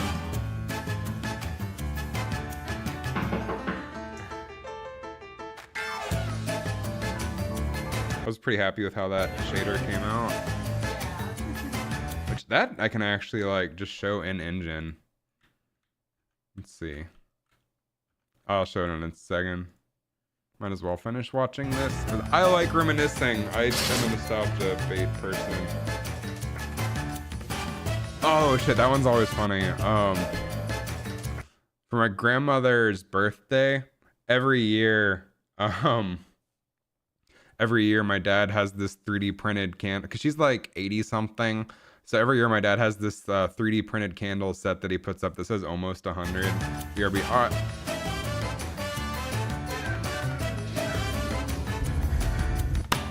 Oh.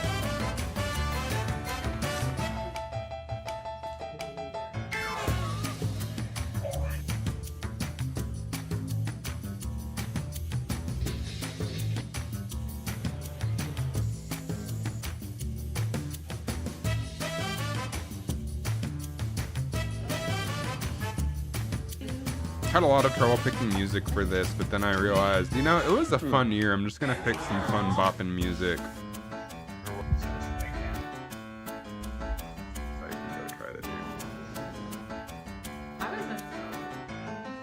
A lot of victory royales this year.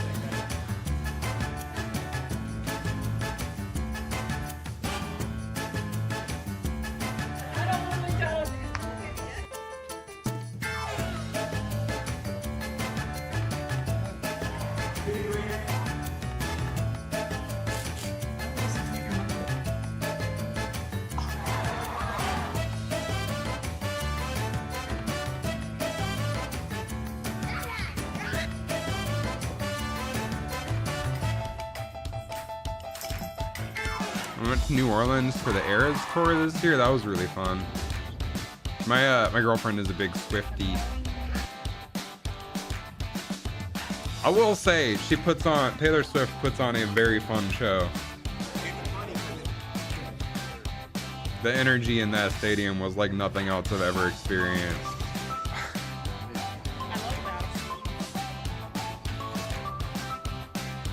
the craziest thing.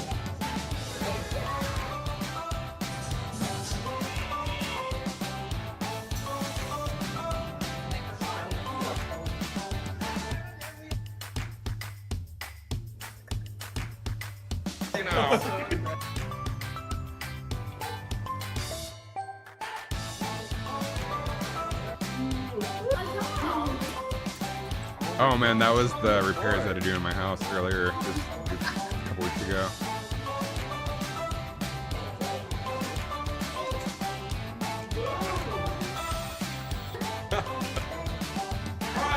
Four, three, two, one. Happy New Year! a fun year. Star Wars Unlimited's been catching on a bit around here, and that game looks pretty cool with back and forth interactive. I will say, when you're playing Lorcana, I do really miss the instant speed interaction, but at the same time, I kind of like it for that because it's really, really good for introducing new people to trading card games because the stack is just really hard for people to understand from the get-go. Like my girlfriend picked up Lorcana almost instantly. We're still teaching her Magic because Magic is complicated. It's a very hard game to learn. Very fun once you do, but very hard to learn. I'll say back in college, even when I used to play at the Gamers Guild, I didn't understand the stack in Magic really until I didn't really understand the stack, layers, or active non-active player for ordering until about 2020 when I picked up Commander. I used to go play Friday Night Magics and really didn't understand how any of that shit worked or how priority worked or anything. It took me until years later, which I took like a 7-year break in between then. I stopped playing around original Theros and then picked up Commander in 2020 because a friend got me into it. But it wasn't until I started playing Commander that I actually started learning the real complicated rules interactions. Magic's a hard game.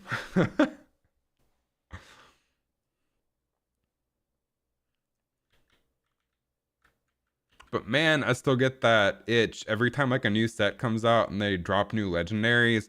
I will see I'll see at least one that interests me, and I'll spend my entire day on Moxfield putting something together, and I won't be able to focus on anything else until I get the deck built. Just for you personally to put the kind of money into that that TCGs demand. Words are hard. The game needs to be super appealing. That's fair. You've been playing a lot of Pokemon, like the trading card game? Are you doing like the pocket one on the phone or like the real physical ones? Because I also bought like a starter dual deck set to play Pokemon with the girlfriend, and that's surprisingly fun. Pokemon's pretty easy to pick up as well. Yeah, I wouldn't get like super financially invested in Lorcana, but owning all of the starter decks is affordable and really fun for like game nights and stuff. But I have no interest in getting into the competitive scene or going to the game store to play on Wednesdays just because I already invest way too much into Magic.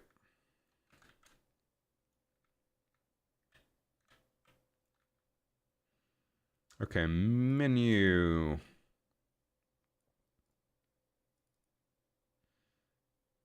The new app, it's very nostalgic to you because you used to play the old online Pokemon TCG.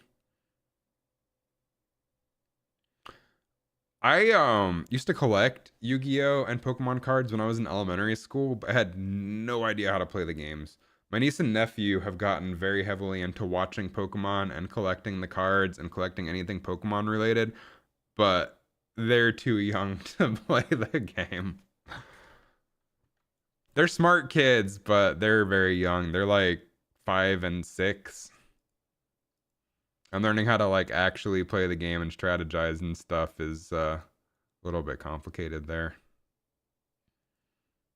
Pokemon is a very fun game though, like as a thing to play casually.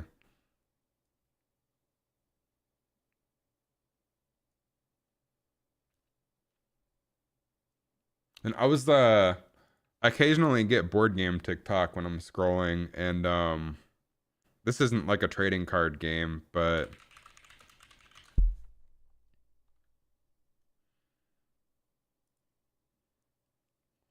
I bought this game from a recommendation on TikTok for oh, I don't want my address to be shown.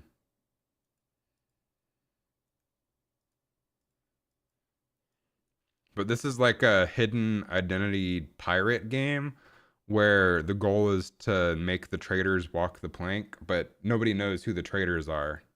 You're given a random roll card at the beginning of the game, kind of like Werewolves, but there's no narrator invest in it. So it was pretty fun. We tried it at New Year's Eve. Good cheap little card game.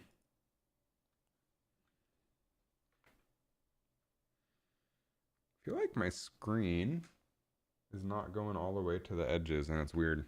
Flesh and Blood is super hard to teach, especially to someone not coming from Magic, due to it using instants and the stack similarly, but it's crazy fun and tightly balanced. I haven't tried Flesh and Blood. I've heard from the Tolarian Community College guy of all places that it's a very fun game. I might have to give it a go at some point, maybe at a convention or something. So we can hide you, and then currently for our coming soon, just to get mode swapping working, I think we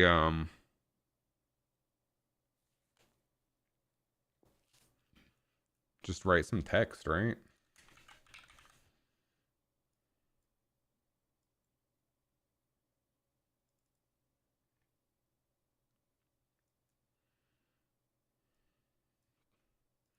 So we'll do our wigwag that I have made the game's font.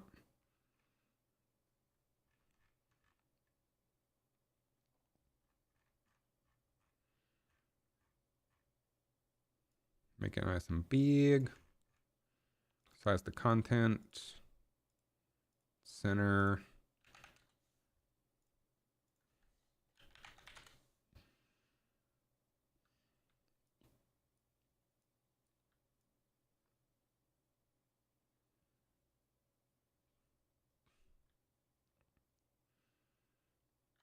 I guess I have to make it like an actual size if I want it to. Oh, no, that's correct.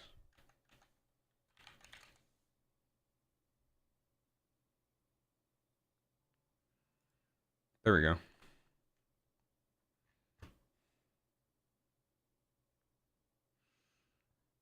Oh, my girlfriend. We're thinking about going to Disney World later this year. She's going through pricing on like meals and stuff. We're trying to decide if the meal plan is worth it for going to the parks or not. Because you can get a meal plan that includes like a certain amount of meal tickets per day, certain amount of drinks, etc. So comparing meal plan to actual prices of food, we're trying to figure out if it's worth it or not. Apparently soft drinks, just like a regular soft drink at a restaurant, is already like $4.79. That's ridiculous.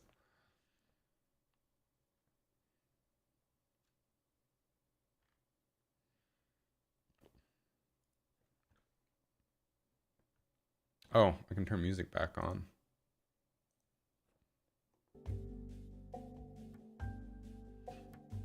Soda's like 4 cents per cup at Disney World? Or to make? Okay, what do you want this to say? We'll say coming soon. Oh, to make. Yeah, soda is like one of the biggest profit makers for companies.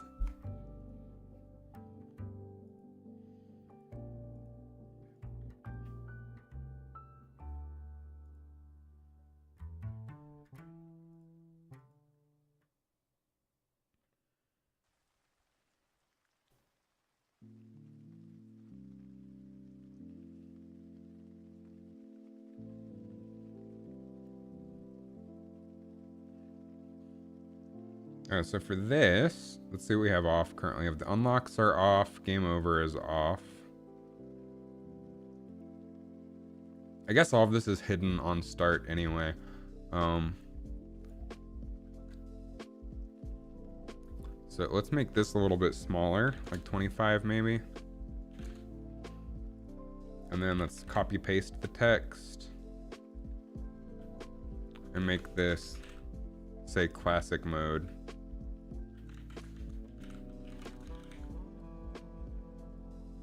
Make that bigger. We can design actual graphics for this later. I just want to get functionality in place. classic mode. Press start to play. We can make a nice blue, just have a two-tone color palette here.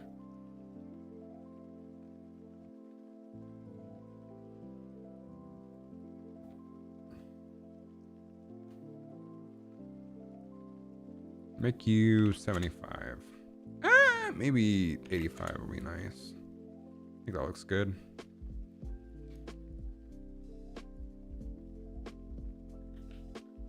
And then I don't know if I animated this canvas panel or if I animated the text.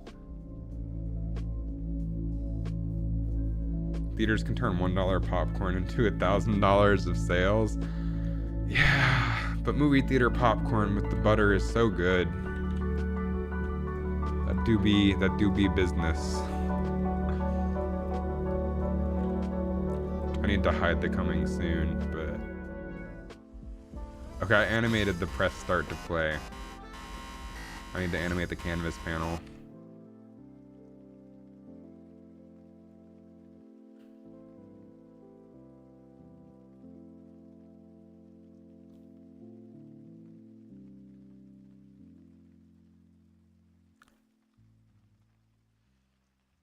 So how long does this take? We go from 0 to 0.2 to scale out. So let's just add a track for pregame. Add transform. Scale. And then what do we do here? We did like 1.3 and 0.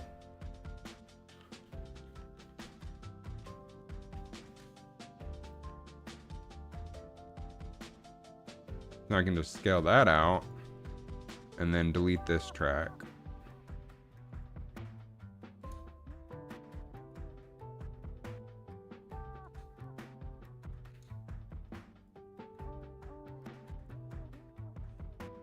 That we don't have to animate each of the text pieces individually. And then by default,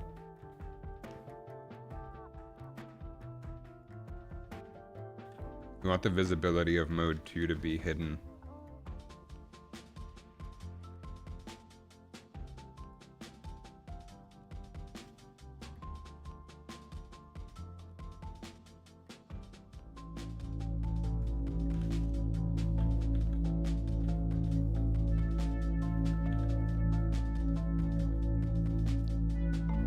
And then once we polish this, maybe we'll have like little arrows on the side of the screen to signify that people can go left and right to look at different modes.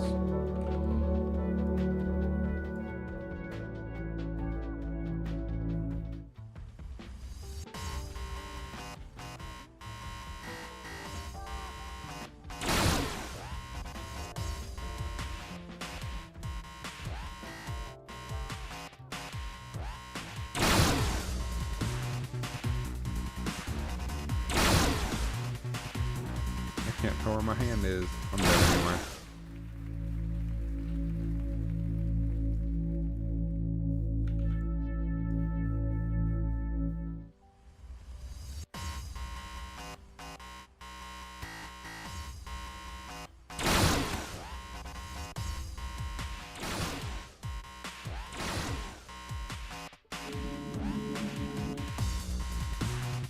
Okay.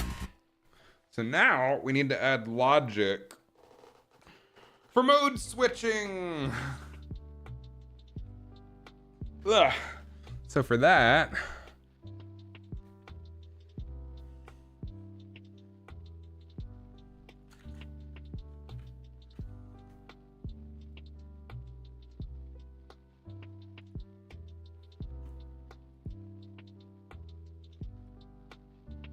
let's put some thought into this.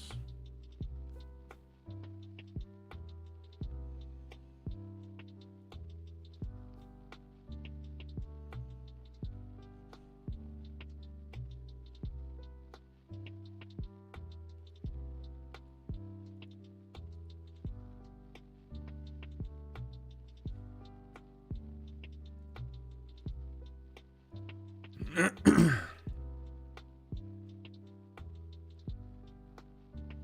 want these to be variables.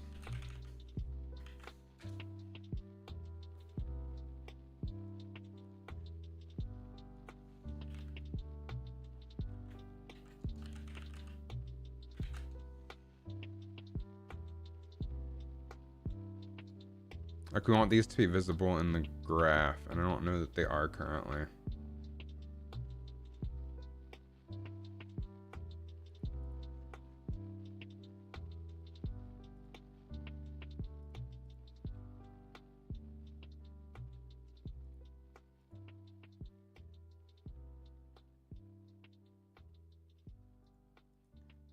Oh, is variable. There we go. It's right next there up the top.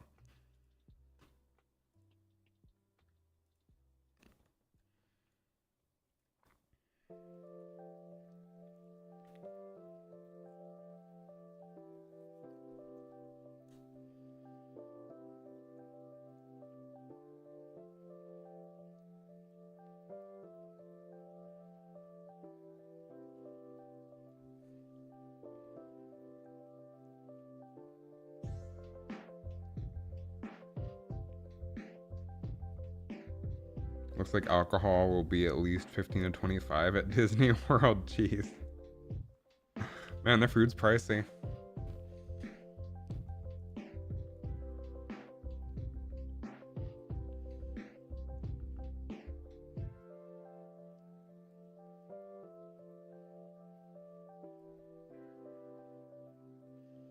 Where do I want to put this logic is the question.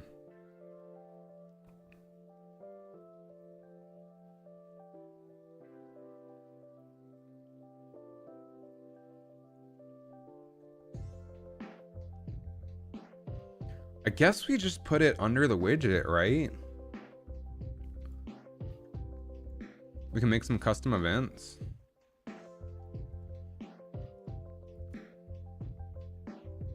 So we want to do a custom event. We want to do a next mode and a previous mode. Don't need to work on the previous mode yet. Let's just work on next mode first, then copy that logic.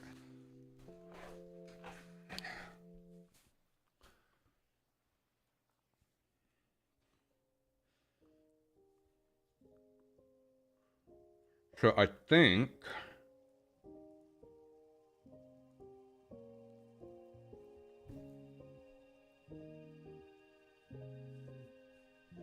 we need to make an enumerator called game modes.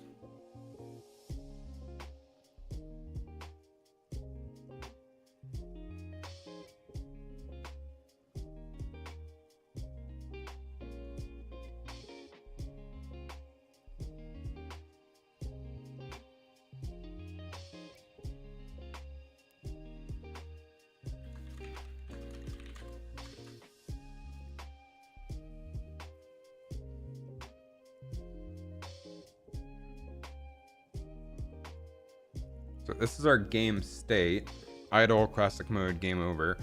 But we need a separate enumerator because we're gonna include all of our game modes for here because this is what drives the tick function, what's happening while the game is ticking. But here we need enumerators for the menu. So I'm gonna call this PB menu modes enum to sound all official or whatever. And then we'll let's see, right now we just have classic mode.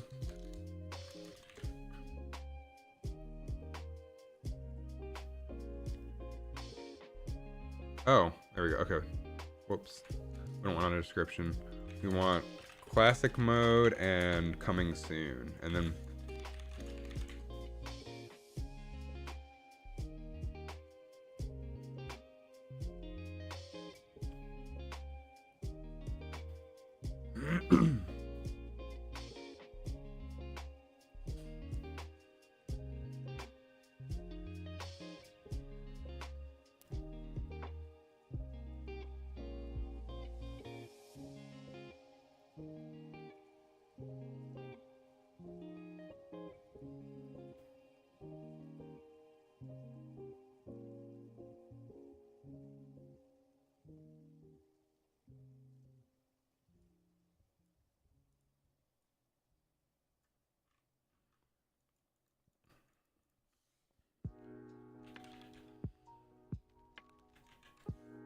All right, I think we want to make a variable. Honestly, we want to put this variable under the game mode though, so that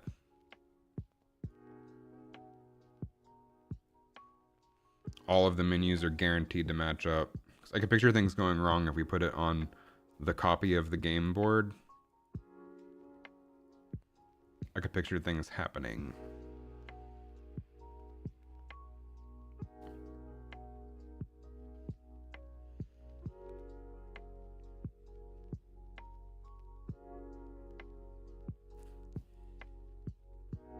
So let's go back to, do we have, did we make a,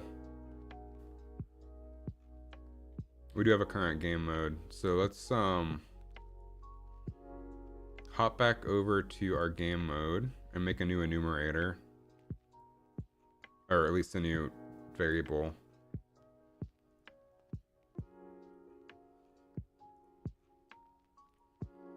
This will be menu mode, enum.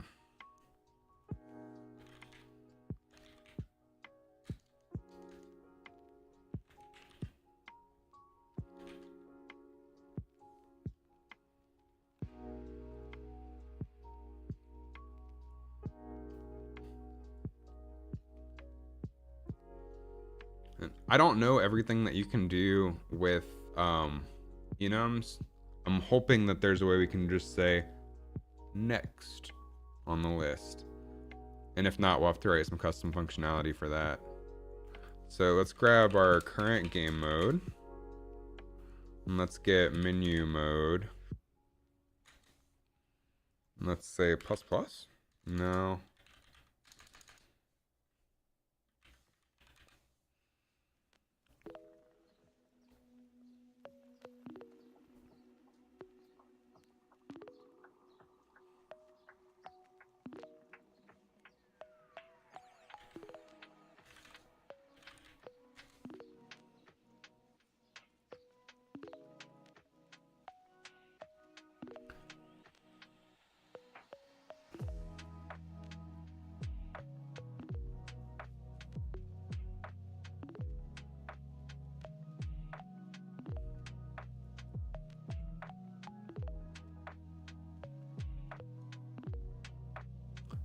Because the goal here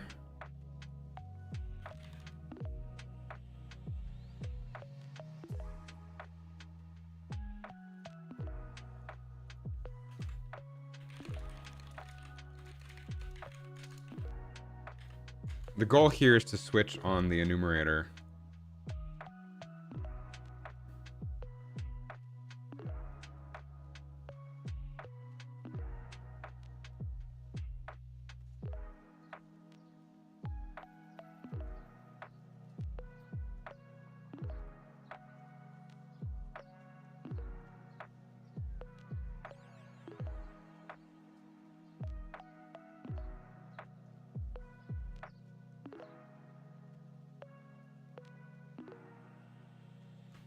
Can you convert this to an int?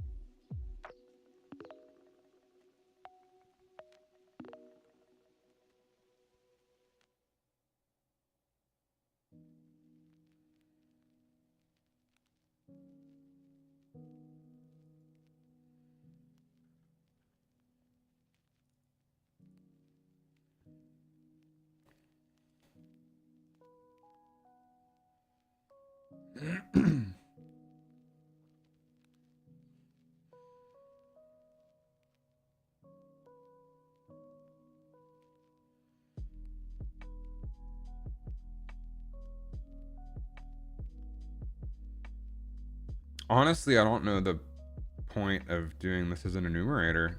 If I can't just plus plus, I might just do an integer.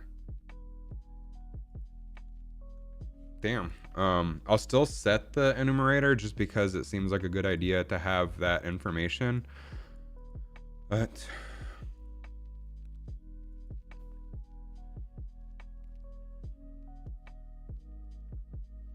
let's go ahead and make a current menu mode. Make this an integer. Go back to our scoreboard.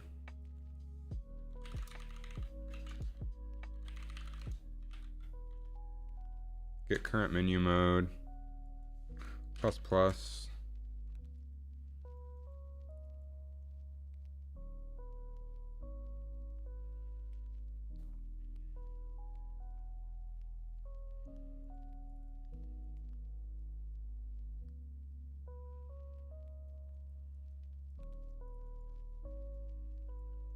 And we can do a switch on int.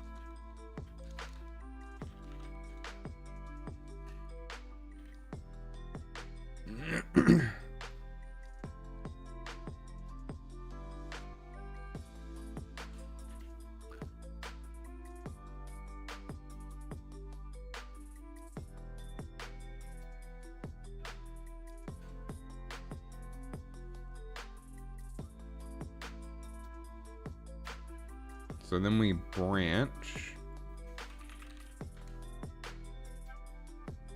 and ask if this is greater than 1 currently. We'll have to change this to however many modes we have, which will be 2, I guess, eventually 0, 1, 2. 3 modes, the numbers will go up to 2. So if it's greater than 1,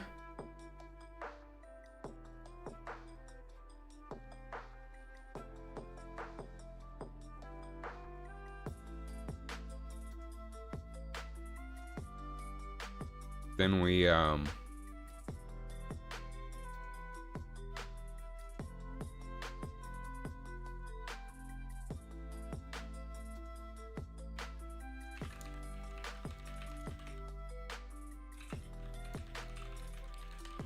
set current menu mode back to 0. And then continue on our merry way.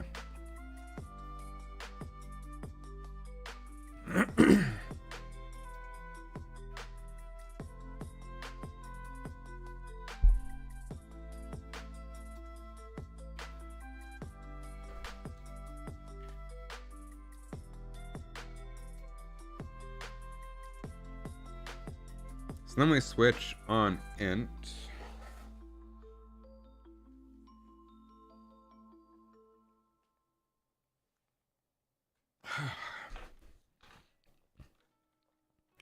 For 0, that's classic mode, so we get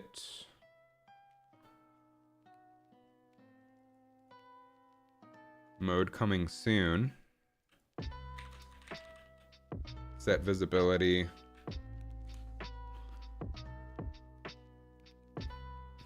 To hidden.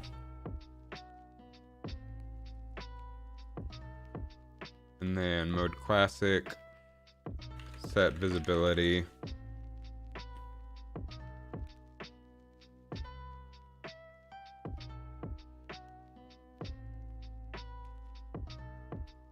To visible.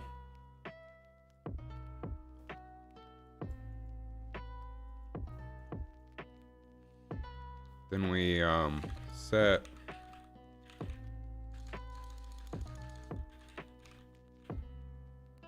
menu mode EMM to classic mode.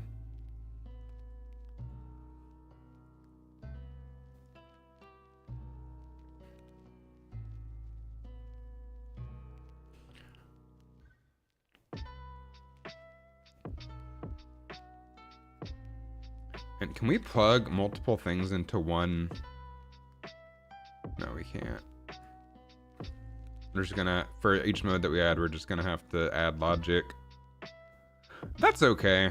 Not everything has to be super clean and tidy and clever. Some things are just get down in the grit and the mud and do it. So for the coming soon, we grab these. We set coming soon to visible and classic to hidden, and we set this to coming soon.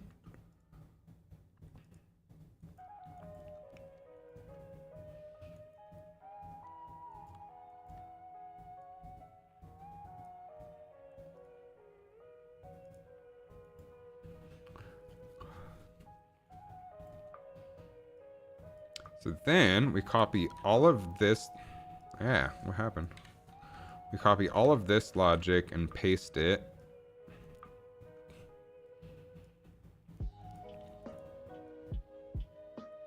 With the exception of this, we want to do minus minus.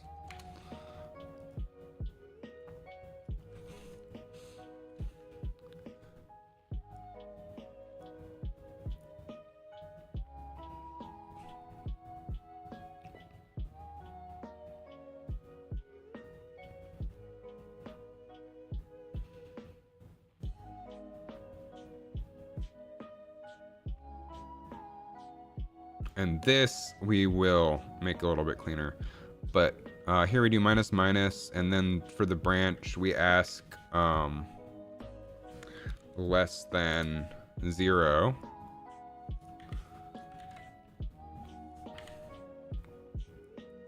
Then we set it to 1.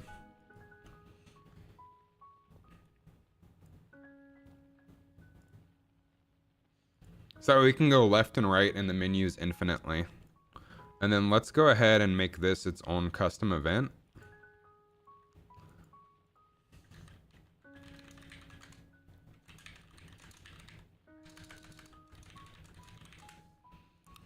And we'll add an input integer.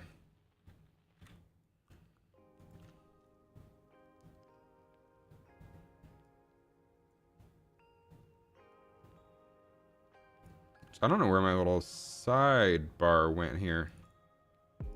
Oh, I guess it's right here. Interesting. This will be an integer, and this will be current menu mode. So we just copy paste, plug. That way we only have to update this logic in one place.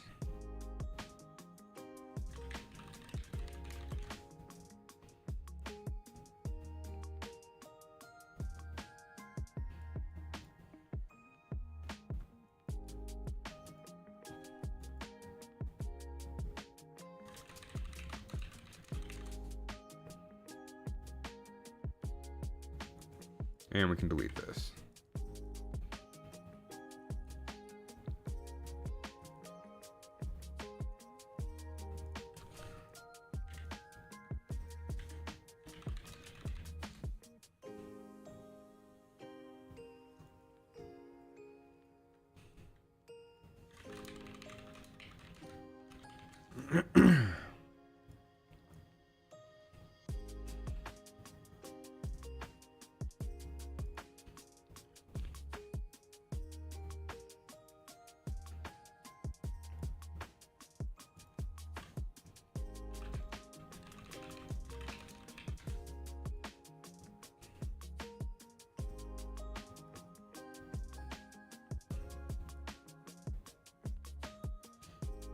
Okay, where is...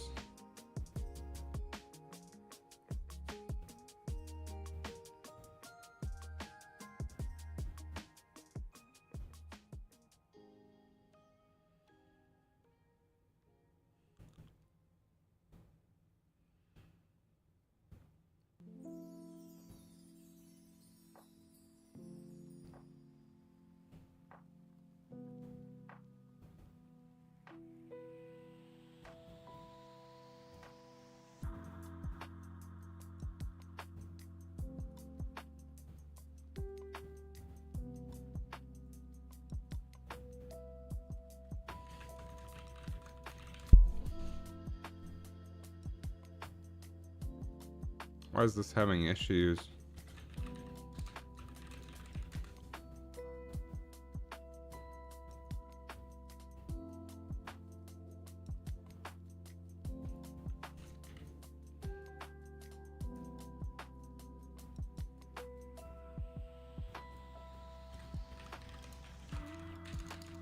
It's a weird bug.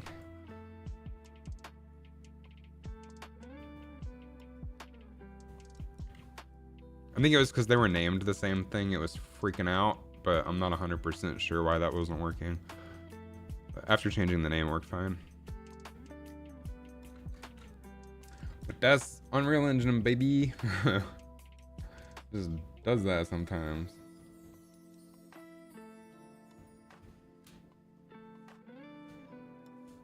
I'm sitting like a goddamn hermit.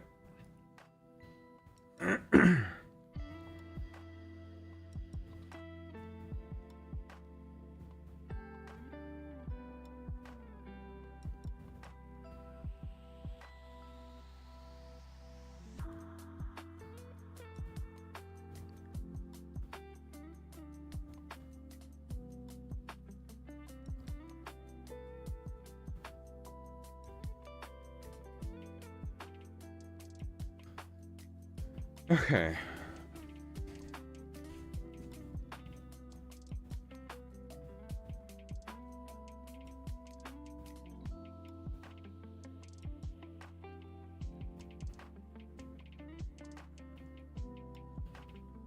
Now I have to get clever.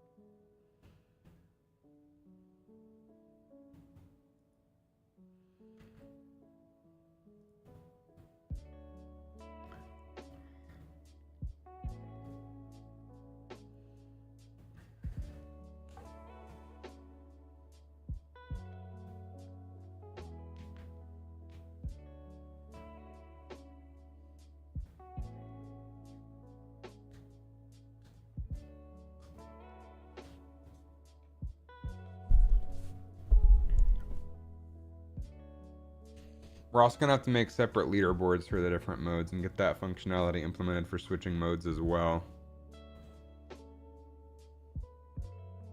That's something to add to the to-do list that I didn't even think about.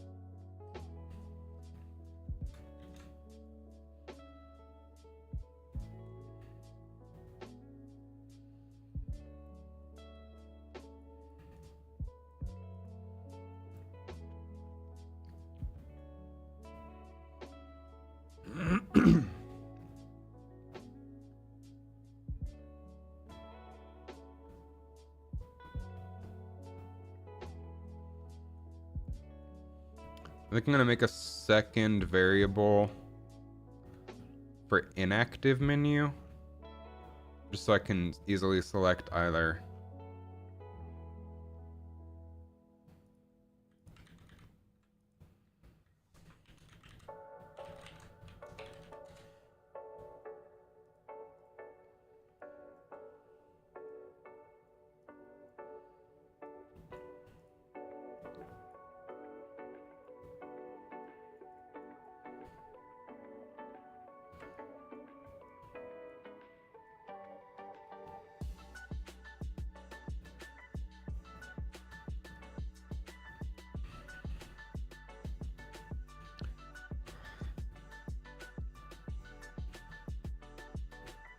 So it's not animating.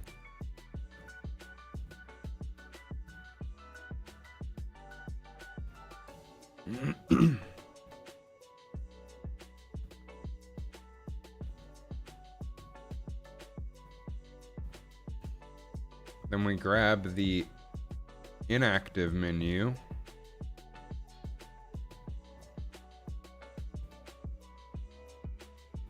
And we do next mode.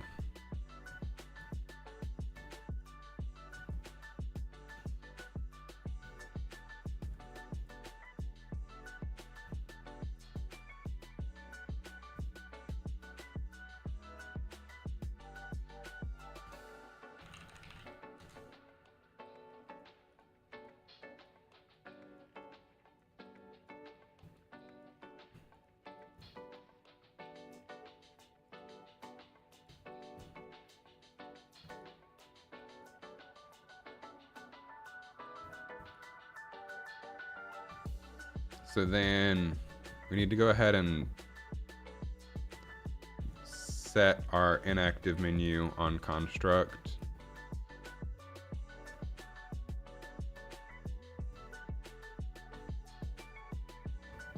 And this should work. We should be able to switch between coming soon and the main mode now. And if not, I will cry. And you can watch a 33-year-old man, almost 34, cry over a stupid game. I'm actually gonna cry. I just really hope this works. This is the culmination of our work today.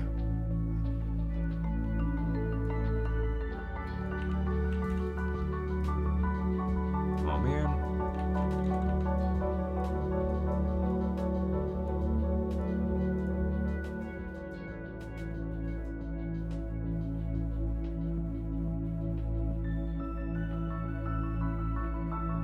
You got this, Chris. That did not work, but we can figure out why potentially.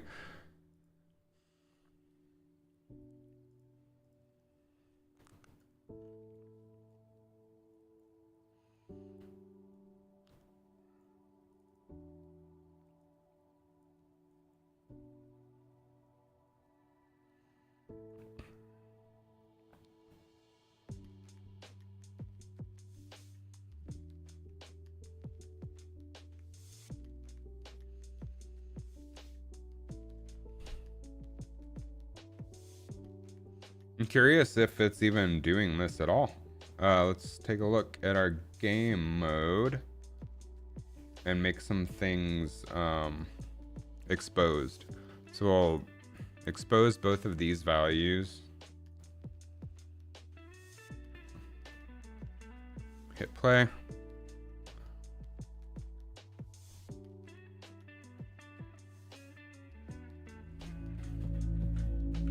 Let's take a look at our game mode.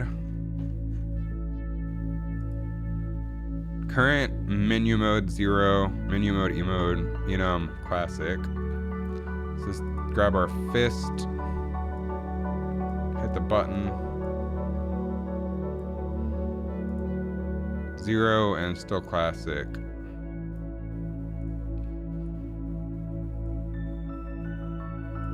Zero and still classic. Okay, so something's not triggering.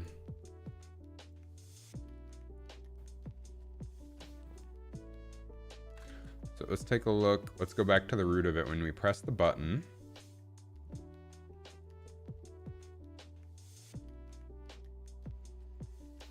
we call our event dispatcher from our game mode, call left press.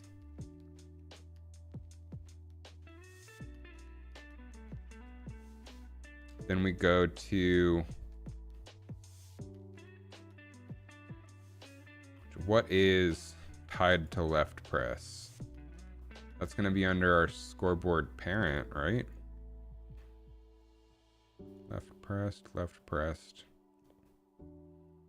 Oh, that's going to be under our scoreboard blueprint. So these are tied to left press and right press.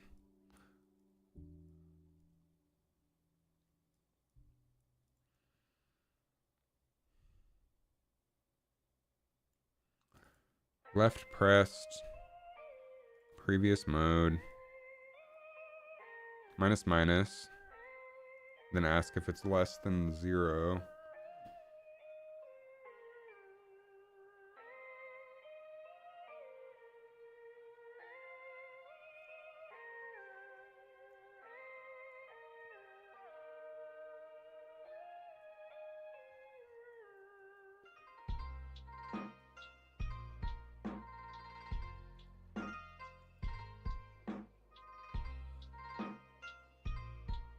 Yeah, I feel like that should work.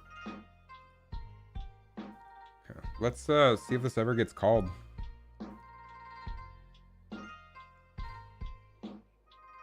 Gonna like, and honestly, I think I still have it hooked up so I can do it with my keyboard. So I don't have to like zoom out.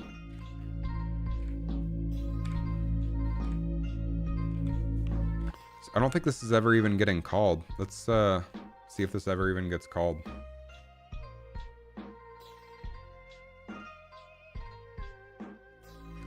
It's not. Let's take a look-see.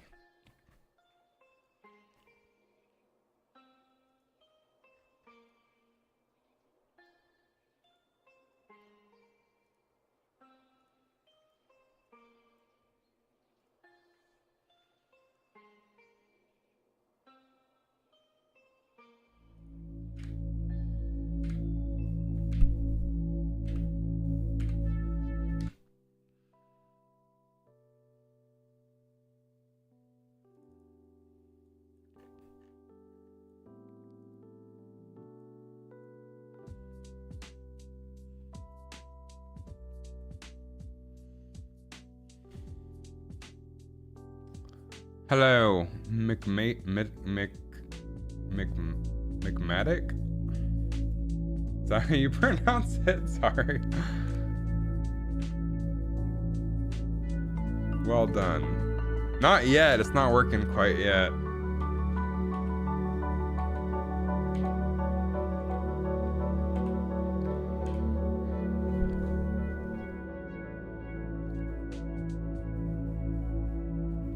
Geez, you wish you would have kept going with Blender when you were younger. This is extremely complicated. It would have made it much easier now. This is Unreal Engine. That's like a whole other bag of worms on top of Blender. I'm really proud of something I did in Blender recently though, which is this new start button for the game. So like this is like the base that the player stands on in the VR game. So then the start button like kind of opens up and extends out from there, and I think it looks pretty cool.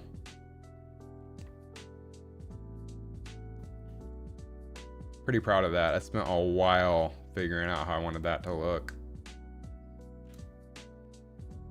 It would have gotten you the base knowledge to figure this out. I gotcha.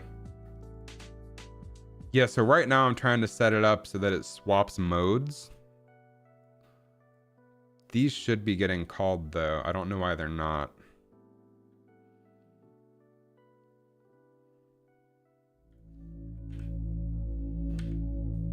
Which they definitely are getting called because it's happening. What's this game gonna be about? It's a simple arcade game where you punch things. I can demonstrate here in a little bit.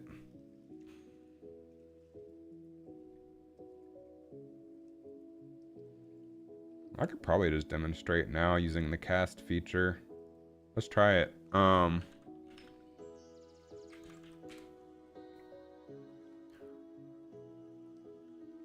I'll show you the current state of the game, and I've made progress since this, but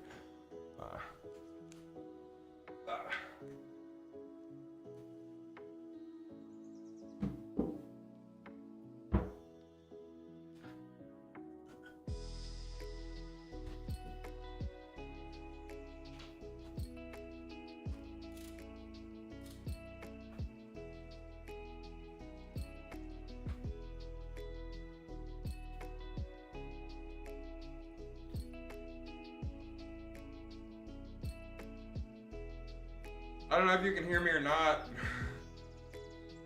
Because I'm far from the microphone now. I'll put it out a little bit. But I should be able to see what I see.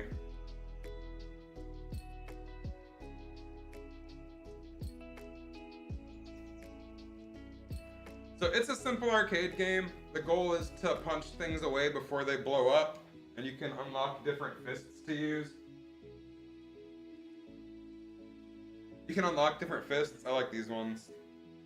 They have different particle effects.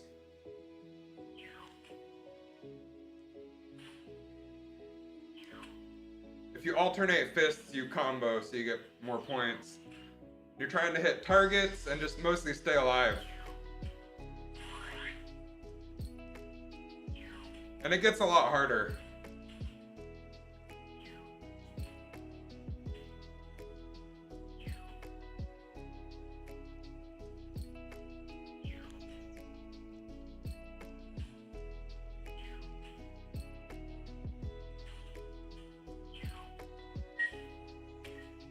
Dang.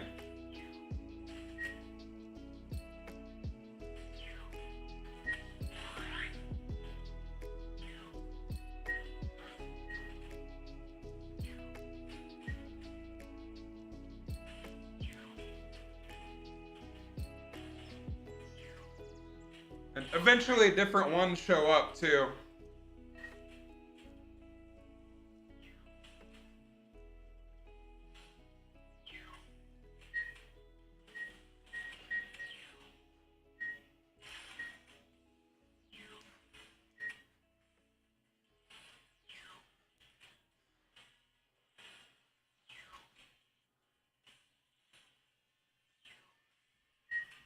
Dang it! I'm usually better at that.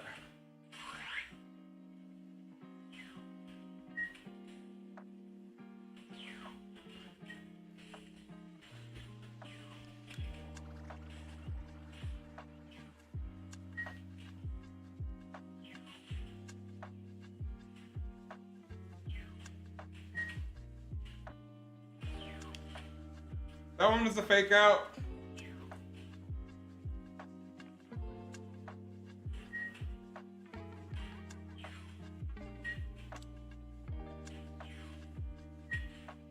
I don't know where the other types are. We need to adjust that.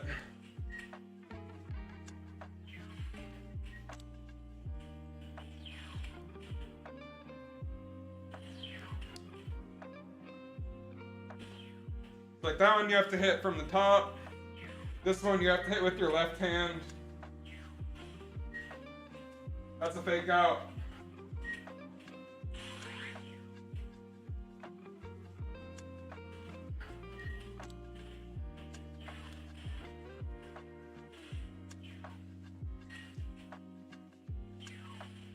Can't hit that one yet because it requires left hand. Because I'm trying to combo. If you keep alternating fists, you get a higher combo score. And if you break the combo, you lose your so like whenever you're comboing, you get that many points per punch. And if you lose your combo streak, kind of sucks.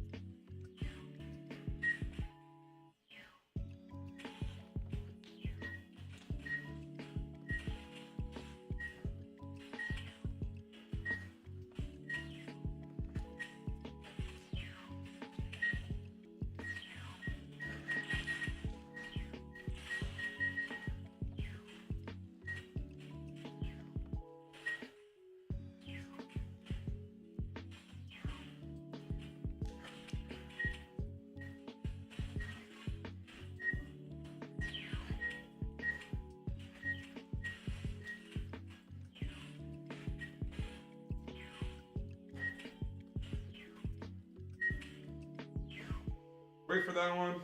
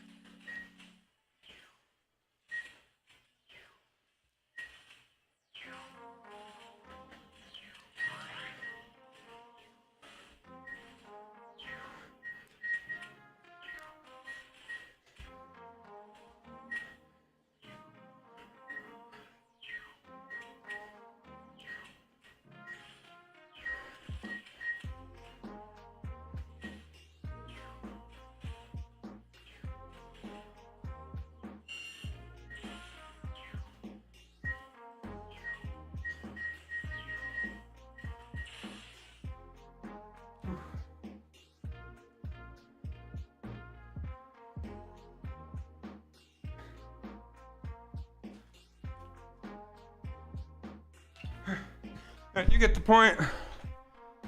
I think this looks super fun. This looks, yeah, it's definitely a good workout. Yeah, I'm out of breath. I'm gonna work on 2 additional modes, like small modes, for the game before I release it, but it's mostly there. Right now I'm just working on the new menu implementation so that I made the new start button so you can have more buttons than just start. So now I got it working to the point where you can press, so like these buttons here are gonna be to switch mode. Oh, it worked. Oh, weird. It didn't work on all of them.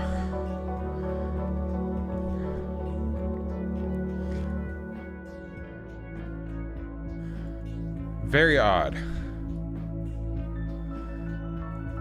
Oh, I know what's happening now. I know exactly what's happening. Anyway, all that stuff folds up and the game starts. I know exactly what's happening. So I have 4 instances of this scoreboard. Every time I hit right, it's calling this event 4 times. Which means for each copy of the scoreboard, it's incrementing the game mode by 1 and then doing the thing. So each scoreboard is offset by 1. Okay. That's, I have to put this somewhere else. I can't have it being called on each instance of the scoreboard.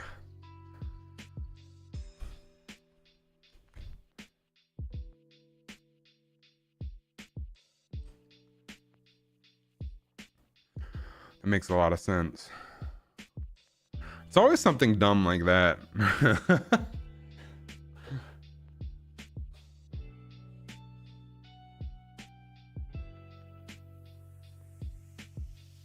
Let me rack my brain for a second.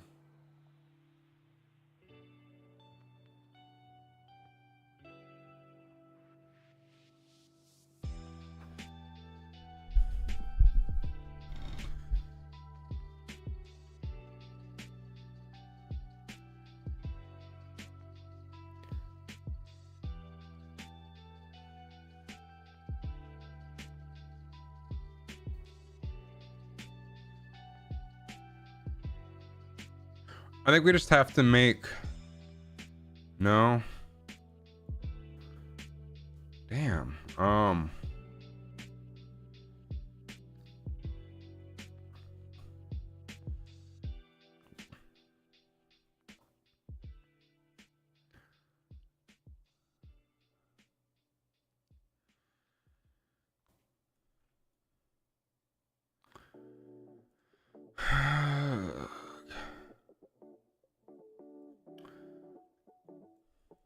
We can't be changing it on the scoreboard. So to make an event under the game mode.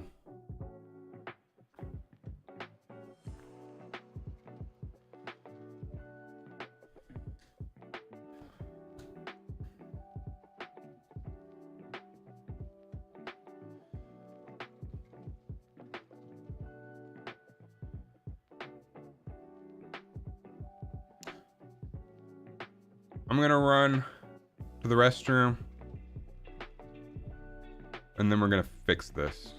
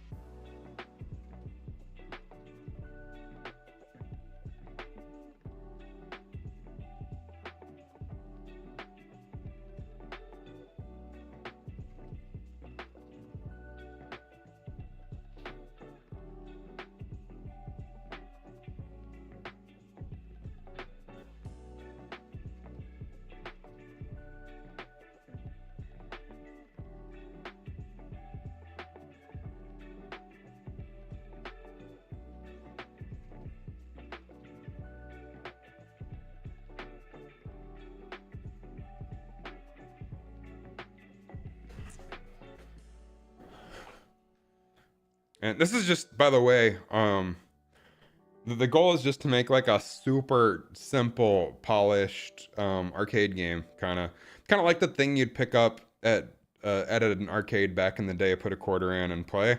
But you just buy it once and you can play it as much as you want. And I'm gonna probably, I'm thinking price range. I want it to be a really good value for the money, so I'm thinking like $5. Just really fun, simple arcade game. Throw it out there. If people like it, then I keep working on it. If they don't, I'll start a new project. But the goal is to make like a few dollars, I guess, on the VR game. But since VR is not a huge market, my end goal is to monetize the YouTube channel talking about making the game rather than trying to make all the money off of the game itself. And then eventually, maybe turn it into a career path. But in the meantime, I have a pretty great job where they treat me well, so no hurry and no complaints. Let's figure out where we want to store this stuff. So we want to do the next mode and previous mode on the game mode itself rather than on the scoreboard, because if we're calling it on each scoreboard,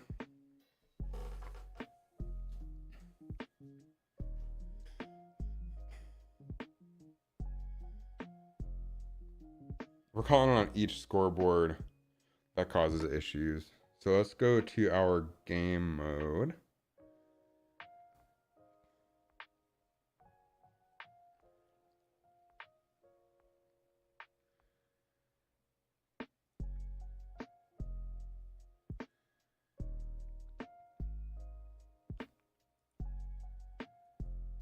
And do we have like a graph for scoreboard animations? That'll be fine. We can put it here.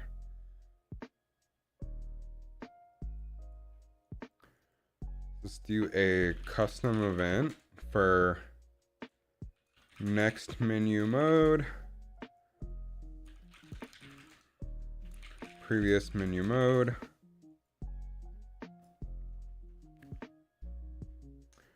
and here I think we just do current menu mode plus plus. If it's greater than 1.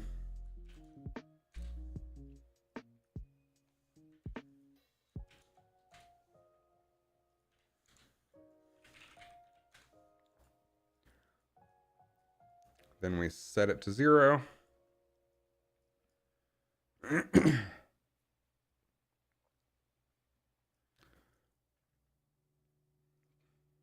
If not, we don't do anything.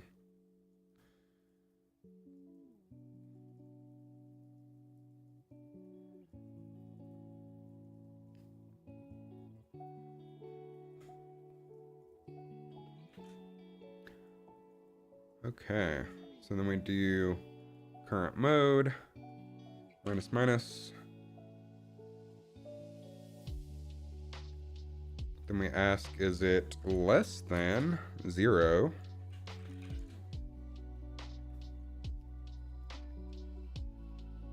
Then we set it to 1. That way we can loop infinitely.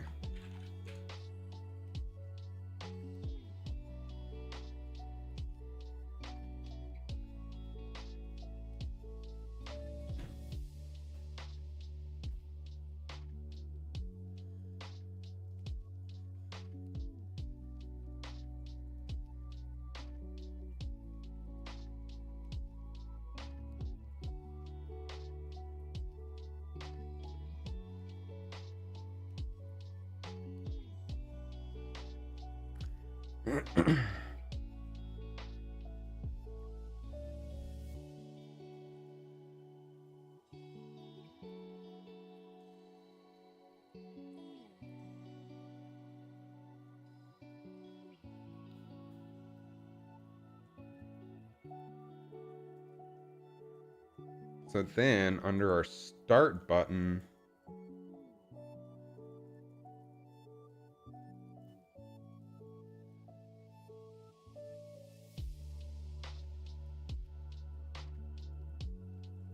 first we grab our game mode.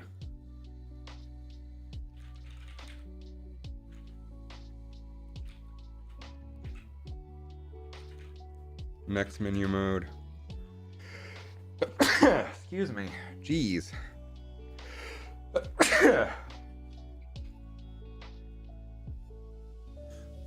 Next menu mode and then previous menu mode.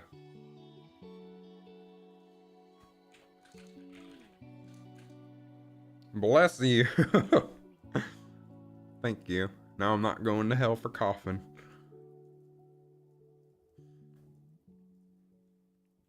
So if we do it right here before we call that, that should be a good place to do it. So then under our scoreboard,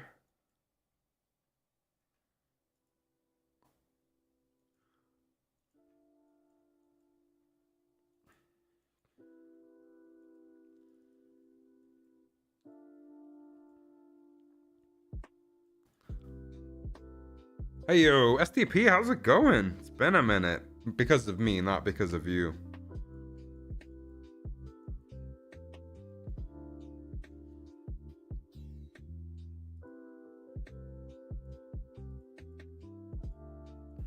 Alright, so now rather than doing this whole thing,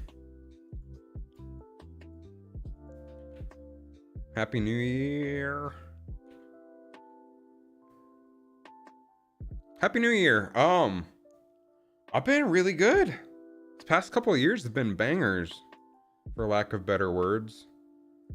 Gotten out, done a lot of things, had a lot of fun, enjoying life, honestly.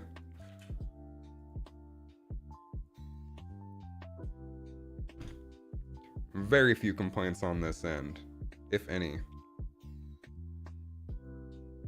Alright, this is...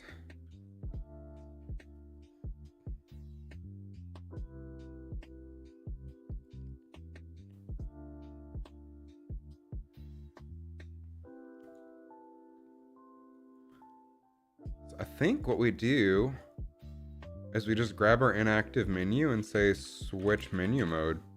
Because now we don't need that whole event to do the things. And then we just grab our current mode from the game mode. Am I not? Man! Starting on Unreal and Blueprints, your English is weak, but you're going to start following me. You can see I'm agile and creating logic. I appreciate it! Thanks for stopping by. So we need to make a variable for our current game mode. So I'm going to grab our game mode, cast to PB, cast to Punch Bomb game mode, and then we're going to promote that to a variable. And we're going to call this current game mode, just so we don't have to cast every single time we want to access the game mode. If we just do it when the thing is constructed, it's a lot more convenient. So we can get current game mode we can grab our menu mode and plug that into our switch menu mode. Do the exact same thing here.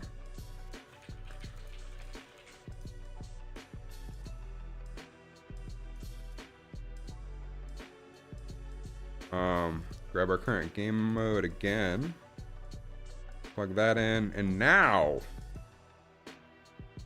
everything should work properly. And if it doesn't, my name is still Chris. Still doesn't, damn.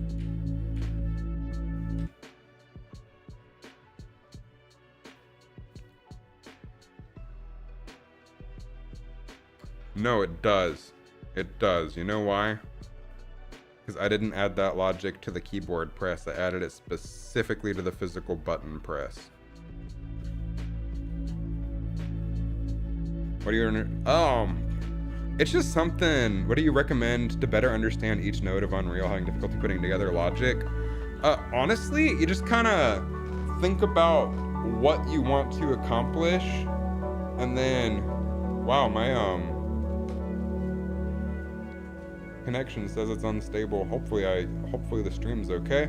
Honestly, I just sort of think about things that I want to accomplish and then the logic that I want to do, and then sort of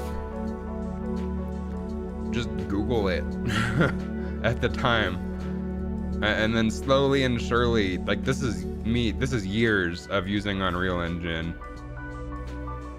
Slowly and surely, you just sort of get the hang of it. This should work now. If I press the button, hell yeah, switches.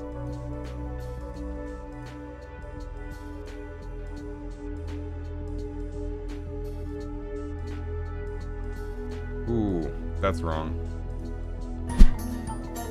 Blueprint communication video on YouTube would be a good start. There's no escape. You can get the hang of it pretty quickly. Okay, I have a looping issue here where it's keeping something as inactive and not... Did I mess up on that somewhere? Okay. Oh, I never set the inactive menu on these. Okay.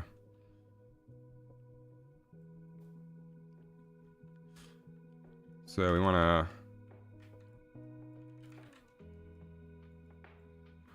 invert these.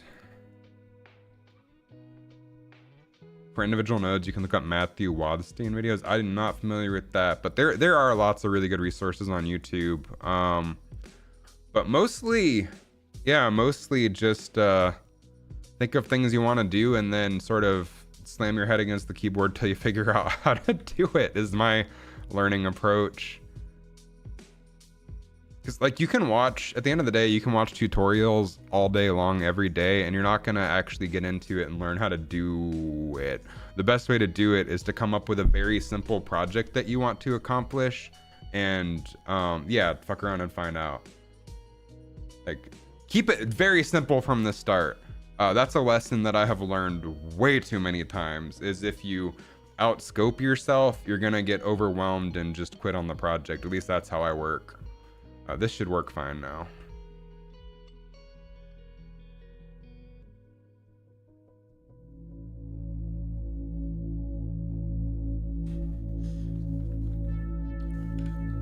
Alright, so if we grab our player hand, which this is a VR game, which is why I have to go in and select the controller and move it myself rather than just testing.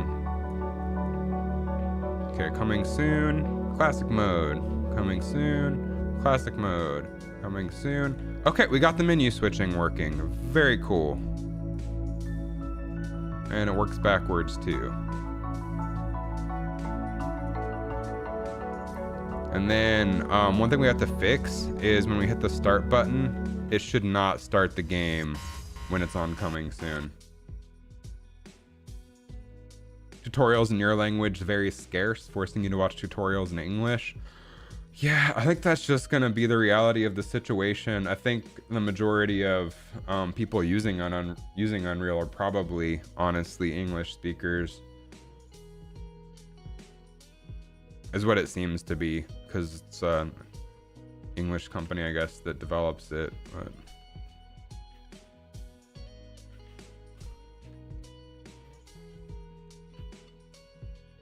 that works. Now we have to make it so start doesn't do anything.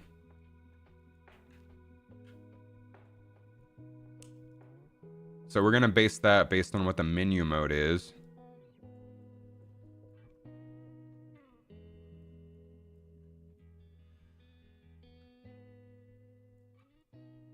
So we have an overlap event for our start button.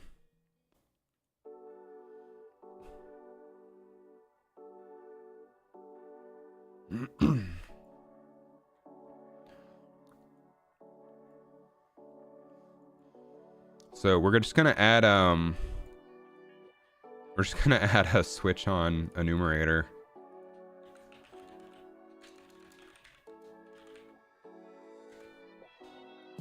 So for classic mode, we do that.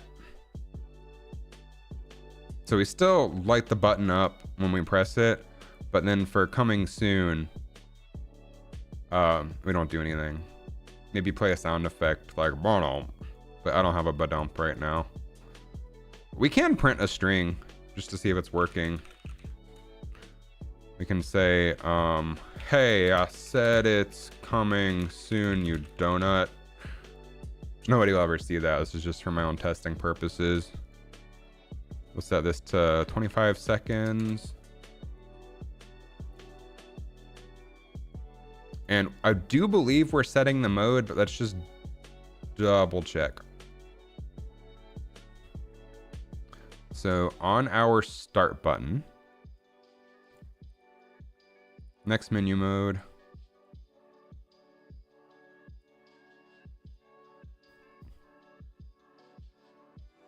then under our scoreboard widget, when we do the switch menu mode, it does set the enumerator, which is a little bit inefficient since this is going to do this 4 times. I should put this over with the other event, honestly, but it's fine for now. I can optimize that later.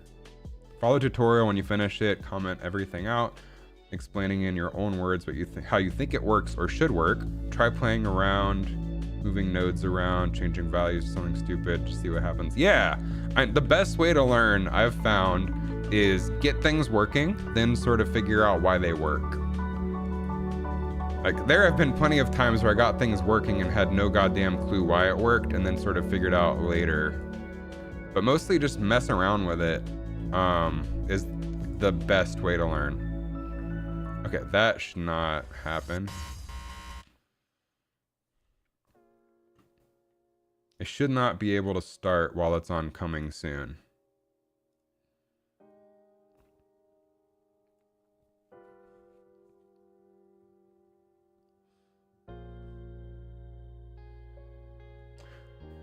Let's take a look.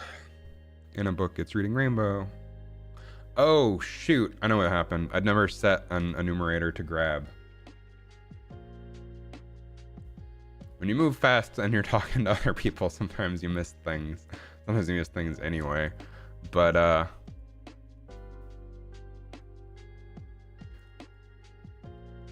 for the switch on enumerator, I didn't add an enumerator. So I can grab our current game mode and get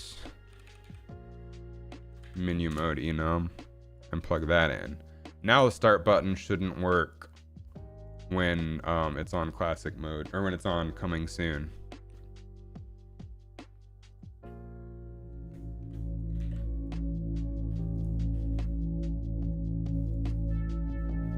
Okay, so we don't want it to press yet. We want to go to coming soon. And then let's double check our game mode. It is set to coming soon. Current menu mode is 1. So let's go back to our controller and press start, and nothing will happen. Hey, I said it's coming soon, you donut. Nice. Oh, and then it breaks. Interesting.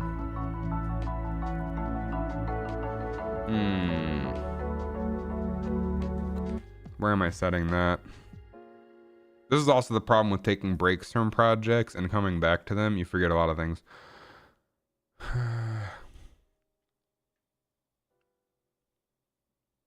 All right, we're going to change the button's active variable after the switch on enumerator. Because the button can't be pressed if it's not active is the issue. And we want it to stay active if nothing happens.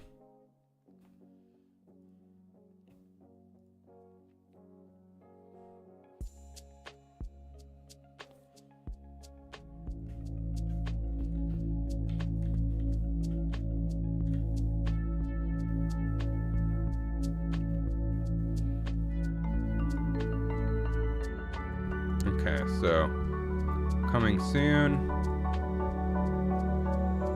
We can do that as many times as we want.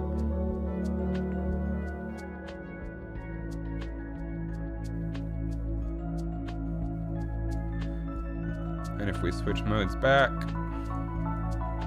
it plays. Nice. Okay, menu works.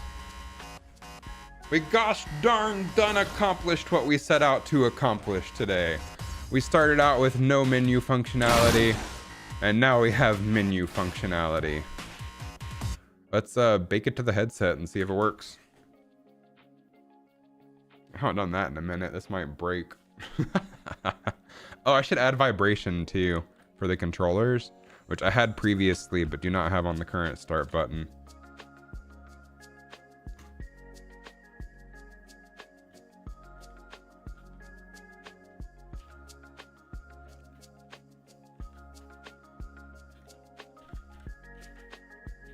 Let me think about that for a second.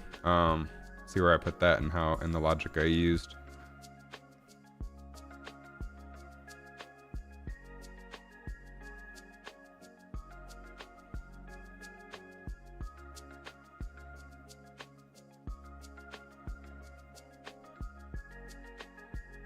Okay, so we have an overlapping fist variable, which I believe I still have on the new start button. And then we just grab our player pawn and we have a haptic event that I made. We'll also eventually want like sound effects for the start button, but I'm not super worried about that today. Maybe tomorrow. I will probably go... Sorry, I just got a weird email. I will probably go live again tomorrow working on this as well since I'm still off work until Monday. Let's get these haptics working. I can close everything. Save the things. Open up both start buttons. Compare logic.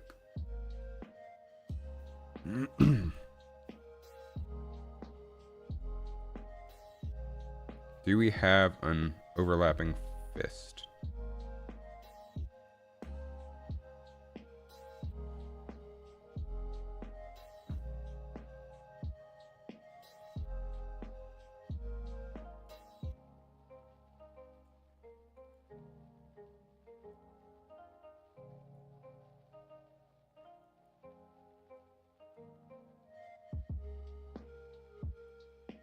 I do. It's under components. I have up overlapping fist, down overlapping fist.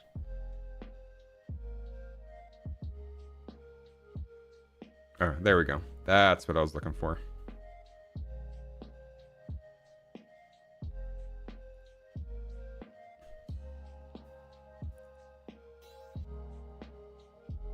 So for our start button trigger, I'm gonna play the light.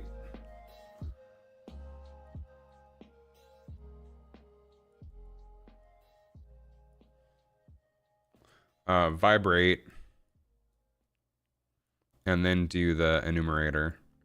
Let's go ahead and add the vibration logic. Do we have our current pawn? Because that's worth doing on begin play.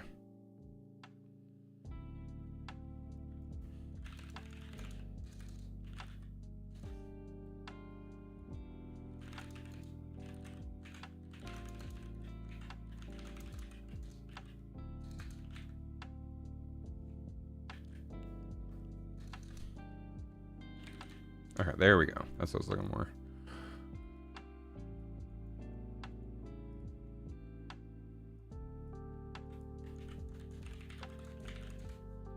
This just prevents me from having to cast over and over and over and over again.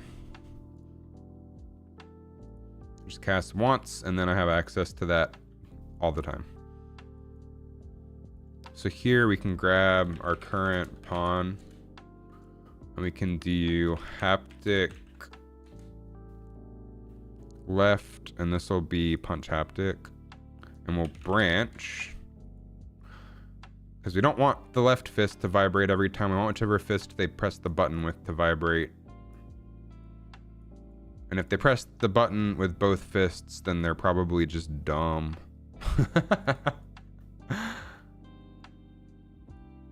True. And then false, we do the same thing. But on the right hand.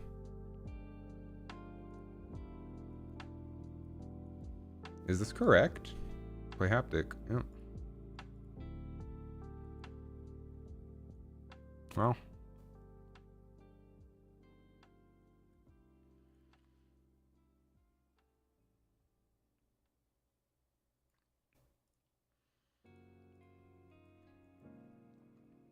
And then it looks like right after that we just continue along our merry way.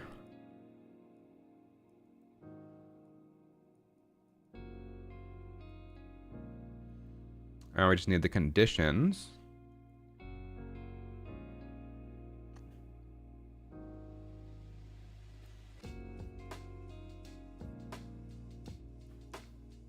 Which are overlapping component. We want to ask if it has the tag.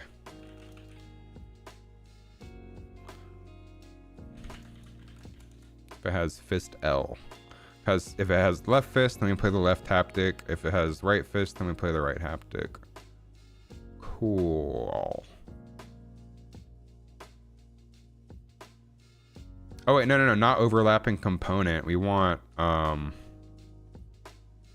start overlapping fist.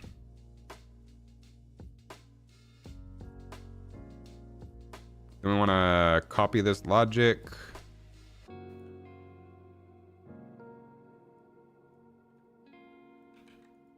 For our other buttons. So right trigger.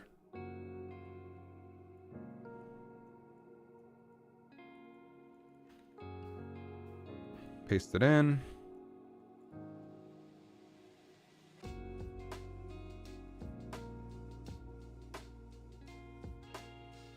And we want this to be right overlapping fist.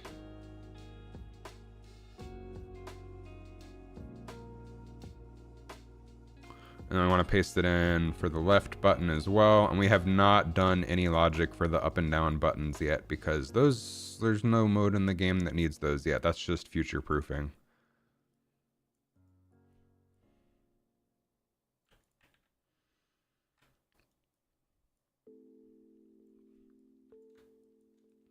We'll cross that bridge when we get to it.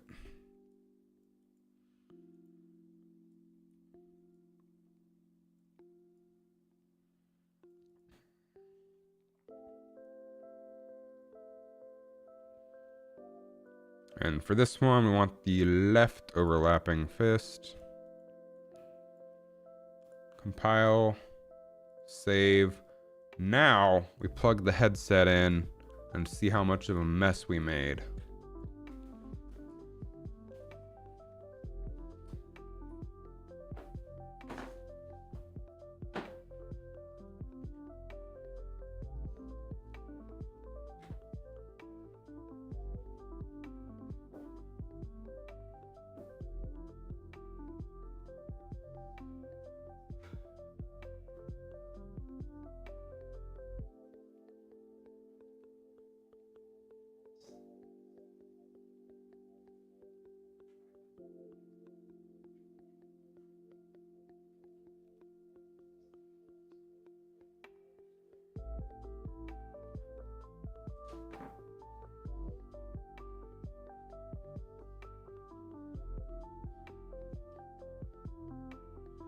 Sorry, I was using my I was using my long USB-C cable to transfer photos.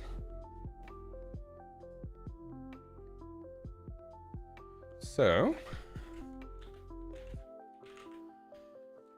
let's bring up the developer hub. Probably have to update it. It's been a while. Oh, go figure. So we can just chat here for a second.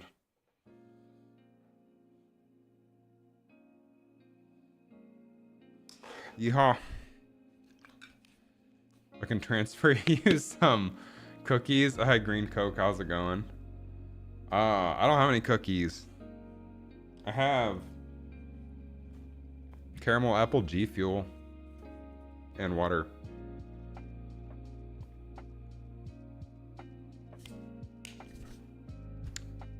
$2024 badge.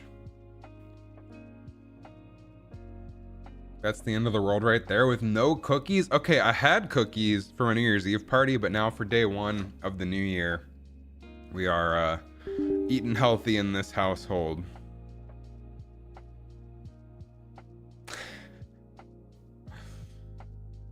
Finally went through the rest of the junk food today from our New Year's party, and now it's all healthy eating until my birthday later this month. Cookies are part of the happy lifestyle. That's valid. We had really good chocolate chunk cookies, and we had French toast, like cinnamon French toast flavored cookies at our New Year's party. They were really good. Device manager. Unauthorized. Where they have to, okay.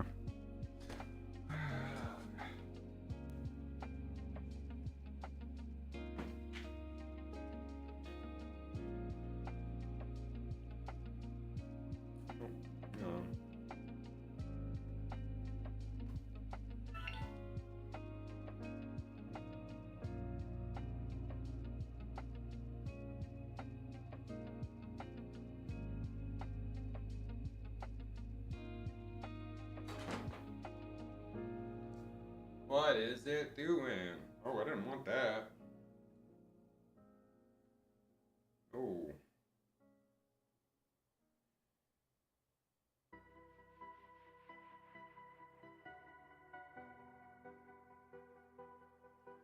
There.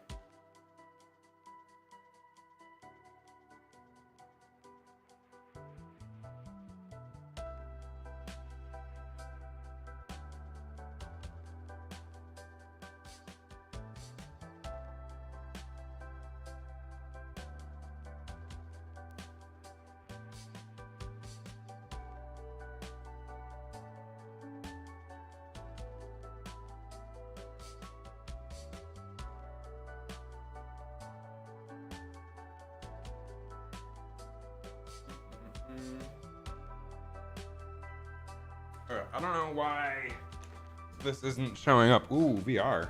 Yes, sir. Cinnamon French toast cookies sounds like your new addiction. It was we didn't cook them. We got them at Walmart of all places. So right now, it's not showing my quest. Oh wait, do I have quest 3 maybe? Aha! There we go. Okay. So that's all hooked up. So we should be able to do quest 3. Gonna have to build it out to playtest this. Hey, I appreciate the follow.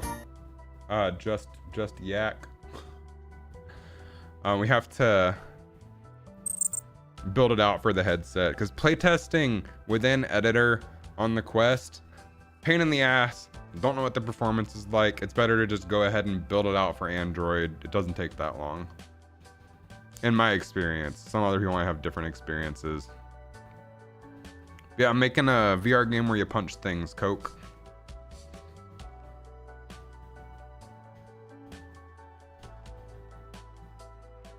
And then for the party, I made smoked pulled pork on the Big Green Egg. I smoked it for 14 hours. That shit turned out amazing. And then we also had Frank's Red Hot Buffalo Chicken Dip, and that stuff is always so good. How long have us Vermonters sought a cookie you can eat with maple syrup on top? Man, when I was in Vancouver for SIGGRAPH one year, I I went to Tim Hortons for the first time and got a maple donut, and that was amazing. Loved it. Oh, which I'm gonna have to let's see, cast,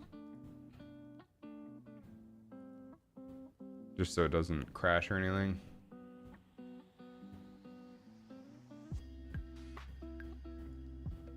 Headset tracking lost.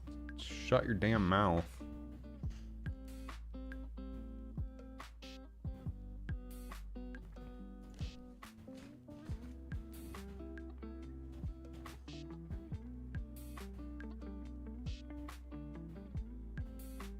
Why does it think the floor is right there?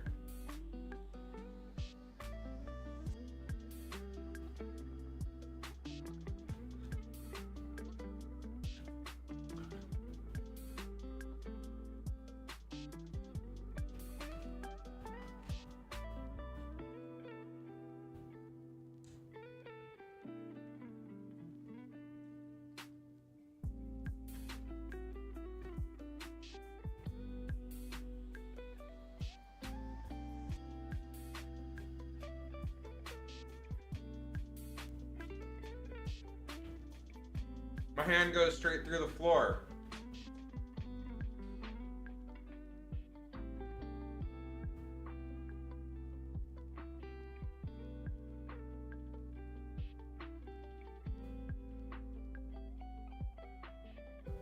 Oh, you can see my office. That's a little trippy.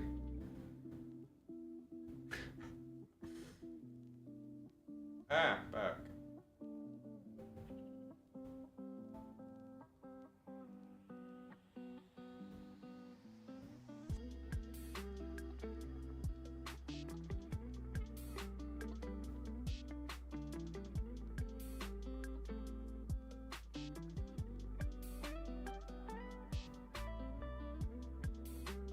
What the frickin' hell? Alright, this is being buggy.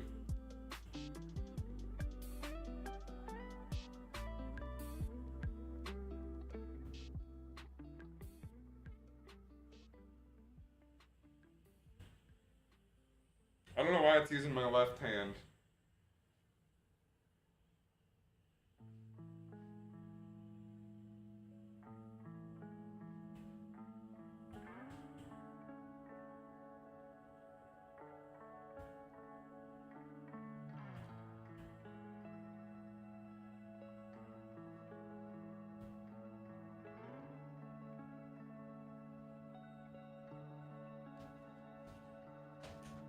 Motherfucker.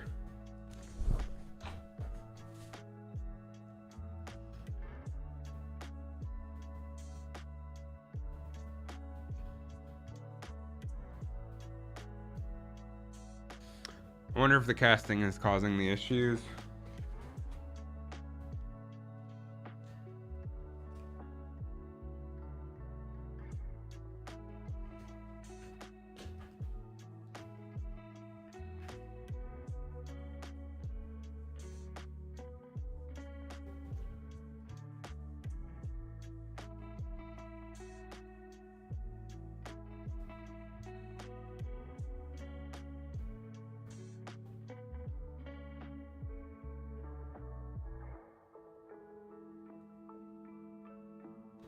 Okay. Should be fixed. Ignore my office. It is messy.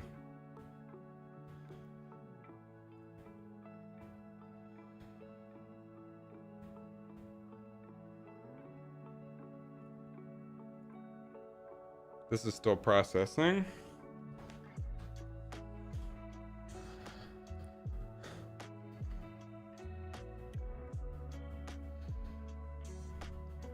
Slow cooked meat is the best. Nobody knows how to do barbecue up here like they do in Georgia. There's a lot of good barbecue around these parts.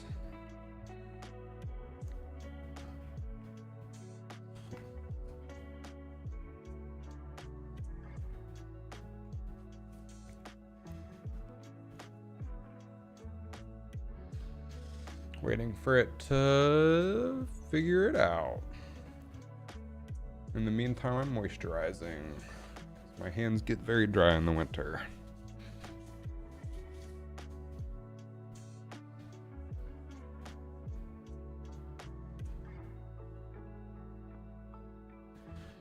Deploying. There we go. That's what we're looking for.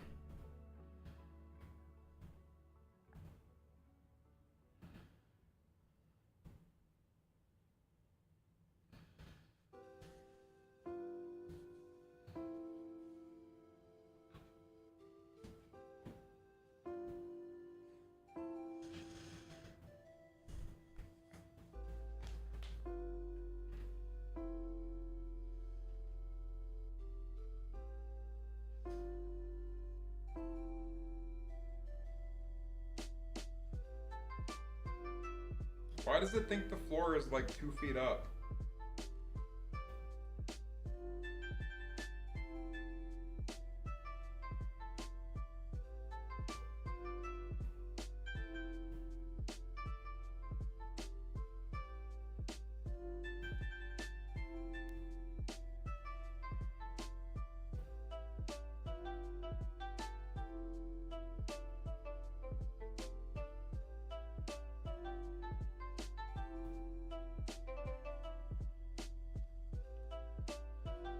Something about turning on casting.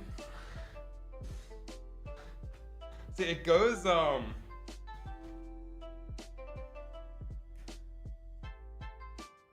it thinks the boundary is like a foot above where it is.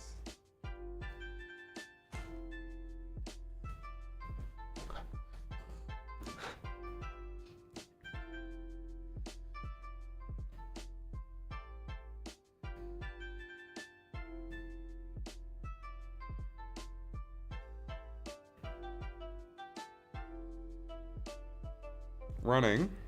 Maybe it'll actually be at the right height.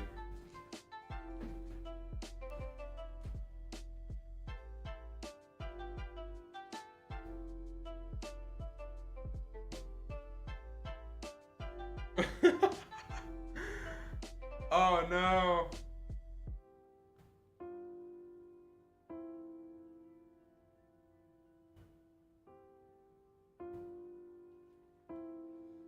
I forgot to change something.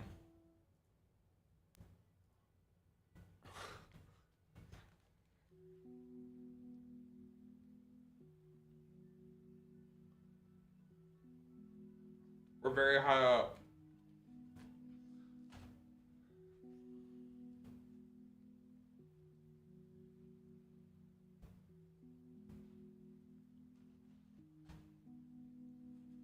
I don't know why it thinks the floor is there. Time for you to head out. It was cool chatting, peeping the process. It was great catching up, man. I hope you have a good rest of your day, and Happy New Year again. Thanks for stopping by and chatting. Oh. It's always fun to talk about stuff like magic and Indiana Jones and whatnot. Disconnected.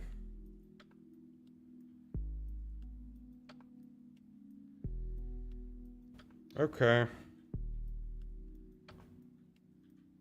Where is my pawn?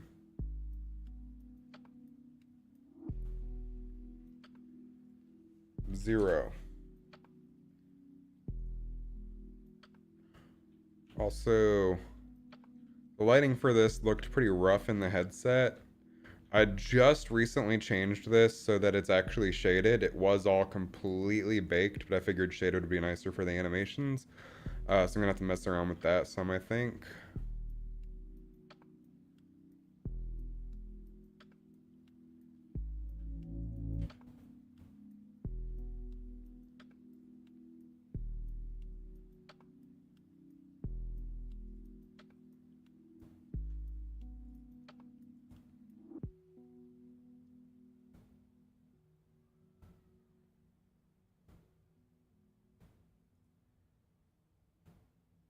This should go a lot faster than the last time.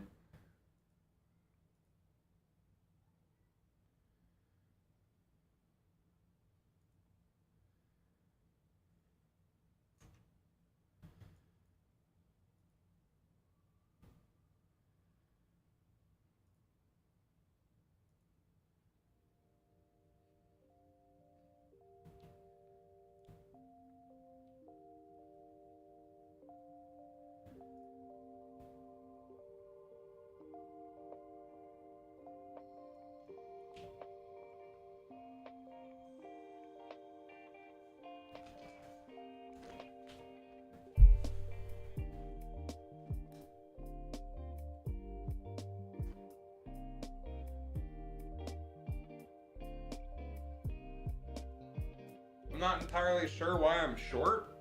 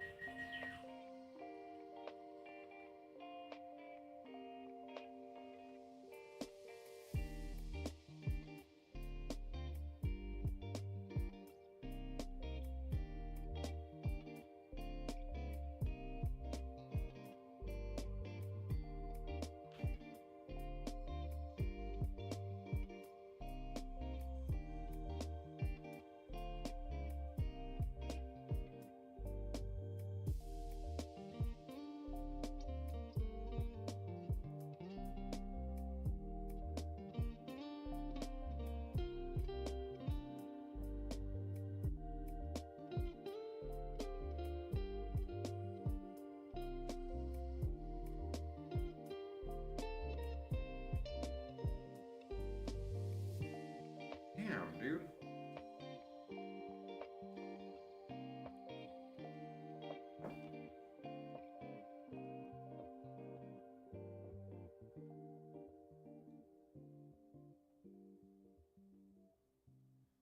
I'm gonna restart the headset and see if I can get the floor in the right place.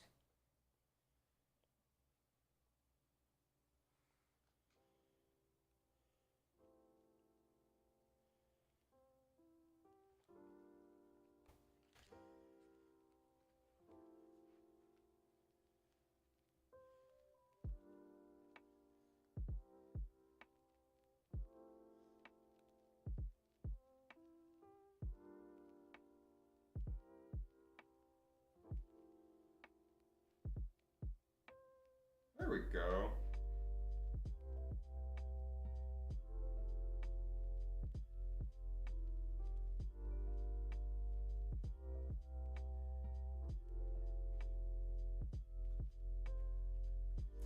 The meta avatars are pretty weird.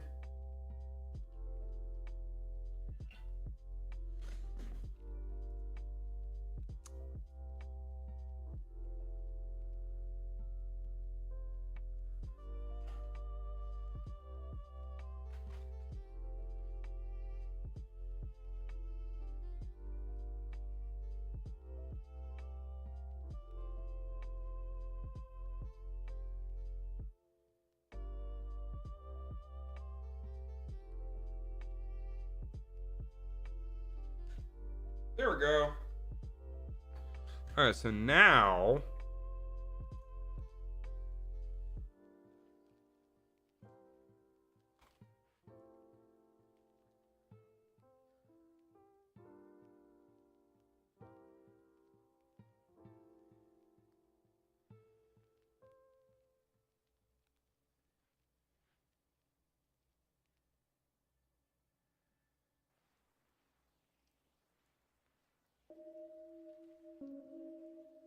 yeah, I don't like how shiny the button is.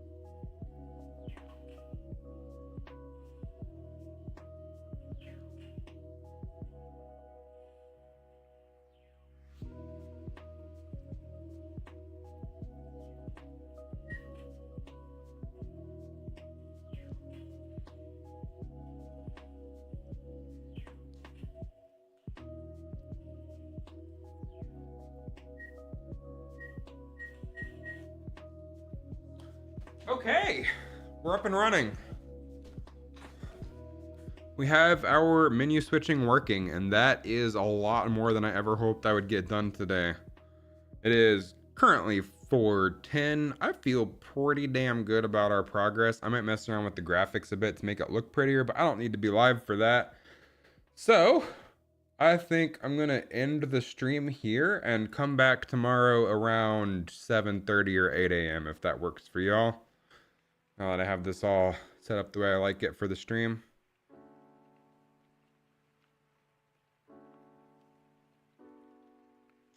So thanks everybody who stopped by to say hello. I appreciate it, keeping me company while I'm working on this and sort of stumbling through the game development process, but we got the thing working, and that's pretty cool. I'm really happy about that. Yeah. All right, I hope y'all have a fantastic rest of your day, and I will be back tomorrow.